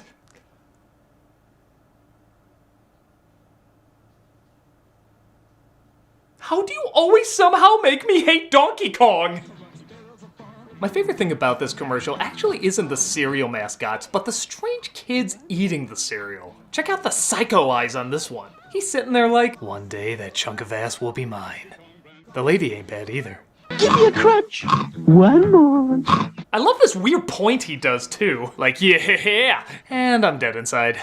And how about this kid? I'm sure he loved that they picked this picture to freeze on. It's not an image of joy, that's a missing kid photo on a milk carton. Kids, you want to help get Donkey Kong? Still, it's a cute ad for the time, showing once in a while fads are still fun to look back on. Bells are fun for breakfast.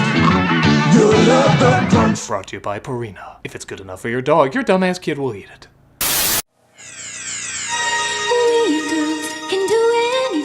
As long as it's pink and has a waist like a Coke bottle.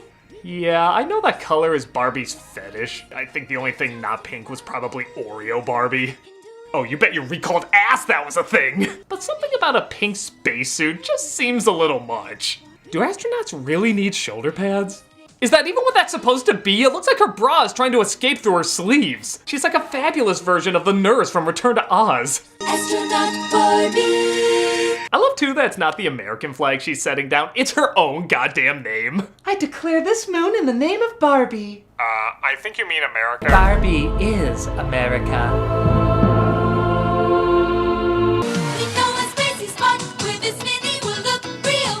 Oh, that's why her suit's like that, so she can go space mutiny dancing at the moon disco. Girl power! Don't take your helmet off. Okay. We girls can do anything. As long as hair products, mini skirts, and a silhouette like the Terminator are involved. I know fashion is subjective, but you can send this ad and its product to the nearest pink sun. Right, Barbie, astronaut Barbie. Did you see my butt? Recently, when I became deathly ill... Oh, this ad's a classic. You may not recognize it at first, but you will shortly. The product is Life Call, and it's very simple. If something happens to you, it notifies the proper people to come and help. It doesn't seem like anything too special until you hear this line. I've fallen, and I can't get up. Yup, that's where that famous phrase came from. For whatever reason at the time, everybody mocked this. I've fallen and I can't get up. I have fallen and I can't get up. I've fallen and I can't get up. I've fallen and can't get up. I've fallen and I can't get up. I've fallen and I can't get up. I'm not exactly sure why. I mean, don't get me wrong, my friends and I made fun of it too, but it's not like the worst delivered line. There's just something about the awkward silence and kinda weird pause she made that just makes it so memorable. I also love the idea of less patient people reacting to her. I've fallen, and I can't get up. Have you tried turning it off and on again? I've fallen, and I can't get up. Take a big step back and literally fuck your own face! I guess the rest of the commercial is a little odd too, which maybe adds to the memorability of it. I was able to summon an ambulance, my next door neighbor, my family, and my doctor. I was also able to summon my grandchildren, my pets, my psychic, the president, and even Black Panther. Hello? I've fallen, and I can't get up. This woman surrounds herself with some weird people. Her kids react like Jack Black after he married a mobster wife. Her neighbor's knocking like he wants to bum some Cialis. And her doctor looks like this is the 10th time she's called this week. No, Mrs. Wilson, I can't fix your garbage disposal. You know what they really need though? A Karen call. Anytime a stuck-up woman wants to pretend her life is in danger, there's an operator ready to handle it. Yes, there is a black person selling lemonade outside! That's not a problem. It most certainly is! Arrest him at once! Well, answer me this question. Is the person recording you? Yes, he is. That means you're on your own, bitch. Oh, thank God the police are here! Wait, why are they coming up to my apartment? It might feel a little off, but that's just what makes us love it even more. I've fallen, and I can't get up. Anything else? I mean, would you like the hotel moved a bit to the left or... Do you drink Wilkins coffee? No! Speaking of classic commercials, Muppet creator Jim Henson got his start doing ads back in the 50s. Yes, before they were selling high-end products like crumpets. This is how the Muppets got their start. Merry Christmas! It's a joy to serve Wilkins coffee to so many people at Christmas. Though several products were advertised, his biggest hit was with Wilkins Coffee. Why? Because he only had 8 seconds per ad, which meant he not only had to get to the point quick, he had to get to the needless violence even quicker. Care for a cup of Wilkins coffee? No, I don't like coffee. This has been a public service. It always starts with a character named, get this, Wilkins, who loves Wilkins coffee and always tries to persuade his buddy, Wantkins, to try some. And when I say persuade, I mean horrifically mutilate. We're here to persuade people to drink more Wilkins coffee. What's the club for? You have any Wilkins coffee in your house? No. I see you don't drink Wilkins instant coffee. What about my future? You don't have a future. Why are we climbing this tree? For Wilkins coffee. I don't want any. It's autumn and the nuts are beginning to fall. The funny thing is, Henson used to say he had reservations about working on the Ninja Turtles movies, because he thought they were too violent. But Muppet Saw here was perfectly fine for some reason. You can't persuade me to drink Wilkins instant coffee. Ouch, okay. Just a stab in the dark. I honestly love how violent these are because they happen so quickly and with no remorse. In fact, Wilkins might be one of the most sadistic maniacs in television history. And I'm including Homelander. I've got 5 aces. Can you beat that? I've got a can of Wilkins coffee. He didn't even need to shoot him there. Coffee was never brought into the conversation. What the bejesus is wrong with you? Want some Wilkins coffee with your strawberry shortcake? Can't say that I do. You can't say that you don't, either. Yeah, hitting him with cake's not enough. You gotta pour scorching hot liquid on him, too. He's not even reacting. He's so numb to the constant pain he's in. This machine will make you want a cup of Wilkins coffee. Not me. Oh. This one, they couldn't even show it was so horrific. On guard. Salute Wilkins coffee. But I don't drink Wilkins coffee. Some learn, some don't. He goddamn gutted him. He is wiping the blood and stuffing off his sword, and he has no penitence. If you don't start drinking Wilkins coffee, I'll make you into 2x4s. It's a mix of the glee he has in creatively skewering his best friend and the absolute dead eyes he shoots every time he does it. Any last requests, like for a cup of Wilkins coffee? No. How shocking. These are the eyes of a psychopath. With great timing, puppetry, and of course, a sadistic sense of humor, these coffee commercials were the best, even if you never drank Wilkins. You either go with Wilkins or you just don't go. Hello? Care for a cup of Wilkins coffee? Well, no, I didn't even know it was a coffee you could still get. Things just seem to happen to people who don't drink Wilkins.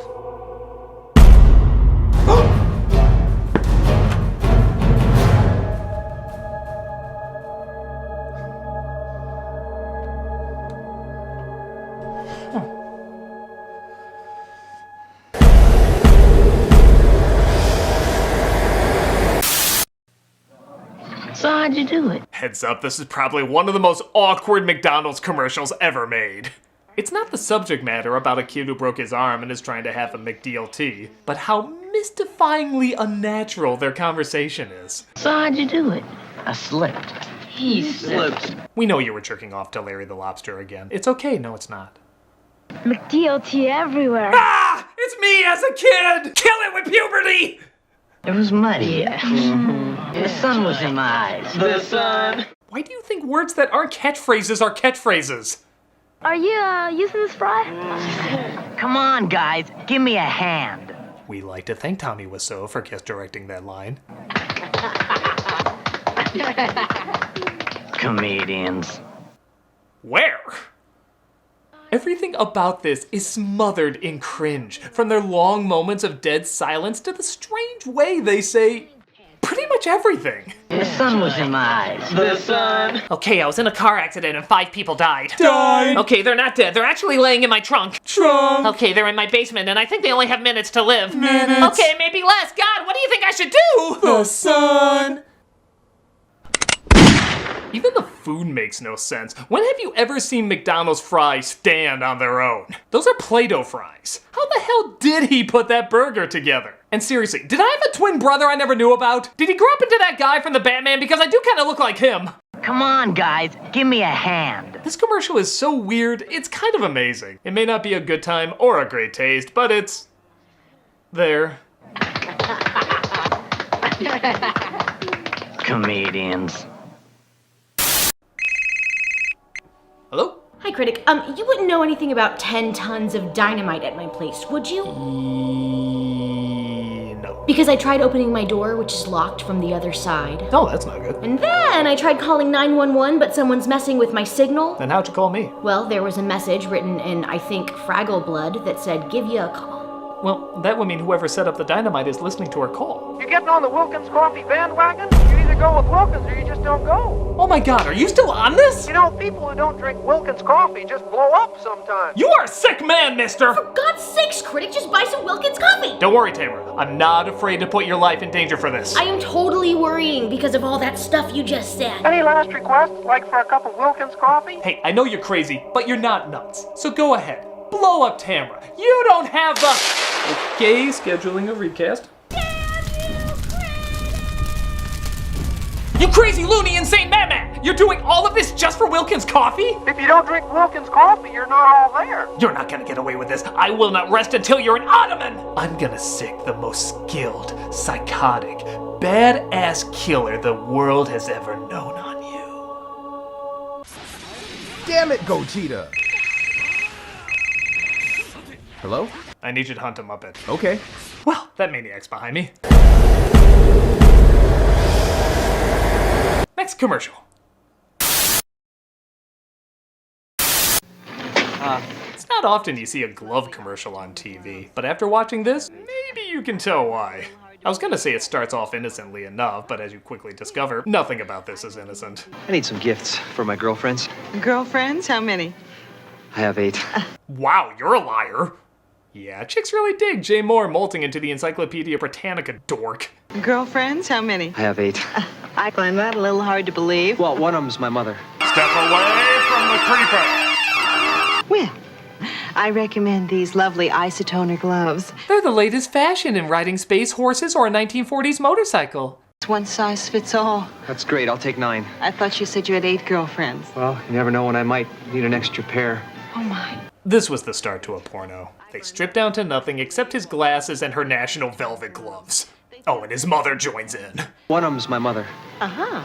This commercial is ewy and I'm ashamed to have witnessed it. I hope you two find love in whatever Craigslist personal you stumble across. Isotoner gloves. The perfect gift because they're the perfect fit. And then they bang! Okay, good. A Diet Coke commercial. This won't be pervertedly obsessing over articles of clothing. When we first started going out, she'd wear really sexy underwear. Coke, whatever you're trying to do, you're doing it wrong. Like you see in underwear ads. Yes, underwear ads, not soda ads. You have troubles. After a while, she started wearing the kind of underwear that I saw in the hamper when I was a kid.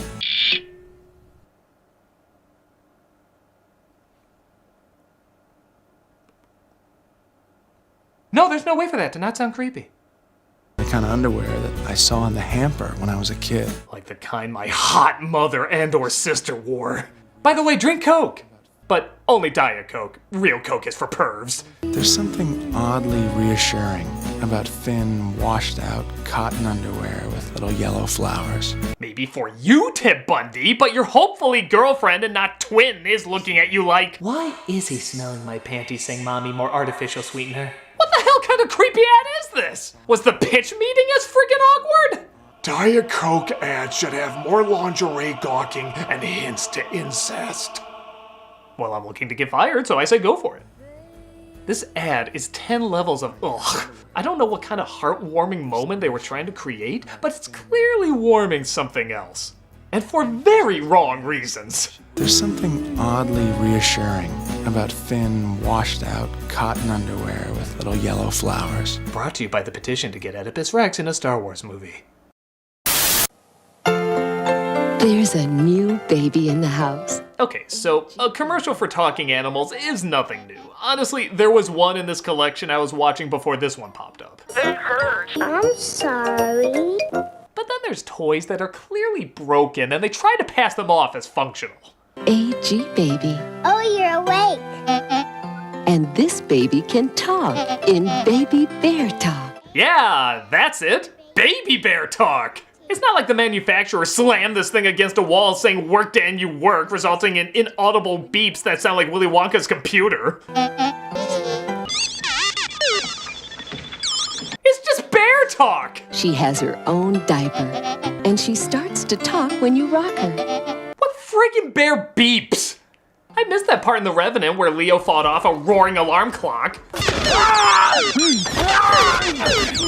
AG says your baby needs her diaper changed. Girl, the only way you can see that as talking is if they're drunken drive-thru attendants. Oh, you're awake.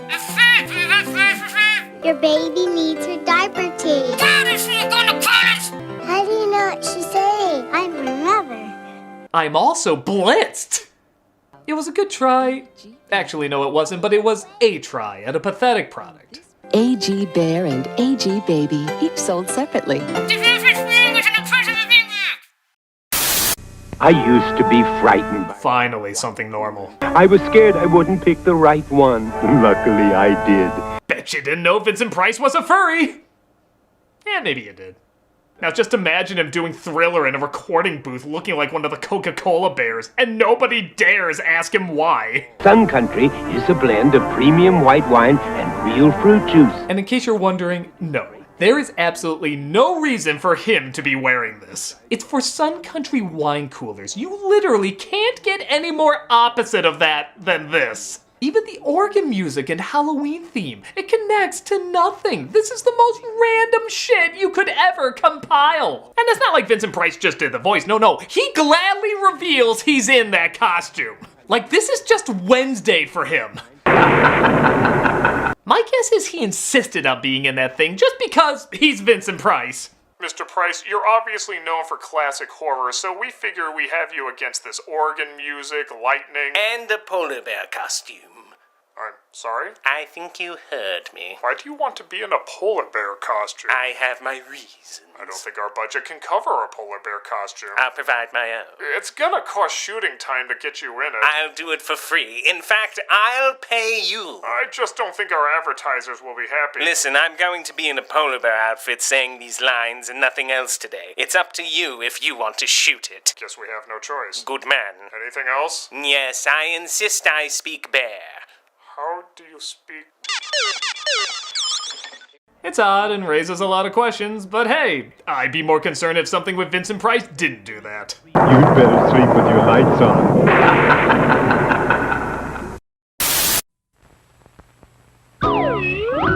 The world looks mighty good to me, 'cause Tootsie Rolls are all I see. If you're like me, you grew up with this ad and loved the hell out of it. Despite it coming out in the 70s, this jingle was so catchy they played it decades later. Whatever it is, I think I see, becomes a Tootsie Roll to me. Something no one should have to see. I can't even make that many jokes at it, it just puts me in a good mood. With its relaxing song, bright colors, it's a solid commercial. Except for one thing I never noticed. The tagline. Becomes a Tootsie. What? It's from Tootsie Roll. Is that for real? Somebody actually got paid to come up with that motto? I can't believe after all these years I never noticed that. I'm assuming they meant to put, it's from Tootsie Roll, like it was a typo or something, but that's not what made it to the final cut. Maybe there was meant to be a question mark at the end, like, it's from Tootsie Roll? We don't know. Terrorists could have made it for all we're sure. I mean, the ad was a big hit, being played decades later. Maybe that same genius was onto something by just half-assing everything. It's from Tootsie Roll. Brilliant! Nike here. We need that slogan now. I don't know. Just do it. Brilliant! What are we gonna call this bubble thing? Bubble thing. Fucking bubble! God, I'm a genius. Despite that oddness, I still love the hell out of this commercial all these years later. Whatever it is, I think I see, becomes a Tootsie Roll to me. Hello? Okay, I figured out where the call is coming from. It's coming from inside... Wait. My house? Oh good, I don't have anything to worry about. Okay, Malcolm, you did good. Just hit me up if there's anything else I need to know about. I get it. Talk to you later. Next commercial. Uh-oh, we're at the point where those creepy-ass PSAs start up. You know what? I don't even care anymore. You've beaten down any hope of humanity, so just show me the strangest you got. An accident! An accident! An accident! Good start. Yes, bizarrely, the cats from the hit Broadway musical did PSAs back in the 80s. Which is already faulty, as if cats would care a shit about your health. Someone is smoking over there. Something we cats would never do. Filling their lungs with thick, dark hair. What a disgusting thing to do. Why can't they be like us at all, licking our dicks, vaginas, and balls? Listen to cats, you men and women. Take care of your lungs. They're only human. I don't see this leaving an impact. Now, if Judi Dench was staring at you saying all this, you do whatever she says before she climbs into your brain and mind-fucks you.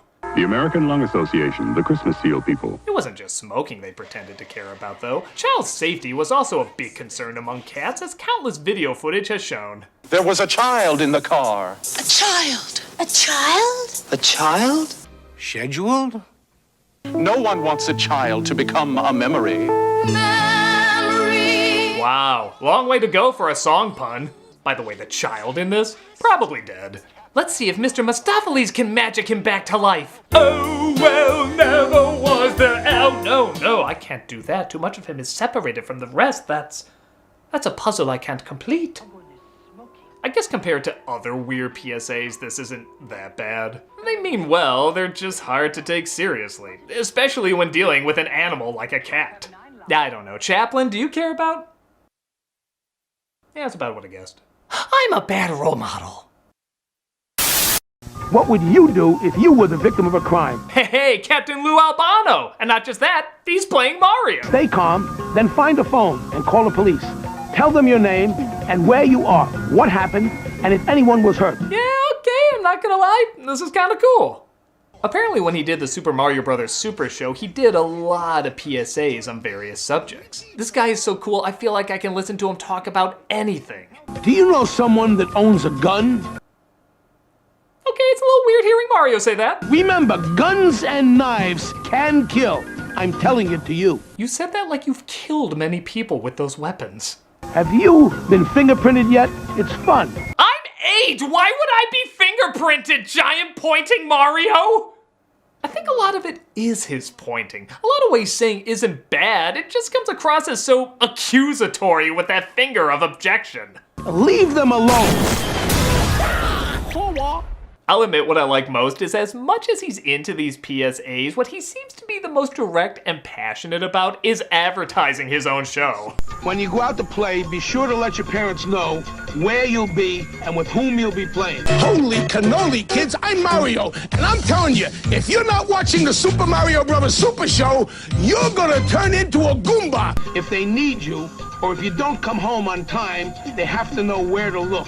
Don't be the last on your block to be playing with pasta power. I know different amounts of energy I require for both. It's just funny to compare them. We're gonna kick some Koopa. Woo! The Super Mario Brothers. I also love that they forget to edit before he breaks character. Woo! He's like, okay, get me a smoke. But by far, the one everyone remembers the most, big shock, is the drug PSA. I'm Captain Lou Albano talking to you about drugs. Kids, don't be afraid to say no. Remember, don't be afraid to turn to your priest, your rabbi, your minister. I thought they were just used for starting dirty jokes. Because drugs can kill. And if you do drugs, you go to hell before you die. Did I say the gun thing was weird to hear Mario say? That was 2 minutes ago when I was naive and innocent. What the hell, Nintendo mascot? As funny as this is, you'll notice he's not doing the Mario voice for it. And by God, if there's anything funnier than Pee Wee Herman in character telling me about crack, Mario in character telling me I'm going to hell, must be its own special high. Kids, you have no idea how many Yoshis I sold to feed my habit. I came from the Mushroom Kingdom. All you have to do is sniff the floor and you're literally flying. I lost so many toads to this addiction. No, they didn't do drugs, I did them. You ever wonder why there's so few civilians in town? Choose rotting away at the end of it all, piecing your last in a miserable home. Nothing more than an embarrassment to the selfish, fucked up brats you spawn to replace yourself. Choose your future, choose life. But why would I want to do a thing like that? I choose not to choose life. I choose something else. And the reason? There are no reasons. Who needs reasons when you've got heroin? If you're not watching the Super Mario Bros. Super Show, you're gonna turn into a Goomba and go to hell before you die. Woo! Captain Lou, I love you. And I love these PSAs. They are mad uncomfortable, but that's why I love them. God bless you, sir. You are the best Mario to ever tell me I'm going to hell. Remember, guns and knives can kill. I'm telling it to you. I am the spirit of dark and lonely water. Okay, I guess this is the big scary one that a lot of people were sending me. It's called Lonely Water, and it's narrated by Donald Pleasance, who plays an evil Grim Reaper character who traps and kills kids in unsafe areas. It's certainly eerie. And this is the kind of place you'd expect to find me. The boy is showing off. The bank is slippery. Not gonna lie, I'm still on that Mario PSA. It's the perfect place for an accident. Oh, yes, very disturbing. I can't believe they showed that. The show-offs are easy, but the unwary ones are easier still. And if you do drugs, you go to hell before you die. Sorry, continue. This branch is weak, rotten. It'll never take his weight. Yeah, the twerp had it coming. At least he didn't do drugs. He'd be in hell before he died. Under the water there are traps. Old cars, bedsteads, weeds, hidden depths. I know this has all the check marks to creep me out, but I'm still thinking about Mario telling me I'm going to hell. That's surprisingly staying with me more. Even though it was freaking weird, it still felt genuine somehow. Maybe it doesn't always have to be big scares, it's just the little things. Ready to trap the unwary, the show-off, the fool. Yeah, sorry. This is well made and disturbing and all, but I think the country that had the most disturbing PSA this year is the Mushroom Kingdom. I just don't think we're gonna top that. I'll be back. Yeah, you'll haunt my nightmares. Don't worry, Captain Lou. I will never do drugs. I will instead Do the Mario swing your arms from side to side just like that. You go to hell before you die. Please. And that concludes another commercial special. I hope you enjoyed it and got a text message. Where are your cats? Oh, they're over there smoking. Chaplain? Buster? Chaplain? Buster? Chaplain? Buster? Speak to me, boys! Where are my cats? Wilkins Coffee is on the ball. Either get on the ball with Wilkins or get out of the way. Where are my cats, you foam sock? Salute Wilkins Coffee. All right, you hairless Elmo. I'll try your damn coffee.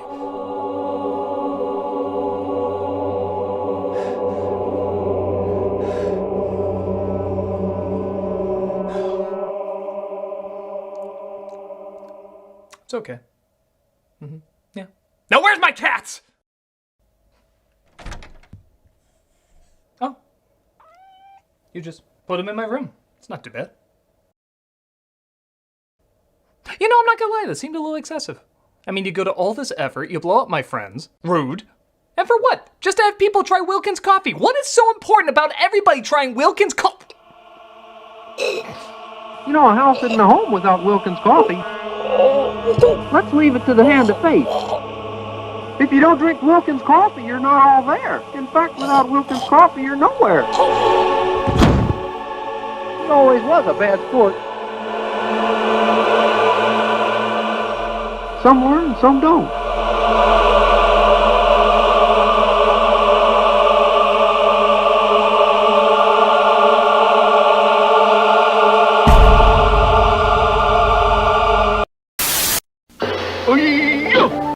Watch watching me get canceled. Samurai Koko-san with free karate lesson. Free? Hiya, Coco Pebbles Daska. While many of you might be shocked at this, it does make more sense when you realize the original name of the cereal was Breakfast at Barney's. Watch me trick Fred out of Coco Pebble. You have to understand, the Stone Age was a different time. Rox News was telling everybody this wasn't racist at all. Chop chop. Damn it, sensitive 80s, ruining my innocent cartoons! Nothing like this ever happened in the original, oh god! Etc.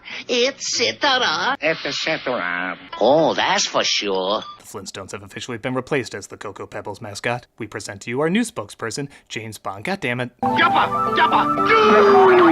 Coco-licious. I'll be amazed if this doesn't end with a gong. Uh-oh. Sayonara!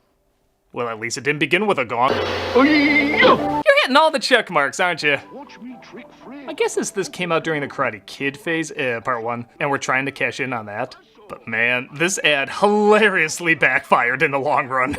Barney, my Pebbles! Roast cocoa or fruity Pebbles cereal. Part of this uncomfortable breakfast. Ronald McDonald and friends in the Hamburglar Touch. Well, we just figured out the real reason he went to prison. This is one of those commercials that honestly just has one scene that cracks me up, and for all I know, maybe it's just me, but it's worth sharing in case there's other people who bust a gut seeing it. The Hamburglar has a dream that anything he touches turns to cheeseburgers. Cheeseburger? Touch? Cheeseburger? Cute, whatever, but then it leads to... Grab a big cheeseburger. Don't touch Grimace. Oh my god, that is my everything. The image of an escaped convict going up to Barney the dinosaur's clitoris and a scary clown covering his junk saying, "Don't touch Grimace," is top 5 funniest things I've ever seen. Don't touch Grimace. Top 3. It also doesn't help that Hamburglar's voice sounds like a perverted Buster Bunny. Touch. Touch my face. Please stop saying touch. You sound like a guy who's calling a sex hotline for the first time. Hello, big boy. Touch. Where would you like me to touch you? Touch. You don't do this very often, do ya? Touch my face. Okay, I charge double for calls like this. Ah, boy. Hello? Do you have Prince Albert in a can? I guess this commercial's okay. Just keep the term ham diddler out of your head when watching it. It's a good time for the great taste. You haven't touched your cheeseburger. Wait, aren't they also alive? I thought too hard about this! Have a cookie. What the scientifically proven fuck? A munchy monster cookie. Do you shove those in their mouths before you drag them to your windowless van? This is an ad for monster cookies. And I guess on paper this idea's kinda cute. A monster giving kids sweets to munch on. The execution, though, pretty terrifying. Have a cookie. A munchy monster cookie. The looks on these kids says it all. They're just playing around and then suddenly they're like, "Is this how I die?" This boy thought he was doing a My Buddy commercial, and then he's like, "Do I scream, run, or play dead?" I'm pretty sure they cut before this girl started gagging on hers. Every one of them looks like a last known image on an FBI's missing list. I feel like this was an Operation Cookie Monster was setting up. And they come in 6 great flavors. First one free, then you pay. To make things funnier, he out of nowhere starts singing, and the temp music in the commercial doesn't accompany him. With milk or lunch or as a snack, there's Monster Money on every pack. 6 great flavors can't be beat. They're the only monsters people eat. Yeah, I just wanted to sing there. My improv teacher says I'm the exception to yes and. I'm sorry, I love this ad. It's the surrealism that makes it so great. Because if you think it's weird with kids, imagine this shit happening randomly with adults. Alright, you psychopath. We've given in to all of your demands. Now where is the bomb? You want the bomb, pig? Solve this riddle in 5 seconds or it goes off. What's red on the inside? Have a cookie. Oh, God, man! Get that out of my face! What are you doing?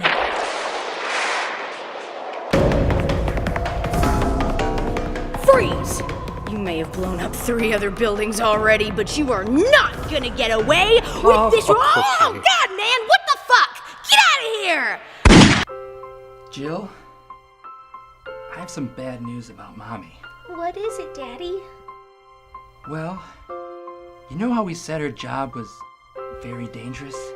What do you mean was?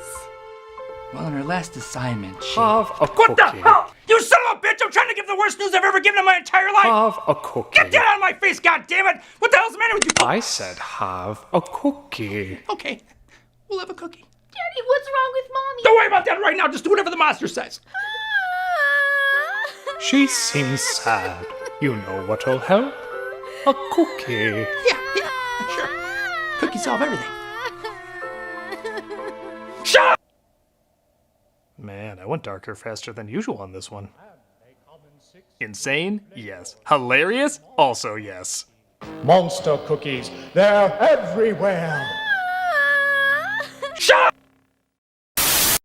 Big pieces, little pieces. Hell yeah. Who didn't grow up with this jingle in their head? Reese's pieces, head pieces, neck pieces, hair pieces. Want some Cocoa Pebbles? Reese's pieces, eye pieces, nose pieces, Reese's pieces. This is one of those jingles everyone remembers and no one remembers, because it's so catchy, yet you never remember the variations of the word pieces. So in your head, you'd always be humming big pieces, little pieces, Reese's pieces, Reese's pieces, Reese's pieces, and that's in your head forever! The only one people remember is gold pieces, because they had that sound effect of an opera singer climaxing. Gold pieces, silver pieces, Reese's pieces. Come on, let's come up with some more memorable ones so we can hum it better. Body pieces, cheeses pieces, pizza pieces, Reese's pieces, peaches pieces, pizza pieces, pizza pieces, Reese's pieces, lost pieces, missing pieces, bits and pieces, Reese's pieces. All right, now get to the part where you say fucking shell. The famous flavor of Reese's peanut butter in a fun candy shell. You know they didn't say it, but did they say it? They said it. Imagine it's these actors singing it, and there's no debate. They definitely said it. 3 pieces, 2 pieces, 1 pieces, Reese's pieces. I know it's super simple, but sometimes that's the best. I still love this commercial, and it's fucking shell to pieces. Reese's peanut butter in a fun candy shell. You'll love them to pieces. Hey, you know what the internet's not talking a lot about? He-Man. Well, these money supermarket ads are, as they joke that they save so much money, He-Man and Skeletor became more epic. In the most He-Man Skeletor way possible. He-Man and Skeletor, your So Money supermarket. Confirmed, He-Man and Skeletor, completely straight. Yeah, I bet you didn't know the bar you walked into was the Blue Oyster. These ads are really funny, right down to the fact that Skeletor is wearing sunglasses despite the fact that he has no eyes. I'm gonna learn how to fly. Even Christopher Lloyd's getting into the action. Skeletor saved at Money supermarket. He feels epic. Man, how much must have Skeletor hated the competitor supermarkets to be this enthusiastic? What do you mean you don't carry that item? Well, sir, there aren't a lot of people that ask for skin. And I suppose purple loincloths with blue spandex and tiny claws are out of the question too? Are you sure you're not thinking of the Leather Treasure store on 69th Street? Listen here, you bobble-headed bureaucratic boob. You will rue the day you didn't overstock your wares with rhyme-encrusted havoc staffs. Hello? That was Leather Treasure on... 69th Street. Thank you! Yeah. These ads are great. They're funny, they're imaginative, and they had double the screen time He-Man had in Masters of the Universe Revelation. Skeletor, your So Money supermarket. If I had a nickel every time someone used that catchphrase. Daddy, watch me feed my baby argon. Screw that kid, Dad! Watch this milk disappear into a hole in the bottle! All gone. Daddy, you can fill it again. She's got a bit of a toot, doesn't she? Daddy, watch me feed my baby argon. Daddy, you can fill it again. Don't you girl-splain me! I bought this Cabbage Patch Village of the damn doll, I can take it back! Gotta love the realism of how she eats her food. My baby argon, you make it all gone. Jesus, did it make a vacuum sound every time it did that? Hook on the attachment, she can do the couch! And how'd you get those cherries out of her afterwards? Like, I need to ask. Now, guess our favorite. Smells like cherries. My baby argon. Apparently one of the big things about this toy was the cherries, which a lot of people swear was one of the best smelling things on Earth. How much do people love it? The cherries alone, not including the doll, go from $75 to $100. Jesus fuck! Even the dad sniffing them is like, oh shit man, I need more of that in my life. Maybe I can sell the kids to get more. Well, okay, here's the cherries. Let's see what's so special about them.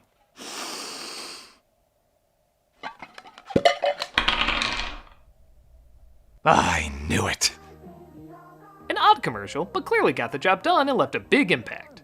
And probably killed a few brain cells from huffing too. My baby all gone. This is Baby All Gone. Baby All Gone comes with everything you see here. Oh, what kind of catchphrase is that? This ad had a better catchphrase. We went on a Disney cruise with Mickey and Goofy. I guess there's a rumor this Disney Cruise Line commercial was banned shortly after running. While I can't find any confirmation for that, it honestly wouldn't surprise me.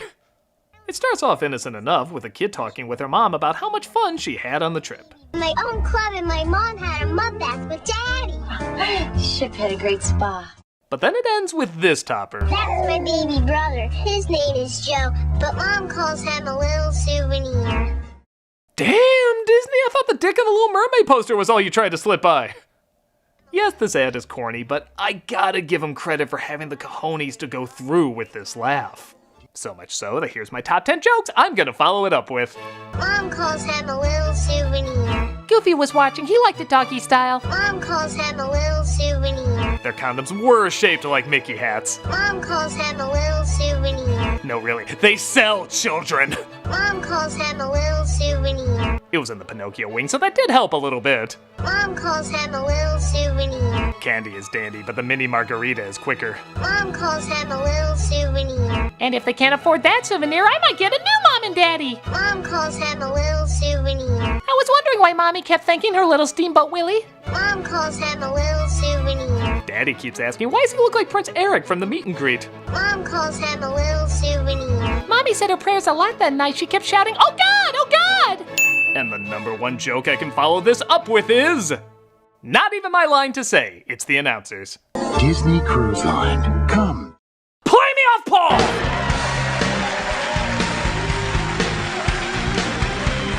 Yes, it's a little dirty, but hey, Disney's always been a little bit. Come, discover uncharted magic. He said, come. They come at night. Sure we're still not in the Disney commercial? They strike without warning. Oh, no! But now, it's your turn to get even. Grab his arm! Now, if you've been online for a while, you've probably seen a lot of memes where people mock how kind of twisted and deranged stretch dolls are. Well, make room, Clown Spider and Edward's circumcised hands. There's a new lineup for my nightmares tonight. But this is the one that just embraced it. As far as I know, these are the only stretch dolls that actually scream in agony when you pull them. Oh my God! Hey kids, did you think Sid was the hero in Toy Story? Well, with our little serial killer starter kit, you can be too. Electronic stretch screamers. And when you squeeze their heads. Why are they even attacking these things? All they did was cast a shadow. That's literally all they did. Whoa.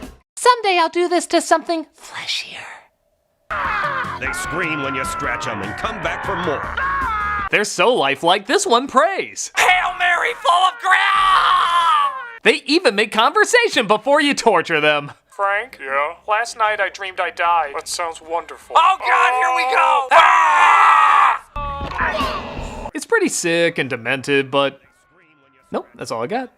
Electronic stretch screamers. You can battle them all. Hey, you're wondering why these jokes are so dark? That's what we grew up with! Why are women so happy about new Tickle antiperspirant? Well, with a name like that, I can guess. These Tickle deodorant ads are kinda like those ASMR videos that swear they're just about sensory relaxation, but no. You can't fully explain it, but no. Is it because Tickle is the first roll-on with a big, wide ball? I find women touching a big, wide ball and laughing is usually a demeaning combo.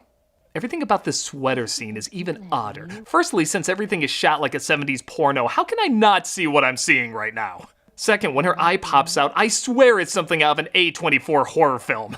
And finally, she's like, oh, you found me, and I was kibasing her. These ads are so weird. Not that they had much prompting for laughing already, but some of these are really out of nowhere. Tickle comes in 4 fresh fragrances. Christ! I thought we were past the Smilex commercials. Look at this woman. It looks like she's gonna catch a ball and then suddenly she bursts out laughing. Make yourself happy. Staying drier is nicer with a little tickle. Well, now you're really sending mixed messages because I got wetter is better. Tickle helps keep you dry all day. I don't know. Maybe I need a woman's perspective on this. Hey, Tamara. Yeah? You wear deodorant, right? I hoped that would be obvious. And you don't find yourself randomly laughing out of nowhere, do you?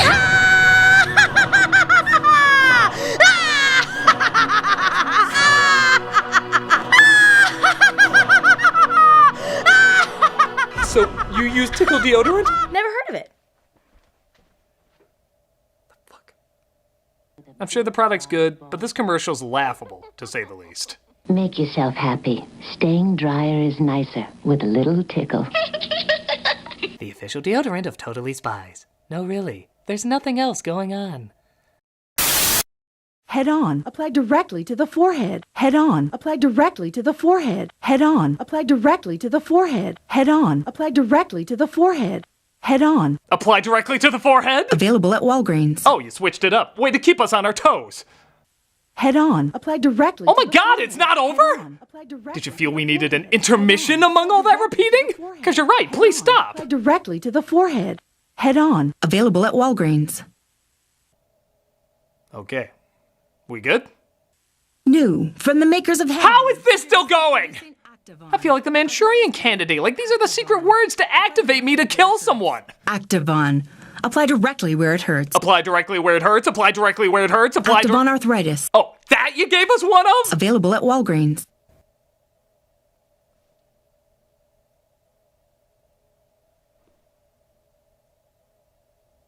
Okay. What the hell was that? You gotta credit its genius marketing. It's a product designed to cure a headache, so what better way to prove it than to give you a headache? Head on. Apply directly Oh my to god, the enough! forehead. Head on. This commercial definitely needs Julianne Moore from Magnolia to offset it. Head on. Apply directly to the forehead. Shut the fuck up, shut the fuck up! Directly to the forehead. Now you must really shut the fuck up now, please. Forehead. Yeah, this is awful. Directly to the forehead. You're awful, you're awful, you're awful. Next one. Head on. Available at Walgreens. Shut the fuck up! Weather in the room seems to be getting cloudier. Looks like there's lightning on the horizon. Well, the weatherman said there was a chance of ominous music. Oh god, you know what that means. PSAs are coming! Yes, from the people who brought you and oh god! We get even more overseas PSAs. Okay, let's get these over with. What are we starting on? Yeah, I'll do it when I get back. This one's from New Zealand. Okay, I know them for Lord of the Rings and nothing else. Let's see if they got. You know that guy in Kirk's class? What, Darren?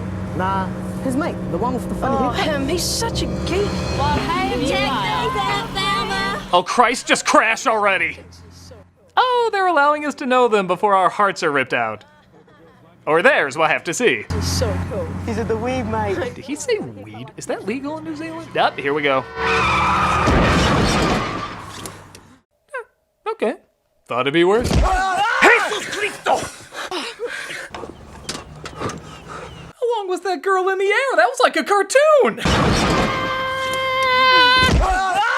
Lovely. Okay, well, we get the point. Oh, no, we gotta do a play-by-play. I mean, I think there were only 2 moves, fly and plummet. We can put together what happens in between. Okay, point well made. Do commercials have a part 2 now? Why does everybody think they're the Dune movies? Come on, come over here with it. Okay, we good? We over? Ah! Oh, okay, that was the next ad. But honestly, would it shock you if there was a part 3? I mean, man, can you imagine a kid going back to his Saturday morning cartoons after that?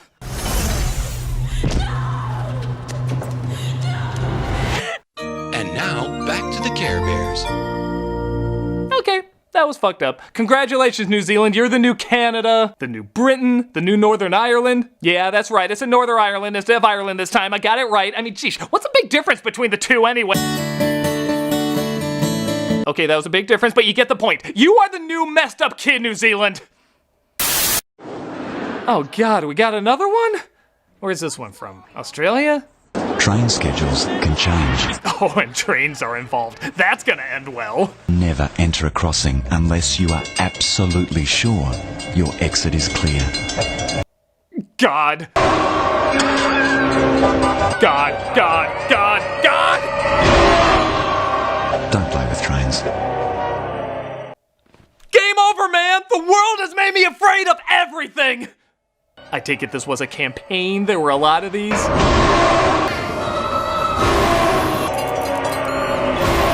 Sweet maple Jesus, of course there is. Don't you want people to go outside? I mean, are Australia's regular ads this messed up?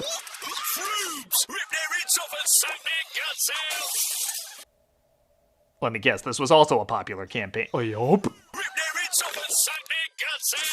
Okay, now you got the trophy. You're the new New Zealand. Anything else you want to scare me with? One back in America. Oh, I can't wait. Do you want to trade?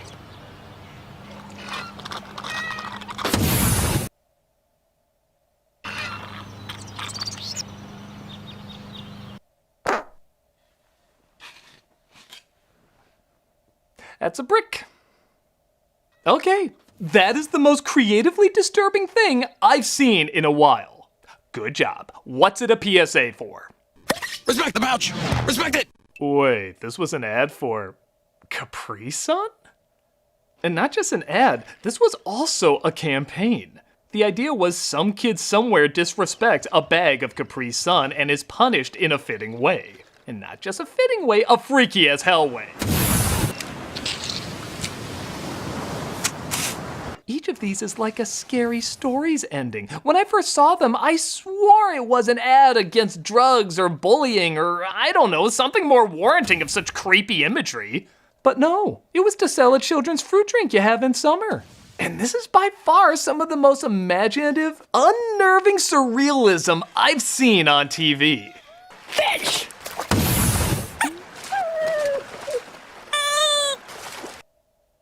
Okay, I guess we come full circle. Not only is the most uncomfortable PSA in America, but it's not even a PSA. It's a goddamn kids ad. Good job! Life, you really threw me for a loop. Now please, in God's name, no more. Now! Respect the pouch! Respect it! And that's it for this year's commercial special. Though there is one thing that still bothers me. Who was that monster hand creeping a cookie? Enjoy, you cantankerous, cringe-peddling cock-swallow! There ain't no punchline, man! I mean, come on, we couldn't think of something funnier? Well, you know what goes well with cookies. Wilkins Coffee. Ah, shit. Something's coming up the plumbing for Luigi's in a bind. Before the Mario Brothers movie has you saying, close enough. Atari was advertising the original Mario Brothers game in a pretty bizarre way. Giant turtles out to get him, creepy crabs are right behind. Oh no, my pipe has crabs. You should see a doctor. I am a doctor. Mario, where are you? Aren't you Mario? Oh wait, it's Luigi. That's right, back then he was somehow both brothers at the same time. Oh my god. Was this scene authentic? It's Mario Mario and Luigi Mario. I mean, if their last names aren't Mario, how would they be brother? It's still too stupid to put in the universe. Fireflies, jeepers, yipes, they're all coming out the pipes. Mario, where are you? Man, those advertisers know how to lure Mario kids in with that hot Car 54 Where Are You music craze. How can you not spot the comparisons, idiot? And it's twice the fun when two play at once, because you need all the help you can get. Look at these Tim Burton turtles trying to hump him. He has the dead eyes of someone who has no idea why he's programmed to do this. With Mario from Donkey Kong and his brother Luigi, using their heads to stay ahead. Honestly, this is a pretty inventive ad. It's not really like Mario Brothers now, but you can't say this isn't what it was back then. It's weird, but it's creatively weird. I like it. Mario Brothers, the Atari video game cartridge. Versions available for all Atari systems. Start playing now and you can turn out like this superfan. I spent hours of my life stomping Koopas. Now it's time for the Pizza Head Show. Hey, everybody! Well, you couldn't be a 90s kid without seeing these ads. These were Pizza Hut commercials with the Pizza Head Show.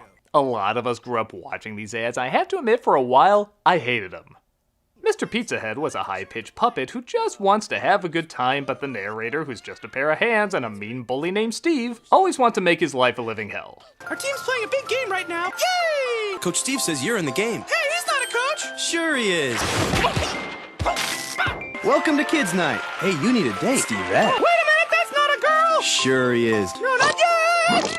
When you have a Pizza Hut pizza delivered, you can get an autographed bat and ball. Yay! Umpire Steve says play ball. Hey, he's not enough. Sure he is. Here comes the pitch. Griffey hits it deep. While this campaign was a big hit and ran for an impressive 8 years, it was eerily similar to an SNL sketch called Mr. Bill. It was literally the same thing. Mr. Bill is a high-pitched puppet who just wants to have a good time, but the narrator, who's just a pair of hands and a mean bully named Sluggo, always wants to make his life a living hell. Oh, all that Coke you bought last night was real expensive. No, but I didn't buy it. Sorry, Mr. Bill, but we'll have to sell the house. For so long, I would show other kids this hilarious show, and they'd always say, "Oh, Mr. Bill is like Pizza Head." And I'd say, "No, you son of a bitch, Pizza Head is like Mr. Bill." It drove me insane that all my friends were laughing at Pizza Head without knowing it was a complete rip-off Mr. Bill. But then in doing some research, I found something out. Pizza Head was created by Walter Williams, one of the guys who created, you guessed it, Mr. Bill. Here is actual footage of my reaction to that. I bring this up just in case someone was as dumb as me not to realize this. With that said, these ads are pretty damn funny. I really have no reason why other than they're just violent as hell. He will cut you in half. Ta-da! Remember, this is the age of the crash test dummy toys and chopping up your adorable board game characters. Of course this was a big hit! Quick, Pizza Head, slip this on. Oh, thanks a lot. See you next time. Boy, what a lousy flight. My favorite is just when they destroy the set at the end of each one. As if to say, yeah, we know it ruins the effect, but who cares? Just break shit. See you in the next lifetime. Let's be honest though, these don't even need a story. Just seeing a cute little character get beaten up is really all that's necessary. Which is why I propose we don't even give him a story. We just hurt him, giving more time to advertising pizza. Hey, you two! What are you doing? Oh, we're just about to go get some Pizza Hut. Pizza Hut? Oh, I love that place. You mind if I come along? That would be great. You know, I hear they have new skateboard toys for kids. You don't think some crazy antics might happen from that, do you? Whoa! Oh! Oh!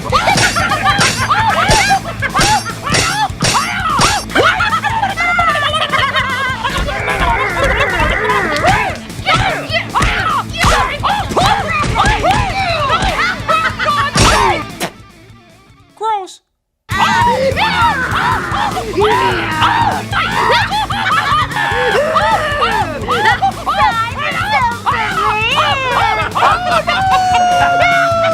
need a sauce transplant.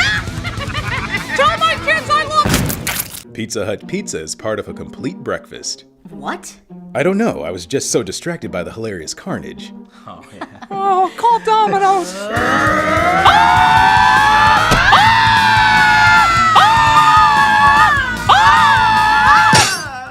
Even if they don't go with that, these commercials are still pretty damn entertaining. Sim Salabim!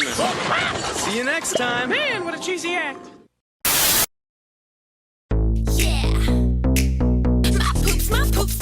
Well, I can guess why the comments were turned off on this. This is for a product called Poopsie Slime Surprise. And if that name alone didn't gross you the hell out, the rest of this ad surely will. Was Baby Bratz not disturbing enough for you? Well, somebody threw unicorns into the mix and made somebody I never want to meet happy. Hey internet, have you ever wanted to see My Little Pony crossed with Rainbow Bright as a Shiza stripper? Of course you do. You're the internet. What you gonna do with all that poop? All that poop? Yeah. Oh, I'm sure some sites will take it off your hands. As long as they can film it being taken off your hands. Drive my parents crazy. Drive crazy, insanely concerned, same ballpark. Yeah. fucking snapping. You have hooves. And you wanna know the most ironic thing? After all this literal shit being advertised, I poop, my poop, poop, poop, poop, I poop. She doesn't even poop. She just dances and sings about being a doll that can poop, but never actually poops. Can't honestly say I'm not disappointed, just surprised. Maybe that's where the surprise in the title comes from. Poopsie dancing unicorn! She really sings and dances! But not poops. Where would you get that idea, freak? What else can you say but the horror? The horror.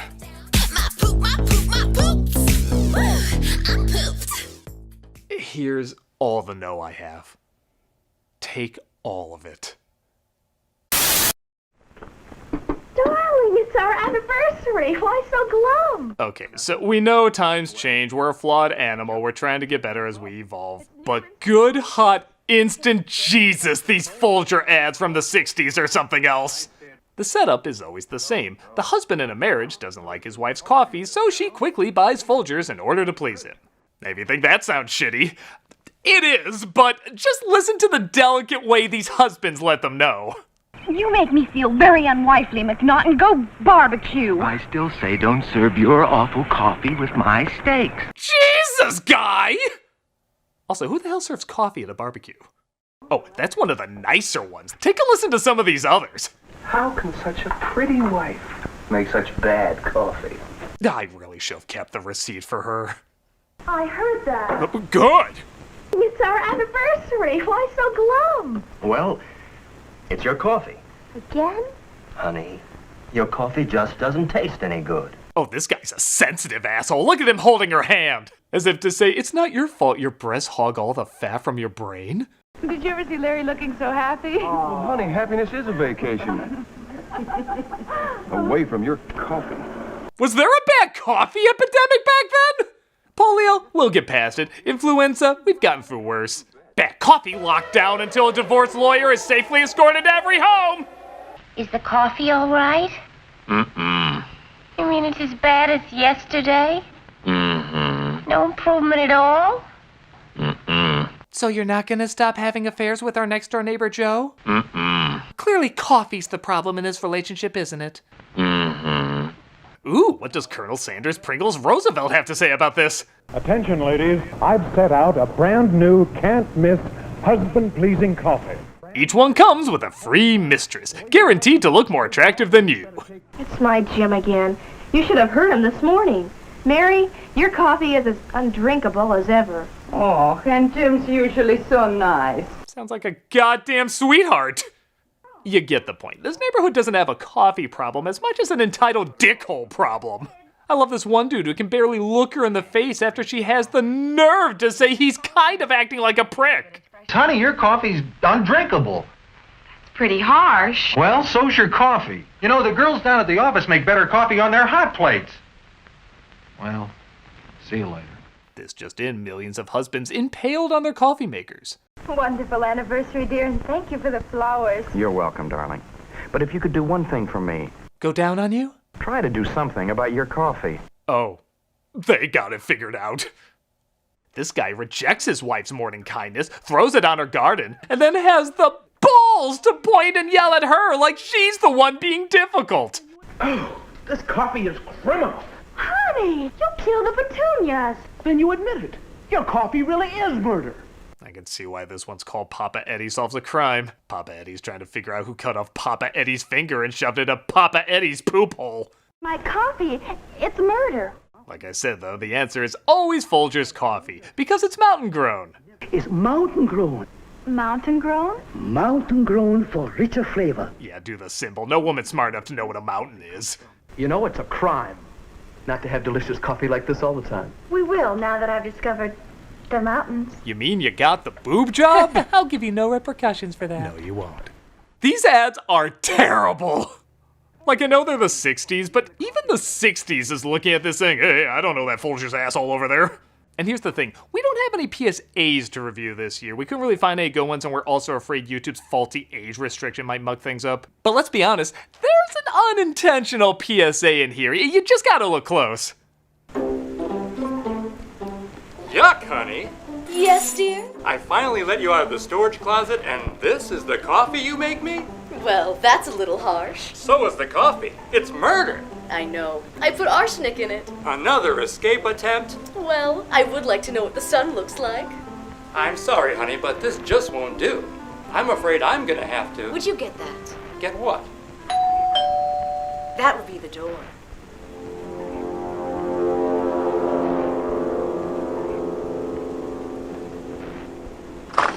Yes? Oh my god. Not you!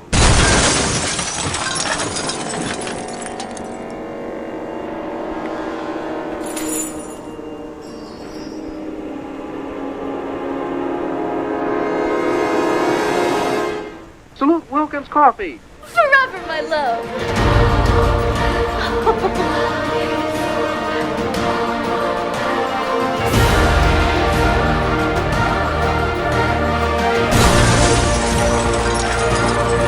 I think that's a message we all can get behind. It's almost as good as this ad. Hey kids, slide on under and do the chicken limbo! Yeah, you think the clapper was catchy? You know that's nothing if you grew up with this commercial. Chicken limbo's the one. Big fun. It's a cute idea where you just limbo under this chicken's tail? Okay, I don't care what anyone says. That's a chicken sack. Don't believe me? Listen to the chicken's voice when he narrates. It's Chicken Limbo, the musical limbo game. The spinner tells you how to go under the bar. Yeah, he's like a bird Hermes from Futurama. He even likes to limbo. Chicken Limbo's the one. Big fun. In Jamaica, we got 10-story office buildings lower than that. But when you hit his nads, that's the sound I make if someone hits my goody goods. Look at his face at the end. That dude's high as hell on pain medication. And who can blame him? If somebody kept headbutting my happy place, I'd want something to make me forget who I am. He has a look that says, oh my god, just end it. Chicken Limbo's the one. Big fun. Go under without bobbing the chicken. Bobbing the chicken sounds like a lonely activity you do when you can't get a date. Hey Frank, what'd you do last night? Oh, you know, I just stayed in and bobbed the chicken. Which just proves my point, that's a cock's cock. Whatever you think it is, it does have a catchy song and it is an inventive idea. I never did get a chance to play it, but for the sake of this poor animal, it looks like he deserves a rest. Chicken Limbo's the one. Big fun. Invite me to your next party. Chicken Limbo. Just end it. In honor of Gilbert Gottfried passing this year, I figured I gotta talk about this one. Gottfried plays a smoke detector teaching kids about fire safety. Admittedly, it is pretty funny getting someone with that kind of voice to play a fire alarm. Who are you? Seymour Smoke. Smoke detector. I'm basically Pennywise if I was left on the grill and smashed with a spatula. I hate smoke. It's disgusting. Ironic because it sounds like I smoke a tire fire every other day. 'Cause where there's smoke, there may be fire. That's what my agent said every time I did a risque tweet. Good tip, Seymour. What does that mean, Seymour? It means I'm tripping balls. What is up with that face he's making? Like the last look a deep-fried hamburger helper makes. It's so unnerving. How many smoke detectors do you have in your home? Is there one outside your bedroom? Is there? There should be. You'll see more of me later. In that reoccurring nightmare where Pac-Man's a clown. Let's be honest though, we all know where we really want this to go if a random kid heard Gilbert Gottfried from, well, really anything. Whoa, who are you? Seymour Smoke. Smoke detector. Wow, well, what are you doing here? A talent agent is sitting in his office. A family walks in. That talent agent goes, what kind of an act do you do? Then the father shits on the floor. The mother shits on the floor. The dog pisses and shits on the floor. The talent agent says, well, that's an interesting act, which is kind of an understatement. I'll wait till you're ready. It's no masterpiece, but does leave an impression. And you know a lot of that is from the loudmouth wonder himself. So whenever I see it or smell it, I make this noise to warn you.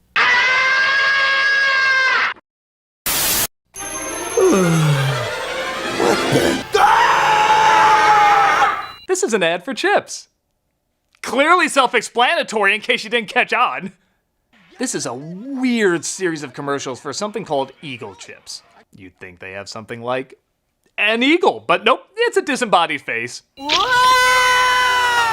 Hi, I'm Face. I'll be your choice of death tonight? Woo-ho! Have a little trip to the kitchen!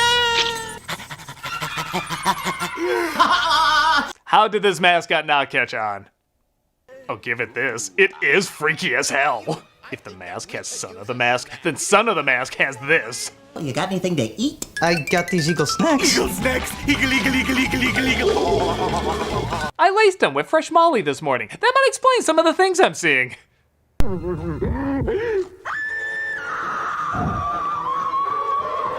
I want to take his face off.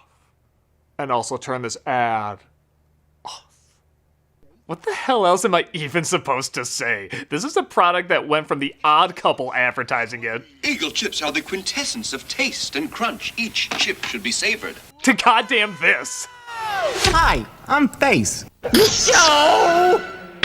I don't like it, but I remember it, so there's that, I guess. Just ugh. Eagle snacks! What you feed your face? Never play this again.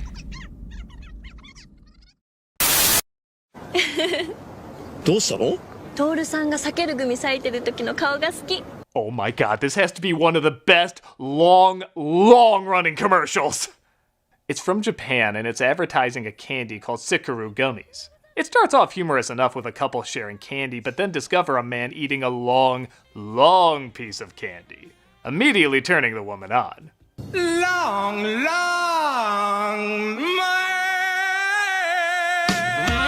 Alright, that's pretty good, but they just keep going with it.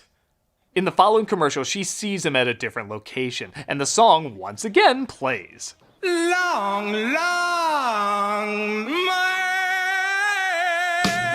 Super Bowl ads take notice. This is called funny. You used to be this. Not surprisingly, though, these ads go very long and very satisfying, as he shows up as a delivery man at her door.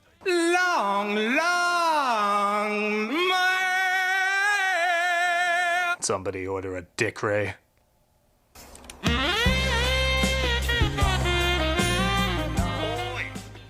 Oh my god, he's the delivery guy? What, you watch Long Man? No. Yes. It's so long. Well, come on, get over here. Let's see what happens. すいません。 Oh my god, are they going to? I can't wait for the next one.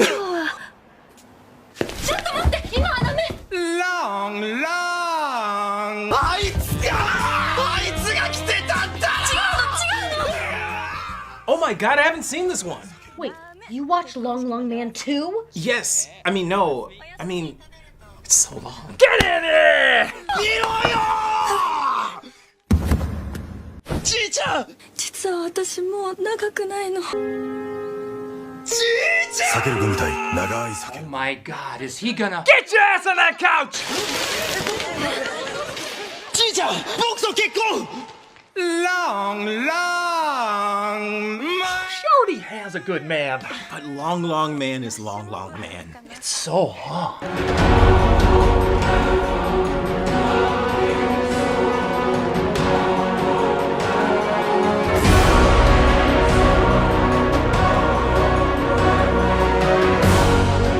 I told you her heart still belonged to him! But she still sees Long Man everywhere! You see him everywhere! I do!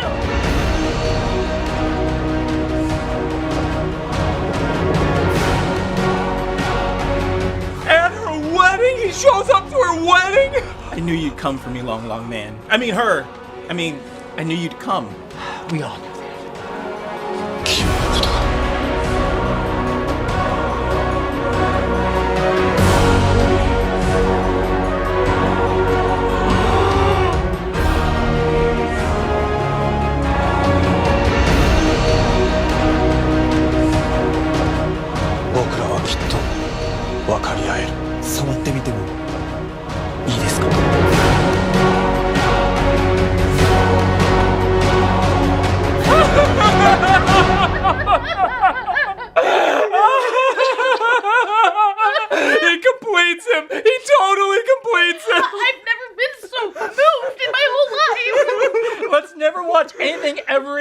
it'll never be as good. Agreed.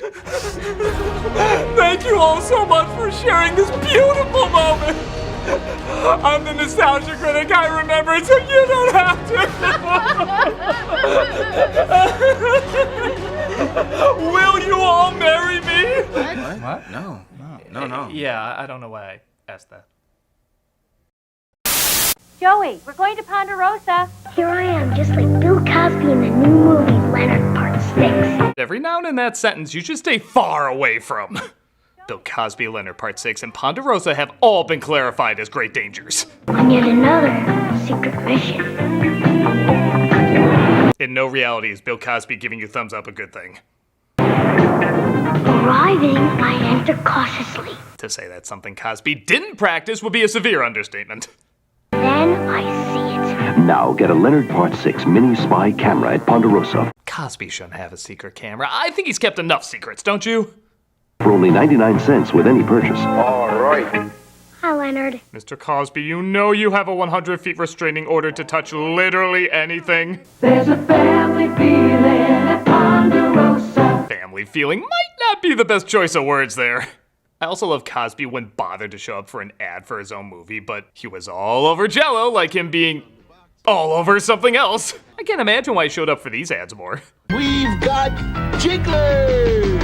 Maybe because he knew in the future just hearing him say the word jigglers would make everybody cower in a ball and say, I've never heard that word, but it sounds wrong when he says it now. Jiggle, jiggle, jiggle those jigglers. Oh, God. Jiggle, jiggle, jiggle those jigglers. Eat Jell-O gelatin with our bare hands. You've done enough with your bare hands, sir. It's okay, I only have 3 more. Jigglers all the way. Santa loves jigglers. Not to the disturbing degree I do, but still.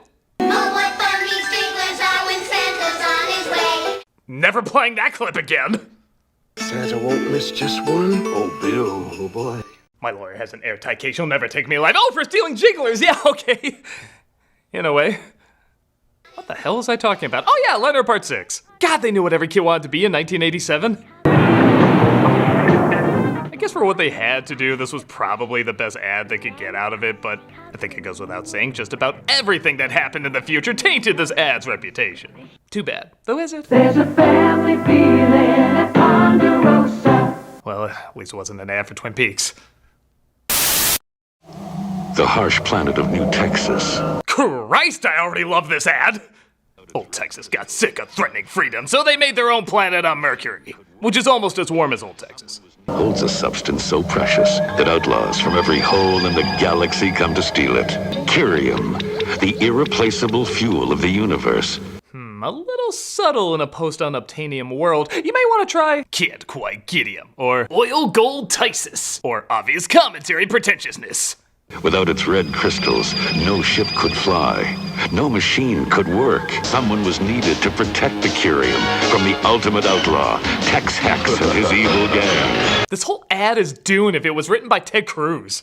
The townspeople asked for 1,000 lawmen. They got one. Brave Star. This is another one of those action figure lines that also got an animated series out of it. And the whole line feels like if that space cowboy from Silverhawks got Homelander's PR firm. With the eyes of a hawk, the speed of a puma, the strength of a bear. And the textures of Mr. Game & Watch. How long is this ad? Have we even seen the toy yet? Brave Star.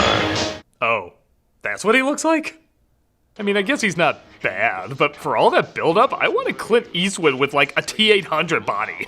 This guy looks like David Hasselhoff on Cowboy Ken's body. Only you know the answer, because you hold the power. And the power is cinnamon delicious. Okay, as someone who has never seen the show or the toy, I would buy this. It's so much shoved in your face gruffness, it does look like it would be a good time. Fly on, Manimal Cowboy, fly on. Brave Star. From Mattel, each sold separately. The extra R stands for Rated R. What would you do for a Klondike bar? Yeah, these ads used to be all over the place. The premise was very simple. The announcer would ask a person on the street if they would do something silly. When they say no, they offer them a Klondike bar, and of course, they end up doing it. Would you act like your dog? Him? No, thanks. For rich, creamy Klondike ice cream? No bark, no bite. Now speak, doggy. Now strip naked, put on that collar, and lick my leather boots. That's right, doggy. Good doggy. Would you play patty cake for an almond Klondike? You get the idea, though. No matter how insanely mundane the request, they always gave in when a Klondike bar was offered. Would you wear this arrow on your head? Somebody might see me. You get a Klondike bar, luscious vanilla ice cream. You want a round? Well, all right. And they say the elderly can't live dangerously. Some people act like they've been waiting all their lives for someone to ask them these weird requests. Would you be a chicken for a Klondike bar? She didn't even question it. She was like, finally my chance to reveal I was the sound chicken limbo mate when he got hit in the balls has come to fruition. Yeah, no cluck, no Klondike. I think that bitch just laid an egg. Some of them almost come across as creepy. I can stand here. Okay, stand there. Just stand here for a Klondike? Uh-huh. I don't have to act like a monkey. Rich chocolate ice cream. Or hop like a frog ribbit. Smothered in milk chocolate. This is gonna end with blood on that board and Jigsaw laughing. Well, what would you do for a clean pair of pants?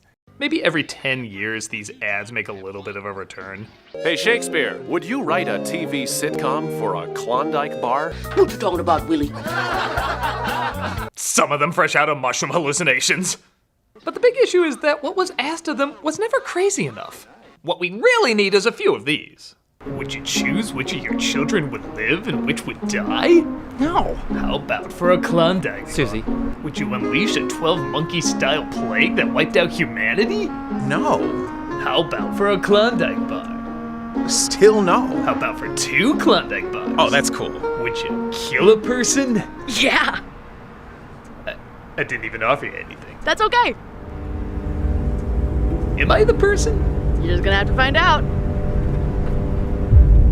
I guess these ads work. I mean, we are still talking about them. But like I said, I just feel like they need to go a little further to be funny. What would you do for a Klondike bar? Except that one, no notes. Watch Zelda become a legend on your Nintendo Entertainment System. Zelda! Frank, we have no idea how to market this game. Can you call your community theater friend to act crazy? Which way to go? Yeah, no, she's possessed by Vigo again! Seriously, what is the idea behind this? Renfield doesn't get 8-bit games, so he tries his high school improv on nobody? Good times. PPP hands. Levers. Yeah, name the henchman. That's why this game series is still going so long. Zelda! Zelda! Zelda! Zelda! The Legend of Zelda. You know the ad agency was handed this and was saying, what the hell's a Zelda? I think it's a Swedish wall plaster. Well, Max Headroom is in. Just have him doing that, shouting random words from the instruction book. Yes, sir. We're brilliant. Fear not, though, as shown in this other commercial that came out around the same time. When you don't know how to advertise Zelda, rap about it. It's the Legend of Zelda, and it's really rad. Those creatures from Ganon are pretty bad. I never thought I'd say this, but we have to cut these versions some slack after seeing how these guys handled it. Octorock's Tech takes levers too, but with your help, our hero pulls through. The funniest part isn't even the rap, it's how they write these two like an alien race trying to pose as an 80s teen comedy. Did you see the latest Nintendo newsletter? Whoa, nice graphics. I'd like to get my hands on that game. Sorry, I get excited for anything put in front of me. Whoa, my hand! I like to get my hand on that hand! Yeah, get some. Awesome. Intense. No kidding, we didn't even get to, and I'm here to say. Okay, so neither of these ads really had an idea for what the game was like, but it is fun seeing what they came up with when they clearly have no idea what to come up with. Awesome. Intense. The Nintendo Entertainment System. Let's green egg and have it. Let's go way back, all the way to the 1960s. It was a peaceful time when nobody had anything to worry about. And westerns, like the Roy Rogers Show, were crazy popular. So obviously he had a lot of merchandise that creatively thought out of the box about how to kill people. Dude! My new Roy Rogers quick shooter hat. How would you like to be so American? Even your headwear is armed! That thing looks like a Fraggle is taking cover in your hat like a war trench and unpacking heat whenever somebody whispers too loudly. And you'll always be ready for anything. Remember that scene in The Fugitive where Tommy Lee Jones blew that guy away just holding his gun around the corner? This is the hat of that. What kind of dirty, complicated Western would have this? This is like playing Cowboys and Indians if it was between Professor Frink and Inspector Gadget. This would be too advanced for a Home Alone trap. Available for $5.98 or 20 grand in today's money. This just doesn't feel like a very heroic toy. I'm waiting for the kid to say, Cowboy Rogers, isn't that something like what the villain in one of your shows would do? Well, the answer is right in my hat. Ah! Maybe part of it too is just how real that little gun looks. I mean, a lot of people outside the US gotta be looking at this like, is everything in America armed? Yes. That pencil? It's armed. That cell phone? It's armed. Even the entire floor is made out of guns. The safety is off on half of them. Try to guess which ones. It's inventive, I'll give him that, but man, who knew Western toys could be so strange? Ask for Ideal's new Roy Rogers quick shooter hand. Sold exclusively on Planet New Texas. Jurassic Park Newsflash, Day 36, Escape of the Dinosaurs. It's not surprising the biggest movie about dinosaurs would make some pretty cool toys. The commercials for them were pretty cool too. Especially how some of them open with the announcer getting axed off in the intro. Don't worry, they're safely secured. Look out! Jurassic Park! Don't worry, most of our dinosaurs are gentle vegetarians. That one was especially intense. Was the tour guide SpongeBob? But the young T-Rex wants a piece of the action. Ooh, dino damage! Jesus, dino damage is pretty gruesome. It's like somebody designing this was saying, hey, remember the game Operation? What if we made it look like there was real pain involved? But later... Look out, Triceratops! I also love these ads end with the strangest tagline. Just the announcer like a conspiracy theory nut saying, it's happening. Hungry for action? It's happening. Look for the JP mark. It's happening. I warned you if we took the vaccines, the dinopocalypse would happen. Now, it's happening. Dinosaurs are on a rampage, and only the JP team is tough enough to stop them. You also gotta love how half the characters look nothing like in the movies. Muldoon and the Jungle Explorer stuns him. Tim Murphy saves a baby dinosaur. Tim Murphy is half that age and only claimed to fame as being fried like a banana fritter. I think this would be a more appropriate toy for him. Snagosaurus! Look out, Nedry! How the hell is that Nedry? What, did they run out of molds so they were just like, use the old T2 toys, that looks enough like them. Look for the mark of Jurassic Park figures and vehicles, each sold separately. I guess the toys were so popular they started making up more characters for the line. And man, do they pick actors I think were literally born to be toys. The neighborhoods are threatened, and only the dino trackers can stop them. They look like Jurassic gladiators. And if you think they look ridiculous, wait till you hear their names. T-Rex Turner guns a young T-Rex with a trank arrow. Jaws Jackson put the squeeze on a ram head, and Harpoon Harrison hooks the demon. These are the names wrestlers throw out because they want to keep some dignity to their craft. T-Rex Turner, Jaws Jackson, Harpoon Harrison. Slab bulkhead. Fridge, large meat. On to speed jump. Bolt Vanderhuge. It'd still be a better sequel than every sequel we've gotten from these movies. Yeah, can you imagine if they advertised these for the later Jurassic Park movies? It's the Jurassic World Dominion toys. Play as all your favorite characters, especially this clone of a little girl. We want to play with that. Yeah, we want dinosaurs. Sorry, you have to play with this toy whether you like it or not. Oh yeah, well my dinosaur will eat you up. Hey, it's a locust. Jurassic World Dominion, this is apparently what you wanted. Well, just because the movies got bad doesn't mean the toys and the ads for them weren't still pretty cool. Jurassic Park, dino trackers and dinosaurs each sold separately. Big, McLarge, huge. I mean, they had to try a lot harder than this one. That's so pathetic, I'm not even gonna give any commentary to it. Time to relax. I have been looking at that easy-to-read green text all day. Definitely time for some Wrigley Spearmint gum. Wrigley Spearmint? Jesus Christ! What? What is Wrigley Spearmint? Well, it's pure chewing satisfaction. No, the correct answer is the fuck! Need more data, please. The missiles are now launched. Say goodbye to Florida. I don't think I will. This I gotta see. Wrigley Spearmint has a mouth-pleasing feeling. That turns you into a Commodore 64 blow-up doll. That computes. So what's your analysis? This is part of a short series of commercials where computers, through of course non-debatable data, conclude that Wrigley is Oh, what's that term again? Pure chewing satisfaction. Pure chewing satisfaction. Pure chewing satisfaction. Pure chewing satisfaction. Pure chewing satisfaction. Pure chewing satisfaction. Was this a phrase I missed in the 80s? Pure chewing satisfaction? The one thing you don't want to hear your woman say when she's going down on you. Wrigley Spearmint is pure chewing satisfaction. Yeah. Are you pure chewing satisfaction? Well, what do you mean? Insert hand. Sure, I see no problem with that. Now, what happens if I cross-reference satisfying? So yeah, it goes without saying these ads are pretty lame, but it is an adorable kind of lame. So how come you never talked to me before? Wrigley Spearmint is pure chewing satisfaction. I'll leave you be. My Pet Monster. Hell yeah, I loved My Pet Monster when I was a kid. Even just hearing the word monster, isn't something like this the first thing that comes to your mind? Except he's cooler, because he looks like one that gets thrown in jail on that island from where the wild things are for getting drunk and pissing on shit. He's bigger than big. When he fights battles, he always wins. And he's your friend, too. Nice segue. He's the deadliest creature around, but he's nice.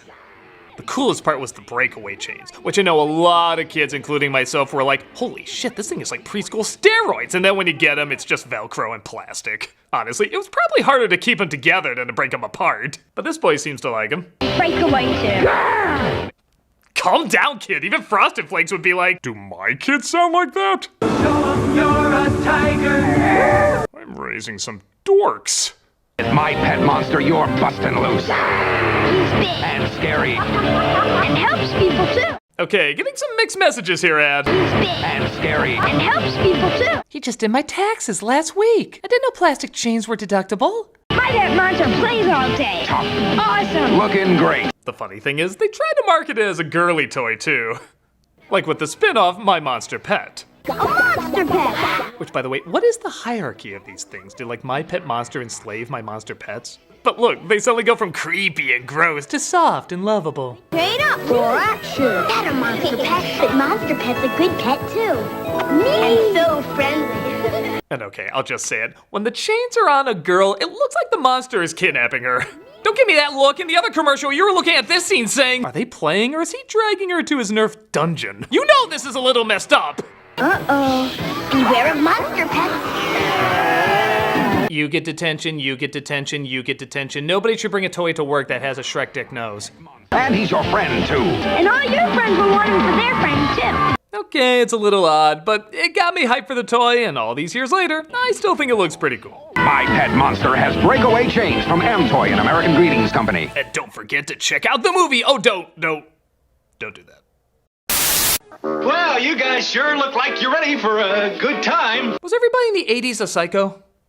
This is an ad for Canada Dry, and because God knows their PSAs weren't enough nightmare fuel, our neighbors from the north had to make their sodas terrifying too. Isn't that a holiday spirit, eh, Fred? I don't want to know what he does to these dolls when the party is over. Hurry up, Jeanette. Yeah, smile, Jeanette, like you're not being held against your will. Each light, refreshing beverage is the best you can pour. And the best gets even the slowest starting party off and running. Aw, it changed so soon. I was really enjoying a Megan Christmas. Here's to Harry. Am I the perfect toast or what? Just let me go. I want to see my children again. Nothing gets a party started like Canada Dry. Quick, Jeanette, the Canada Dry. The purge just started. Is there really anything else to say about this one? It's creepy, horrifying, and does not make me want whatever it's selling. Unless it's a Muppet flamethrower, which I'm pretty sure these guys already have. Nothing else to say, but all around unpleasant. Quick, Jeanette, the Canada Dry. I'm in the Twilight Zone. Ever wonder what the Power Rangers really talk about? These guys are gonna make us miss who's the boss. I wish Tony were here. What would he do? Hit them with a feather duster? Tony's okay, but Angela's the tough one. You're right. Angela is tough. We're not about to miss who's the boss. It's 5:30. Quick, turn on box 33. Couldn't even say anything during that. I was so confused. What accents are those even supposed to be? I mean, I'm already offended watching this, but how offended should I be? It's almost like a catch-all to make sure every nationality claims offense at this. I wish Tony were here. What would he do? Hit them with a feather duster? And okay, I can stretch my imagination enough to believe high schoolers can drive robotic dinosaurs to fight giant monsters, but not a teens ever discussing with any passion who's the boss. Tony's okay, but Angela's the tough one. I mean, when they ask, what do you think the Power Rangers really talk about? Weren't you expecting something like, my parents are such fascists! They limit my screen time to only 23 hours a day! At least yours didn't make a TikTok account to hit on half of your friends. Dude, you can probably call the cops on him. Maybe? I'm not sure. I think the bigger question is, why are we just looking at a time slot when fighting a monster? Well, I hate this. I love you guys, but I hate this. Hey, has anybody seen Who's the Boss? Piss off, Boomer! Your generation's the devil! It's confusing, odd, and like Paw Patrol advertising American Horror Story. It just makes no sense. It's 5:30. Quick, turn on box 33. Seriously, Alyssa Milano's a treasure. I didn't know you had a new baby in the family. This is called a real baby doll. And I guess back then this looked like a real baby. What are you gonna name her? Jennifer, I wrote it on the birth announcement. Oh, you know full well you have no friends to send this to. Don't worry, we'll still have party guests. Everybody got an announcement about your real baby except me. Well, that's because you can't act, you little village of the damned. Real baby. You're my sleepy real baby and I love you. About as real as a mascot for Squid Games. My favorite is this grandma who just looks like she's having none of this. Whose baby is this? Your folks said I was babysitting one PIA, not two. I named her Katie. I'm sending out the birth announcements right now. She's a doll. Doesn't it sound like she's really saying, She's a doll. what's wrong with you? Do you know it's a doll, or were you born with a terminal case of the dumbs? Can I hold her? Be careful. She's my real baby. Oh, don't worry, I won't drop her like I did with you. Also, am I crazy, or is that thing huge? It looks less like a real baby and more like a stunted Oompa Loompa. She's my sleepy real baby. I don't know, the doll isn't my thing, but I guess the ad is okay enough. Real baby and sleepy real baby. Each comes with 5 birth announcements. And be on the lookout for our newest edition, Man Baby. Who are those great-looking dolls? She's a doll! Okay, I don't do many ads from the 70s, but it's interesting to see how the Hollywood life looked through the eyes of Barbie. It's fun pretending they're movie stars, isn't it? Yeah. It's Quick Curl Barbie and Mod Hair Ken. Honestly, most of this ad is fine for what it is, but there's one part that really stands out. Put a mustache on Ken and make believe he's the bad guy. Because porno stash equals instant villain? And sometimes it does. Or sideburns and play he's the hero. Mustache bad, sideburns good. You realize you're saying this in the decade when everybody had a mustache. What if one of these girls had a father who had a mustache? Would they be like, You know, my dad has a mustache. I know, he's behind you. Don't look, he knows we're watching. Don't look. Turn around, Cindy. Okay. Everything else about it is fine. It's just that one weird-ass moment. Not a ton else to say about it, but don't grow a mustache. Quick Curl Barbie and Mod Hair Ken dolls with their own accessories, each sold separately from Mattel. Mine very much has an undertone of violence. A soft drink is not a magic potion, a status symbol, or a badge that says who I am. You know, sometimes you just gotta call something funny. And the Sprite Images Nothing ads from the 90s were pretty damn funny. It will not make me more attractive to the opposite sex, though I wish it would. You're beautiful. The ad campaign for soda mocked every other ad campaign for sodas. Like that somehow only sexy people drink their product. What do the really beautiful people drink? The same thing as the rest of us. That if you drink Sprite, suddenly you'll be a pro at sports. Brad Hill drinks Sprite. If you want to make it to the NBA, practice. That the badass people you see on TV are really badass people. Turbo Sport 7! God, genius! The can's upside down! Don't talk to me like a child. I played Hamlet at Cambridge. Drinking a certain soda doesn't suddenly equal a party.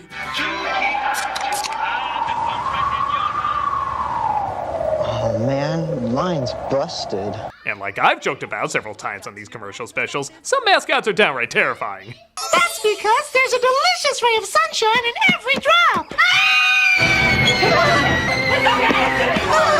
These ads were goddamn hilarious. There's just one little problem. They're doing a lot of things they're telling you not to fall for. Grant Hill was in a lot of these ads, and again, he's very funny. but he's a celebrity in an ad saying don't listen to celebrities in ads. Would you want an NBA player operating on you, handling a nuclear reactor? Then why do you want one telling you what to drink? Well, my thirst is telling me I want water. The correct answer is Sprite. But I want water. You want Sprite. Water. Sprite! There's one that literally shows all the money he's getting paid as he advertises the product. Only drink with that cool, crisp, refreshing taste that satisfies even my manliest thirst. Now that we said don't trust commercials, don't not trust our commercials. You can mock these commercials all you want, Sprite, but you know when the campaign is over, you're just gonna go back to doing the exact same things they are. What's better than Juki? Juki Jug! I drink 93,000 cans and I got this Juki sauce! I got this Juki Harassment! There's one reason to drink something, and it isn't to get junk. Want tickets to see Kobe Bryant? Well, stop begging and start drinking Sprite. Okay, seriously, I don't want to be too hard on these because really these commercials are goddamn hilarious. I guess it'd be like hating those movies that say we need to eat the rich, despite that they're usually made by rich people. I can't help it. Good writing's good writing, and these ads are worth tracking down and watching all of. Just as long as you don't think too hard about it. Do you see a beautiful naked woman? If you do, you probably just need a girlfriend. If it's Sprite. What do you want to get? Ice cream. Okay, we've been running low on PSAs recently, but I think I found a pretty good one. It starts with a woman and her kid walking down the street when it looks like someone's watching them. Let's go, honey. Whoa, what the hell? What the hell, what the hell, what the hell, what the hell? Oh my god, you're surrounded! Run, bitch, run!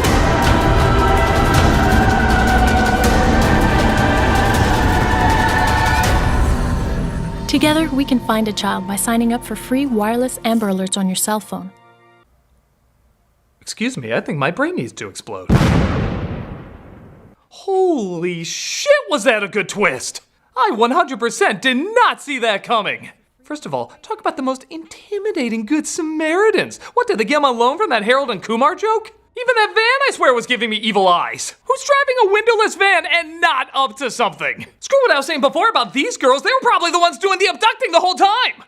Second, who thought up such a brilliant but insane, demented idea? Of course, Canada. The Twilight Zone of PSAs. Well, screw it. You won me over with this one. I'm gonna sign up for all these alerts, even if I'm not Canadian. And I will never text stop. I want to see what crazy twist will be at the end of another one of these stories. In fact, I want a twist like that. Here, I'm gonna sign up for it right now. Boom, there we go. Now where's my twist ending? Oh, hi, Tamara.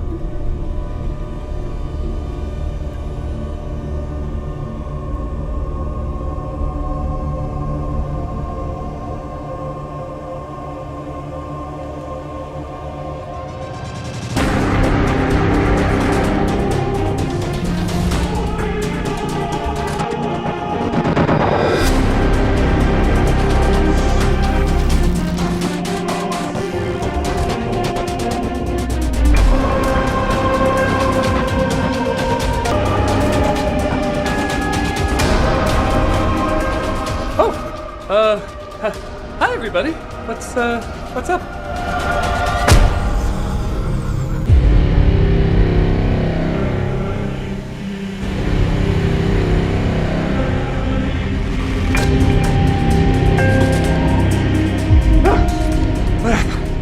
feel so different. What's going on? Oh my god. I know what this is. I know what's going on. I know what they did to me. They turned me into a Canadian PSA! I legit did not see that coming.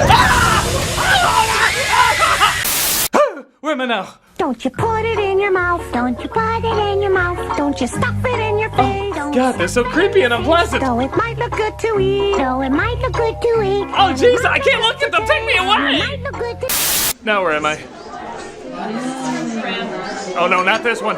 Not this one. You know what happens when we play this one. What is that? It's a... Damn you, Canada! You know when you got it right, you got it right. So this one starts off harmless enough. It's music legend Ray Charles saying how much he loves Diet Pepsi when someone switches it out with a Diet Coke, resulting in this reaction. All right, now who's the wise guy? Of course, they switch it back out with Diet Pepsi, and Ray Charles says, Now, that's the right one, baby. Actually, it's Dear Piss. Tastes the same, baby. Cute. Honestly, you wouldn't think too much about it. But for some reason, Pepsi thought we saw this as our new anthem. You know when it's right. So they have Ray Charles write an anthem, representing the voice of millions of people saying, oh, is that still a thing? You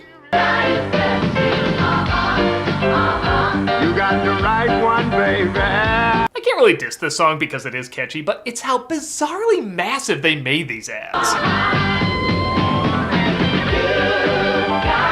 At no point in history has this many people ever gotten together to celebrate Diet Pepsi. They got an orchestra, dancers, backup singers called the Girls, which sounds like an OnlyFans band. My god, the world was celebrating people's indifference to this aspartame liquid styrofoam. Do you think it's caught on yet?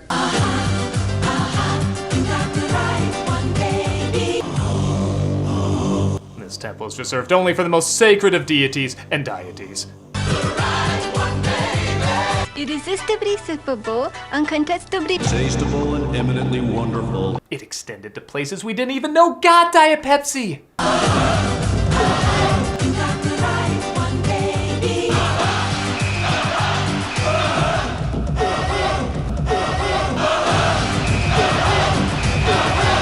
Even the players at Super Bowl are like, time out, can you get this Diet Pepsi movement under control? I am an artist perfecting my craft.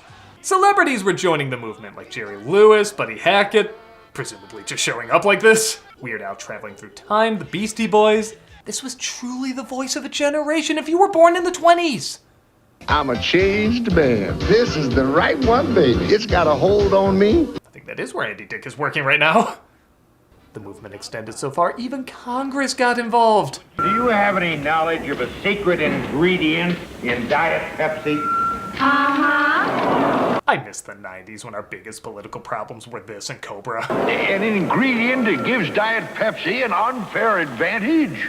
Also, are you now, or have ever been, a communist? We're just pushing for the absence of private property and social classes. Would you tell us what this ingredient is? Well, what is it?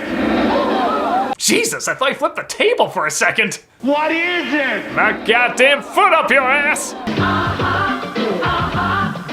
But perhaps the biggest sign that this changed the world is when officially became an ingredient. You got the right one, baby. With 100% Food scientists could no longer dispute it. They even listed it with the other nutritional facts. With 100% With 100% With 100% Which is funny because I always tasted less and more Yeah, I got blown out of proportion, but with a catchy jingle and a likable icon singing it, it was a kitschiness that was tolerable enough. Which is definitely more than I can say for Diet Pepsi. You got the right one, baby. With 100% Hi, pal. My name's Corky. Want to see the only toy more disturbing than a Chucky doll? This is Corky, a toy version of Robert Picardo from Total Recall. I'll tell you stories and we'll play together. See, this is why I never found Annabelle scary. That's intentionally trying to look terrifying. It's when you're trying to look adorable and it horrendously backfires. He says he's your friend, but we know from that opening stare he's the missing poster to the movie Magic. Come on and be my best friend. Boy, this kid looks like someone who'd have this doll as his only friend. He's every cartoon drawing of Peter Lorre. We'll play together, we can pretend. Wanna be monsters? Oh my god! It's where the wild thing shouldn't. Wanna be monsters? Not really. Wow, that was so uncomfortable. It's the only commercial I've ever seen where the toy is like, you want to play? And the kid is like, no, I do not. How about circus ringmasters? Or race car drivers? Animation is not endearing me to this further. Even the kid sounds a little pissed off. Gee, Corky, when you talk about something, it's almost real. I didn't even ask for you to show up. You just held a knife to my back and said, we're friends now. We will be best friends. Corky, he's Cricket's little brother. And if you're wondering what the hell that means, Cricket was actually the doll that came out before him. And I guess this was their attempt to try and target boys. Wanna play Simon Says? Sure. She isn't as bad as Corky, but she does look like someone gave her a lobotomy. Like, you want to give her the cuckoo's nest treatment to be kind. But they mention this fact like you should be on the lookout for him. Corky, he's Cricket's little brother. And he's wanted in 7 states. We can't tell you what for, it'll give you nightmares. Yeah, this prepackaged Goosebumps episode is weirdly handled, but to be fair, it is a weird product. One that hopefully won't be making its way to your sleep paralysis. Corky, he's Cricket's little brother by Playmates. I'm going to kill you.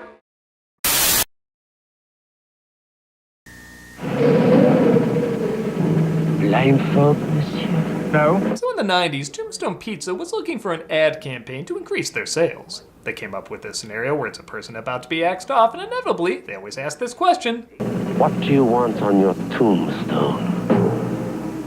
Pepperoni and cheese. Yep, every time they'd ask, they'd always answer nothing but toppings. What do you want on your tombstone? Pepperoni and cheese. Damn it, we gotta stop offering ironically named Italian cuisine! This guy gets around, too. Is he quantum leaping, or is he one of the missing doctors? Towel? No. Or just a witch? Even Aaron Paul, before becoming big, was asked after throwing a big party. It wasn't a party, it was a fiesta! What do you want on your tombstone? Taco meat with cheddar cheese would be mighty tasty. Oh, we're not getting through to him. Maybe something more drastic. Too soon? I always wonder what would happen if somebody misunderstood. Like, they gave a real answer. And what do you want on your tombstone? John Johnson, a hard and sturdy man. Okay. Christ, what if it went the other way? Like somebody didn't know there was no pizza involved. Hello? Sarah, it's been years. You have to let your dead husband go. What did he mean, though? They asked him for his last words, and he said pepperoni and cheese? What did he mean? He probably panicked and said something random. No, there's more to it than that. It's a code, and I'm gonna figure it out. But Sarah... What did he mean? What did he mean? Regardless, these ads do work off of mainly just one lame joke, but they do have a bit of charm to them. What do you want on your tombstone? Special order pizza. Rocky, it's the governor. Take a message. What did he mean? Got a special feeling for my feeling special puppy. This is an ad for a toy called Feelin' Special Pets. The pet that tells you how it's feeling. It isn't enough idea, but if you're a sick kid like me, a bad one. I know how he feels. It hurts. 'Cause he tells me I'm sorry. It hurts. Please stop. Does mommy take you to a therapist? It doesn't help that this thing has the permanent face of someone who's seen shit. Just he's seen shit. It hurts. 'Cause he tells me I'm sorry. It's okay. The scars are mostly psychological. When my feeling special puppy has too much to eat, I know how he feels, 'cause he tells me. Excuse me. Burping is more of a bodily function than an emotion. Screw it. Why was I designed with nerve endings? It wasn't just puppies though, they also made kittens. Just listen to this one's adorable voice. I know my feeling special kitty loves me, 'cause she tells me I love you too. What the hell? Is she the woman that voiced that? That's clearly the same voice as before. Why do they even call her a she if she has the same voice as the male one? Was it just one guy in a booth who was like... Yeah, so what is this? Like pound puppies or some shit? Actually it's for a toy called Feelin' Special Pets. So, pound puppies? No, it's a completely different... Yeah, it's pound puppies. Okay, let's record the dog lines. Sounds good. I love you too. Excuse me. It hurts. What kind of doll is this? That's fine. Let's move on to the female cat. Got it. Alright. I love you too. Excuse me. It hurts. We done? You did hear me say female, right? Yeah. I think we're good. Call me when you need an angelic princess voice. No.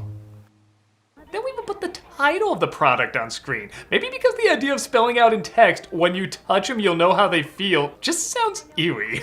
The new Feelin' Special Pets, each sold separately. When you touch them, you'll know how they feel. 'Cause they tell you. I've been touched in areas I didn't even know I had. Ah! These toys are uncomfortable, this commercial's uncomfortable. I don't like it. Next one. When you touch them, you'll know how they feel. Does it tell you?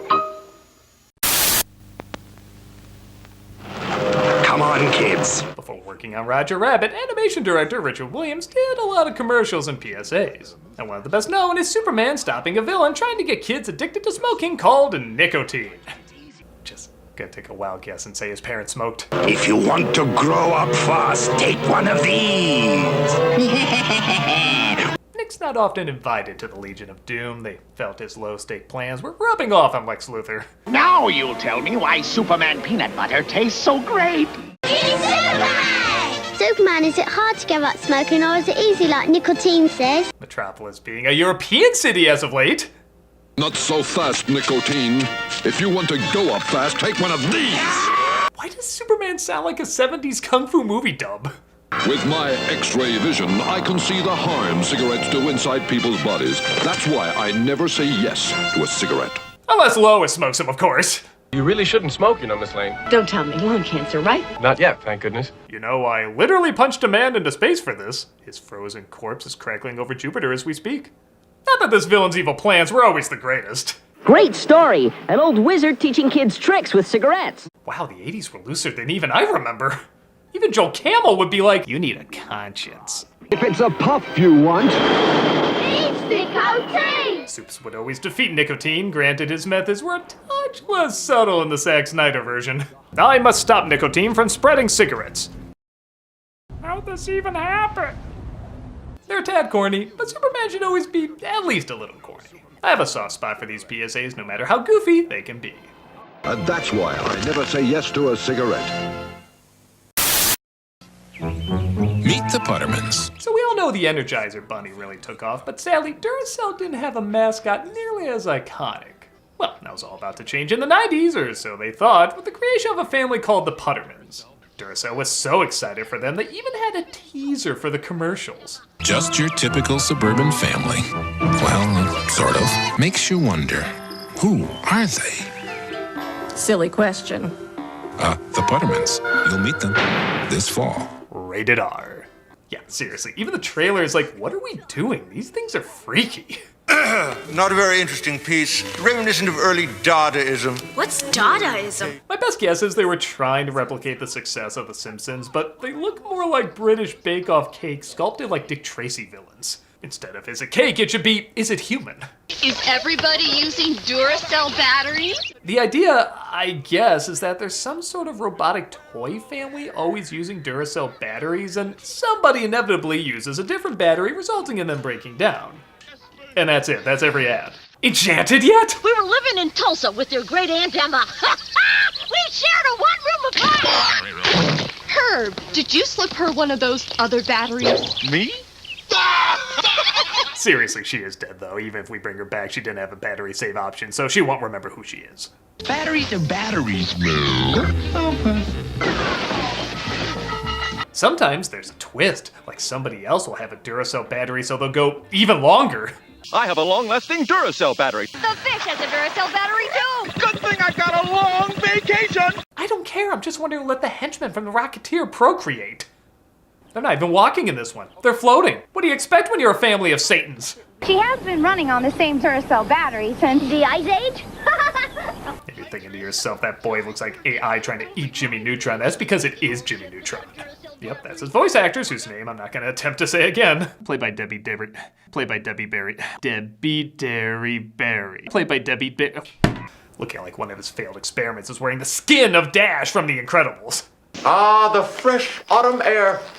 Oh, the total darkness. I will give credit though, this is the one joke that got a laugh out of me.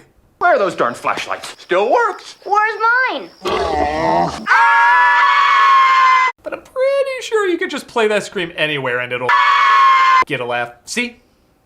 These things are hideous. I hate looking at them, but they're so bad they are at least a little fascinating.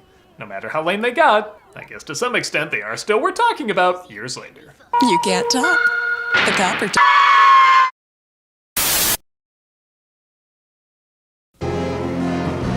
He's He's defeated Mothra. He's defeated Angus. But he's never faced an adversary like this. So in 1992, Nike built up a battle between Godzilla and Charles Barkley. Nobody was asking for that, but we're not going to turn it down. And I'm not kidding when I say they built this up like mad. There were posters, clothing, even a comic book. It's the battle of the century. Get ready to see a real monster jam. Holy smokes, nobody knew they wanted this, but now couldn't imagine a world without it. September 9th. Okay, tune into... Where the hell do I watch this? It's a commercial. Well, anyway, I just gotta keep my eyes peeled. Okay, here it is. Oh my god, he's putting on the glasses. This is gonna be amazing.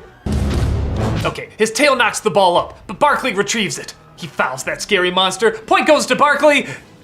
And I guess that was the only point. Have you ever thought about wearing shoes? What the hell, man? That's it?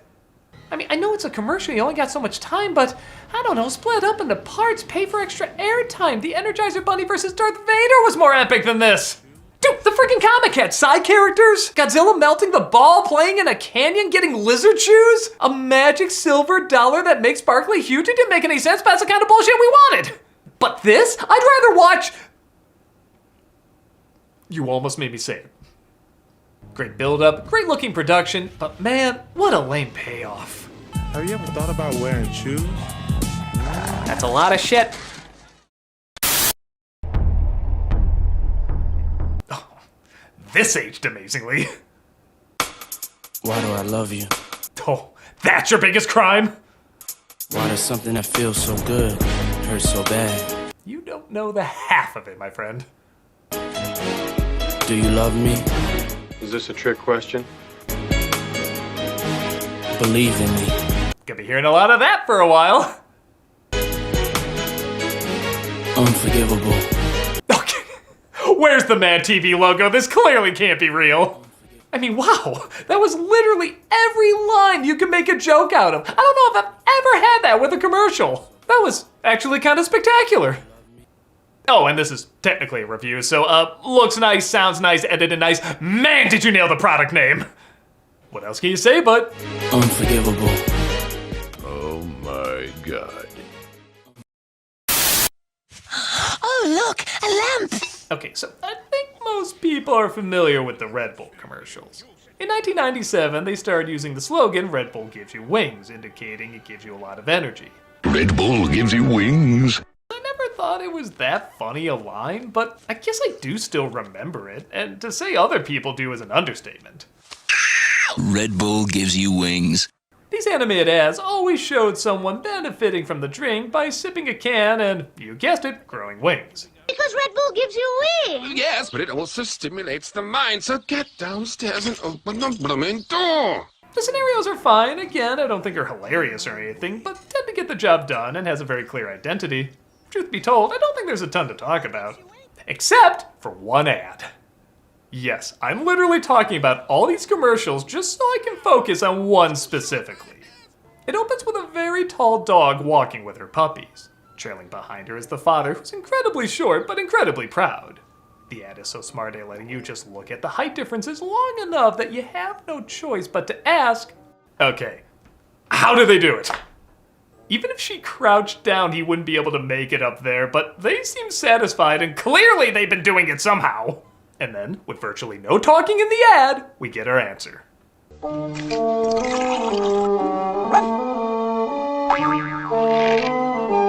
Red Bull gives you wings. That's phenomenal. This made me laugh so much how they set up and delivered the payoff. You don't think such a cuddly, cute commercial is really asking this question, because you know, how are you gonna answer it? You can't. I mean, look at this. They're not gonna... Your mind's just in the gutter. Come on. But no, they were planning from the start, and they knew how to finish off. Honestly, there's nothing else I can add. Except my top 10 jokes, of course. Red Bull gives you wings. But doesn't give you a job. Red Bull gives you wings. It also gives you something else like a bowl. Red Bull gives you wings. And no blue balls. Red Bull gives you wings. Especially if you go doggy style. Red Bull gives you wings. And according to the label, makes you horny. Red Bull gives you wings. And make sure bitches aren't tripping. Red Bull gives you wings. May also give you herpes. Red Bull gives you wings. Just some hair of the dog, but it is pubic hair. Red Bull gives you wings. As well as a decent bone. And the number one joke I have for this ad is... Red Bull gives you wings. So you can conquer a spaniel. Play me off, Paul!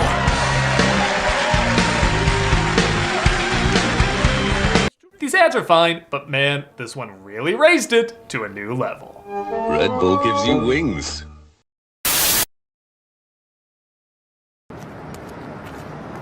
So I'm ending on one, honestly, I don't have that much commentary on. They just crack me up.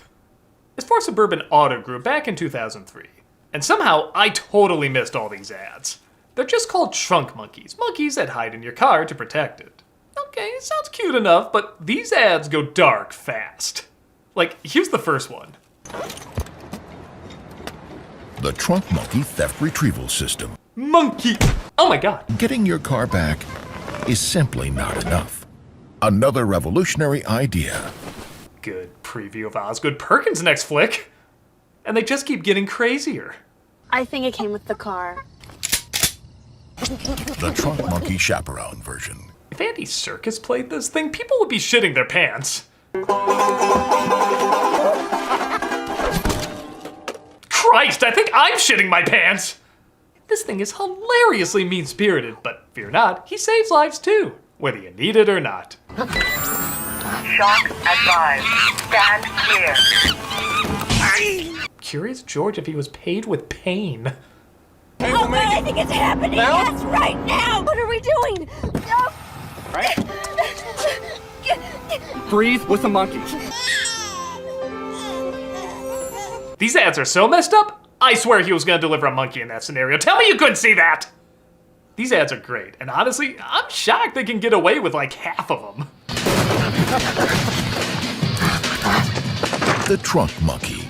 The revolutionary idea you'll only find with Suburban Auto Group. That's a look of a kid who just saw his last day. We are recalling all 2004 Trunk Monkeys, effective immediately. Down the line, they even recalled him for all the reasons you would think, plus many more. I want a movie on every single one of these. I gotta see that cult one. You get their attention with the Trunk Monkey. People love monkeys, but this isn't about monkeys. This is about cars. Sadly, after that, we didn't see much more of Trunk Monkey, but I think it's fair to say we got our fill. And aliens was everywhere. Now, I don't do probes, so I'm glad I bought a truck with a trunk monkey. These ads were crazy, harsh, and extremely funny. If you can find a compilation out there, check it out. You won't regret it. It's the hardest I've laughed in quite a bit, and I can't believe it actually made it onto TV. What the heck? Show him the monkey again. You can never have enough monkeys either. Hello, I'm the Nostalgia Critic. I remember it so you don't have to. Well, I'm back in my commercial garb. That must mean we're talking about commercials, but not just any commercials. Christmas commercials! In the Pepsi Nintendo... Oh, you thought mass marketing was insane? Try mass marketing around Christmas time. Many of these commercials are so popular they repeat them every year. How crazy is that? An ad campaign you don't even have to change because people love the nostalgia so much. Well, I love nostalgia too, and that's why we're gonna count down the top 12 best Christmas commercials ever. Why top 12? Well, I'll tell you. In song. The first reason that... Assholes.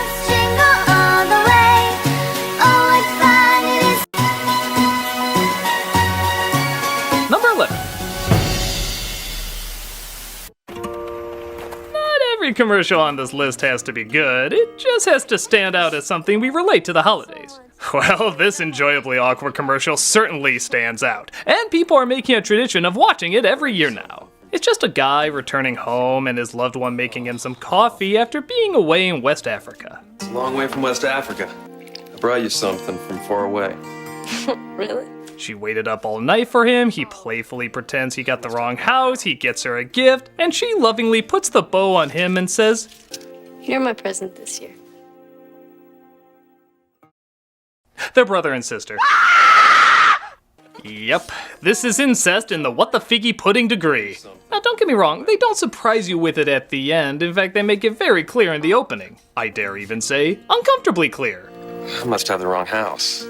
Sister? Who just says that? Who announces their connection to someone when they open the door? Sister? Confused! But even knowing that going in, and yes, you can take that in a different way, their body language, the way they talk, and just the all-around mood indicates that they're a couple. It's beyond creepy. Don't believe me? Just watch it with this music. What are you doing? You're my present this year.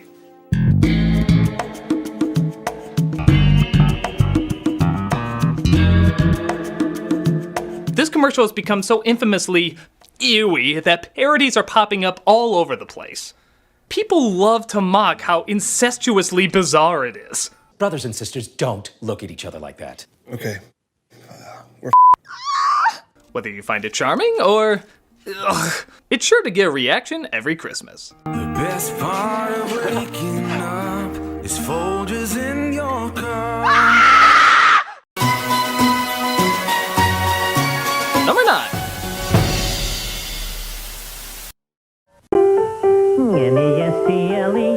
Oh yeah, can't forget these scary sons of bitches. I don't know how many people remember this ad, but while most kids were dreaming visions of sugar plums, we had these little hell spawns dancing around in our heads. Not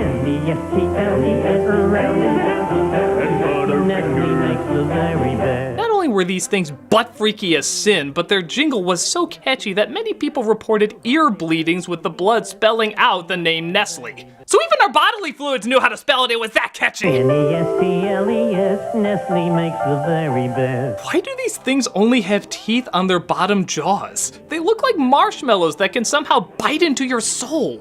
And don't look directly into those eyes. Mike Myers' mask has more humanity to it. And just when you think it couldn't get any scarier, they fill the whole screen with them. Nestle makes the very best. Ah! Leave my dimension alone!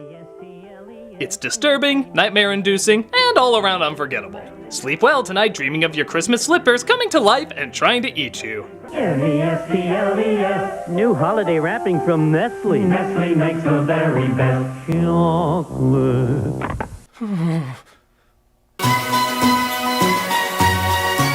Number 8.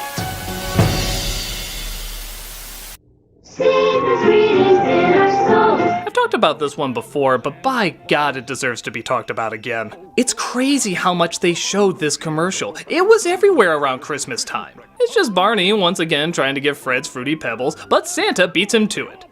As it happens.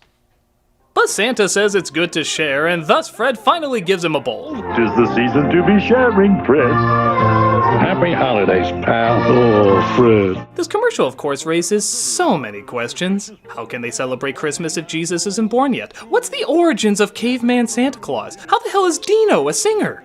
But my biggest question I never noticed before is, why is Fred giving Santa an apple? That in no way makes sense. First off, it's cookies and milk, but okay, let's say he switched it out and made it Fruity Pebbles. What the hell is an apple gonna add to anything? You're giving him that with grounded Fruit Loops. Is the idea that there's so little actual fruit in it that giving him an apple will somehow make up for it?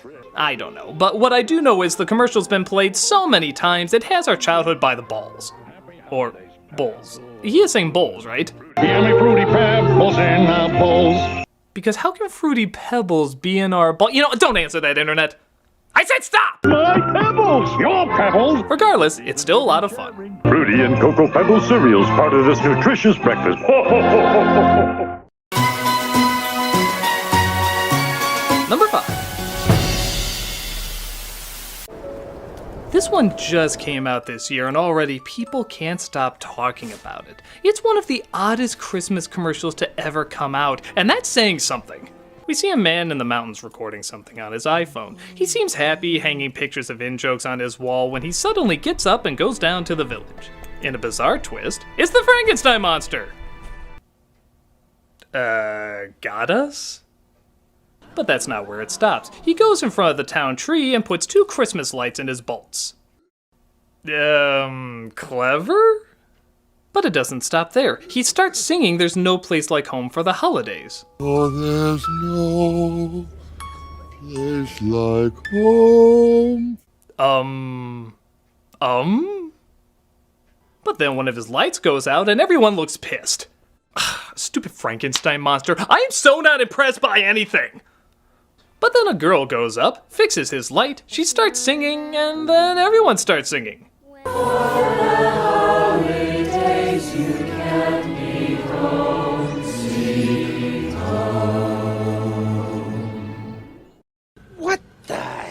was that? This was so strange, so random, so bizarrely mixing whatever emotions we can't describe in a pot of I don't know. It's so out there that in a strange way, you have to admire it. It is so strange, but it clearly has a good heart too. I think that kind of emotion does shine through. And everyone else seems to think so too. It already has millions of hits on YouTube just one day after it premiered. And it's still going strong. It can't be explained, it just has to be seen. So, the next time Raymond's brother tries to steal the spotlight and people find it uncomfortable, just send a little kid in to sing with him and suddenly everyone will find it cool. Christmas. We're trying so hard to kinda make it Halloween.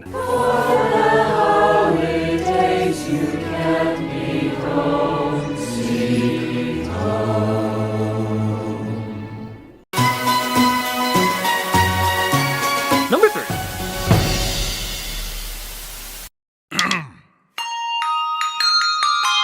If not out of nostalgic obligation, it's perhaps out of pure stubborn dedication that this one makes the list.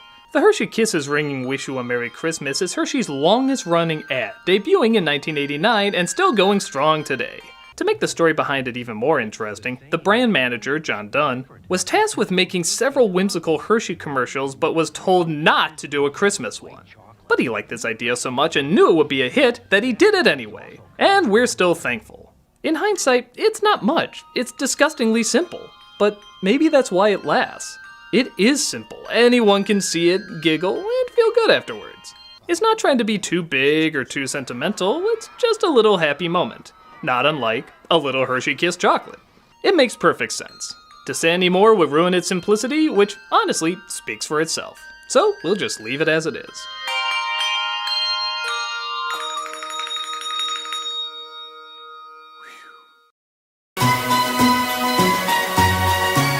Number 2. Another one that makes the rounds every Christmas, and another one that seems so disgustingly simple. The M&Ms are setting up red and green M&Ms for Santa, which seems cannibalistic the more I think about it. When Santa appears and they both pass out. He does exist! They do exist. The M&Ms were always popular commercials, but they hit it big when they were given individual personalities. Suddenly, the M&Ms were as popular as Disney or Warner Brothers cartoons. We knew who they were and loved them. Thus, we look forward every year to seeing them interact with Santa the same way. It's just a reminder how far marketing can come, turning hard-shell chocolates into classic cartoon characters. We never get tired of watching them, and we look forward to seeing this one several Christmases more. What can you say, but you don't mess with a classic. Santa?